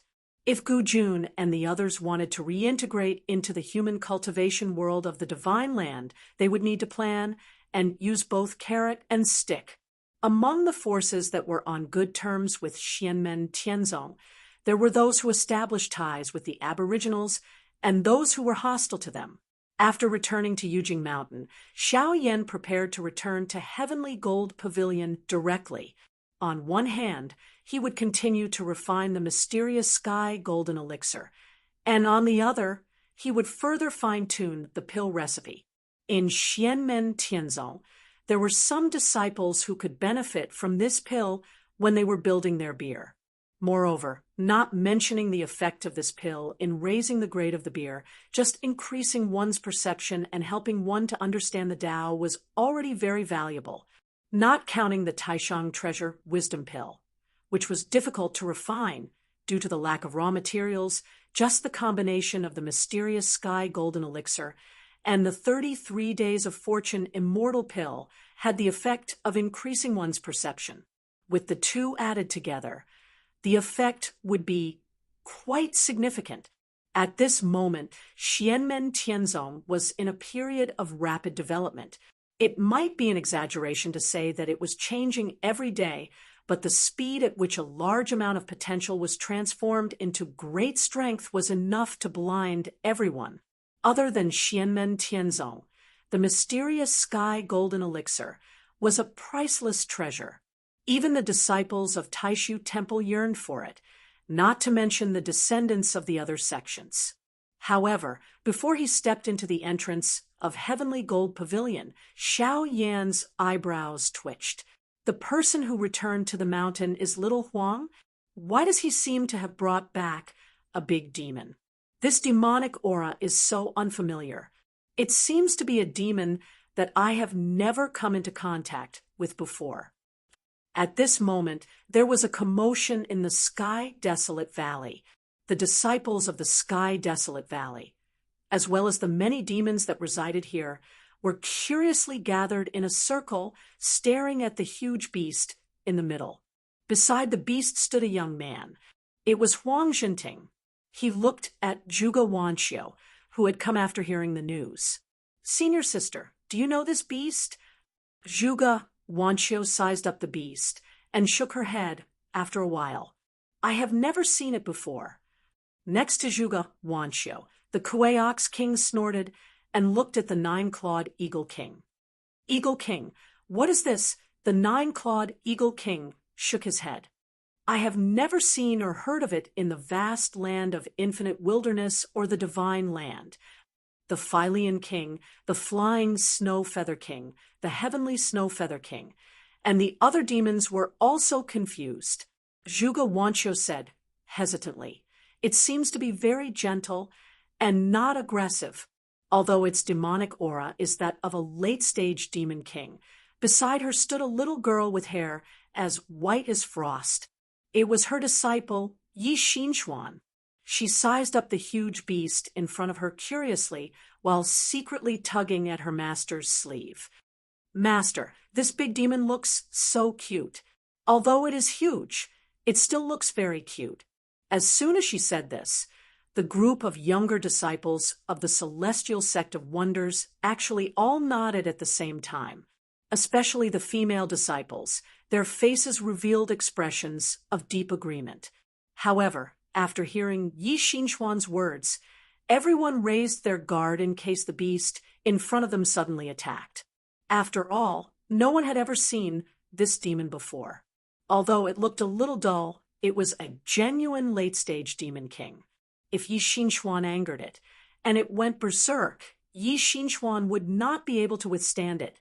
Zhuge Wanxiu, Huang Jinting, and the nine-clawed Eagle King would have to take action.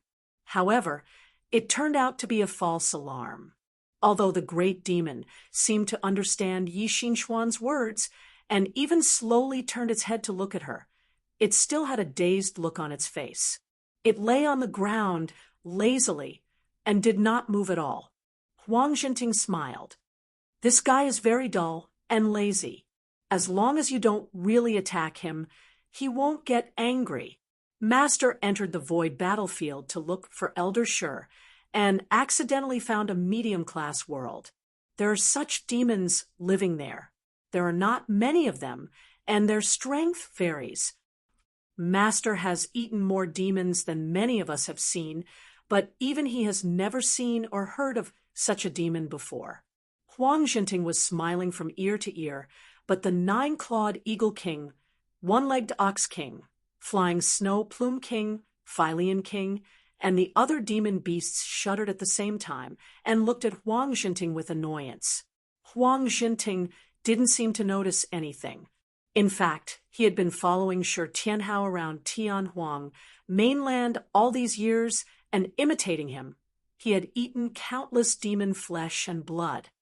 So Master used his dermic powers to subdue the one with the highest cultivation and asked me to bring it back to the mountain for the ancestral master to take a look. Perhaps the ancestral master would recognize this demon. Huang Jinting continued. "After careful observation, I found that this guy is quite easy to get along with. Just as Yuan Shuang said, this guy looks quite cute." After a short pause, Huang Jinting continued, "I wonder how it tastes." Hearing this, many female disciples, including Zhuge Wanqiu, glared at him to express their dissatisfaction. The great demon also glanced at Huang Jinting slowly, then snorted softly and turned its head in another direction. The 9-clawed Eagle King said with a fake smile, "Heavenly Emperor Huang, you didn't kill this guy to taste it?" It was completely not in line with Shi Tianhao's usual behavior. Huang Jinting said, "Master had some clues to find Elder Shi and was in a hurry, so he did not stay for long. He only left a spatial mark and asked me to bring it back to the ancestral master." Everyone could not help but nod. Right? This was Shi Tianhao's way of doing things. In his eyes, there was only tasty, not cute, and not cute, or edible, and not edible. Zhuge Wanqiu, Yi Xinxuan, and the others were also very helpless about this characteristic. Zhuge Wanqiu contacted her father, Zhuge Zhan, through telepathy using dermic powers, then used light and shadow to show Zhuge Zhan the appearance of the demon. Zhuge Zhan, who had traveled far and wide, was also amazed when he saw this demon, indicating that he had never seen it before. Sun Shuer and Ku Jing, who were close friends with Zhuge Wanqiu, came over when they heard the news. When they saw the great demon, their hearts were filled with love. However, when they saw the great demon, they naturally did not know who it was. They sent messages to their respective masters, Zhu Yi and Yu Hongyan, but they had never seen it before. Hearing that Xiao Yan had returned, they specially went to Fenshin Cliff to find Xiao Yan's mount, Yuanxing White Tiger, the daughter of the White Tiger Saint, and asked her to ask the White Tiger Saint. The White Tiger Saint, who had lived in the vast land of infinite wilderness for many years, looked at the slightly fat demon in front of him with a puzzled expression. Huang Jinting clapped his hands. "All right, let's not talk too much. I'll send this lazy thing to the ancestral master first, so that he can have a look first." With that, he took the great demon out of the desolate sky valley, crossed the Rainbow Bridge, and walked to the top of Yujing Mountain. "Ancestral master, what is the origin of this black and white bear demon?" Huang Jinting, who came in front of Lin Feng, asked curiously. "A black and white bear?" The corners of Lin Feng's mouth twitched. His face was expressionless, but he felt as if there were countless alpacas galloping wildly in his heart. Even though it was a lot bigger, but that black and white fur color, round cheeks, large black eye circles, chubby body, thick and short limbs, and the signature inwardly splayed gait, looking slow and lazy, how could Lin Feng not recognize it? But now, looking at this thing in front of him, there was only one thought in Lin Feng's mind. What the F***CK? Chapter 1318. When he went to Mount Shu in the past, he had never seen it before. It was not recorded in the historical records, and it did not exist in the vast Tianhuang mainland either. Lin Feng had thought that there was no such demon race in the great Tianyuan world, or that such animals did not exist. Who would have thought that he would actually see one today? And it was a demon race that had formed a demon infant, although it had become a lot bigger. It still looked like a giant panda. Although it is often said that many things are not cute when they get older or bigger, but when they are young, they are very cute. However, there are always a few animals that still look very cute and charmingly naive even if their body size and proportion are greatly enlarged. This guy in front of him was a typical example. What was even more outrageous was that after this lazy guy became a demon, his race magic power actually had a bit of charm. It was not the kind of charm that could make people fall head over heels for the opposite sex. Instead, it could affect one's soul imperceptibly, reducing the hostility of others towards oneself, and innately improving one's liking.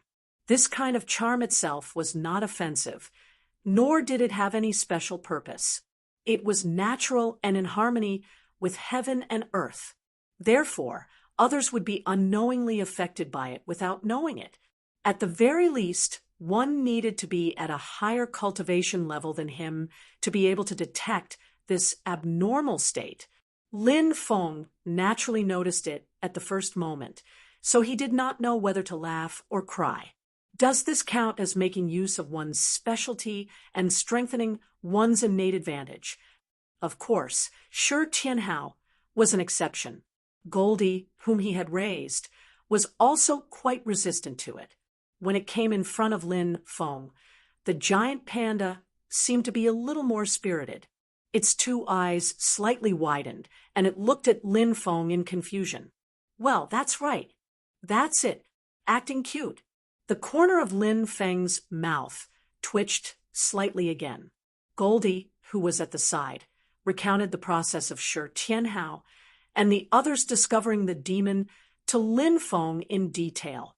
Lin Feng nodded when he heard it. It turned out that it lived in an independent medium-class world that had little contact with the outside world. Although this medium-class world was connected to the void battlefield, the void battlefield was special. There were many medium-class worlds that no one had ever been to before, and no one knew when they would suddenly find one. However, such medium-class worlds were often very unstable and could even collapse at any time. The stable medium-class world that the giant panda lived in, or the king of the underworld world that the underworld hall once occupied, belonged to the minority. Is it a race? Lin Feng thought to himself and sighed for a moment. Then he heard Huang Xinting ask, curiously, Ancestral Master, what kind of demon is this? After a short pause, he continued, this demon can understand what we're saying.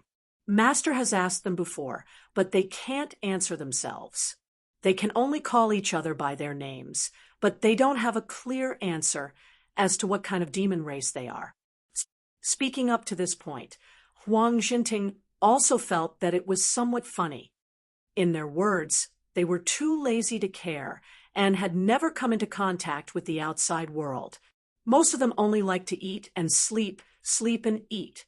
They don't even want to go out of the dimensional realm. This guy in front of me accidentally entered the void battlefield once and crossed the void thunder tribulation to become a monster king. But after that, he went back to his old ways and stayed there. When Lin Feng heard this, his mind went wild. Without natural enemies or other great dangers, how can this species evolve and develop? However, from the looks of it, they seem to be living a comfortable life. Things in this world are really indescribable. As he thought about it, Lin Feng said casually, this kind of creature, you can call it a giant panda or a panda for short. Actually, it should be called a panda. Huang Xinting's face revealed a look of surprise. Ancestor, you really do know? However, they themselves don't have a name for their race. Lin Feng secretly curled his lips, but his expression didn't change. That's because they have never come into contact with the outside world. At the same time, they shouldn't have a primordial true spirit ancestor, so they can't have a monster soul bloodline inheritance. The giant panda in front of them had already become a monster and had even reached the Monster King realm. It opened its mouth as if it was yawning, but it also seemed to be talking to Lin Feng, under the surge of divine sense.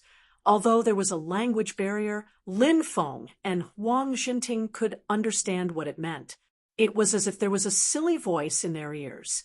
I am the most powerful of our race. Its eyes widened a little as it looked at Lin Feng, waiting for praise, which made Lin Feng speechless. However, Huang Jinting said from the side, "Ancestor, this fellow is really quite powerful, especially its physical strength. It is much stronger than many of the monster race, and its speed is also very fast. It also has a very strong devouring ability, but it likes to stay still and not move. Its temperament is also very gentle, and it doesn't like to fight.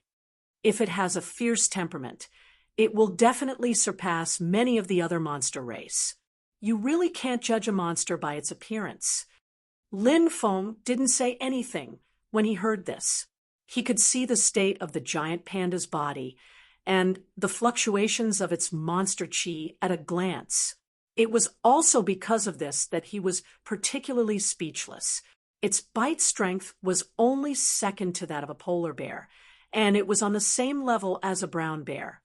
Its running speed in the mountains 2,000 meters above sea level could surpass a certain person's top speed on flat ground. It could climb trees 20 meters above sea level, and it could use 3 or 4 wolves as a cushion to play with. Such a cruel creature actually relied on acting cute to survive. In Lin Feng's memory, he had once seen this description of a giant panda. Of course, it was referring to an ordinary giant panda.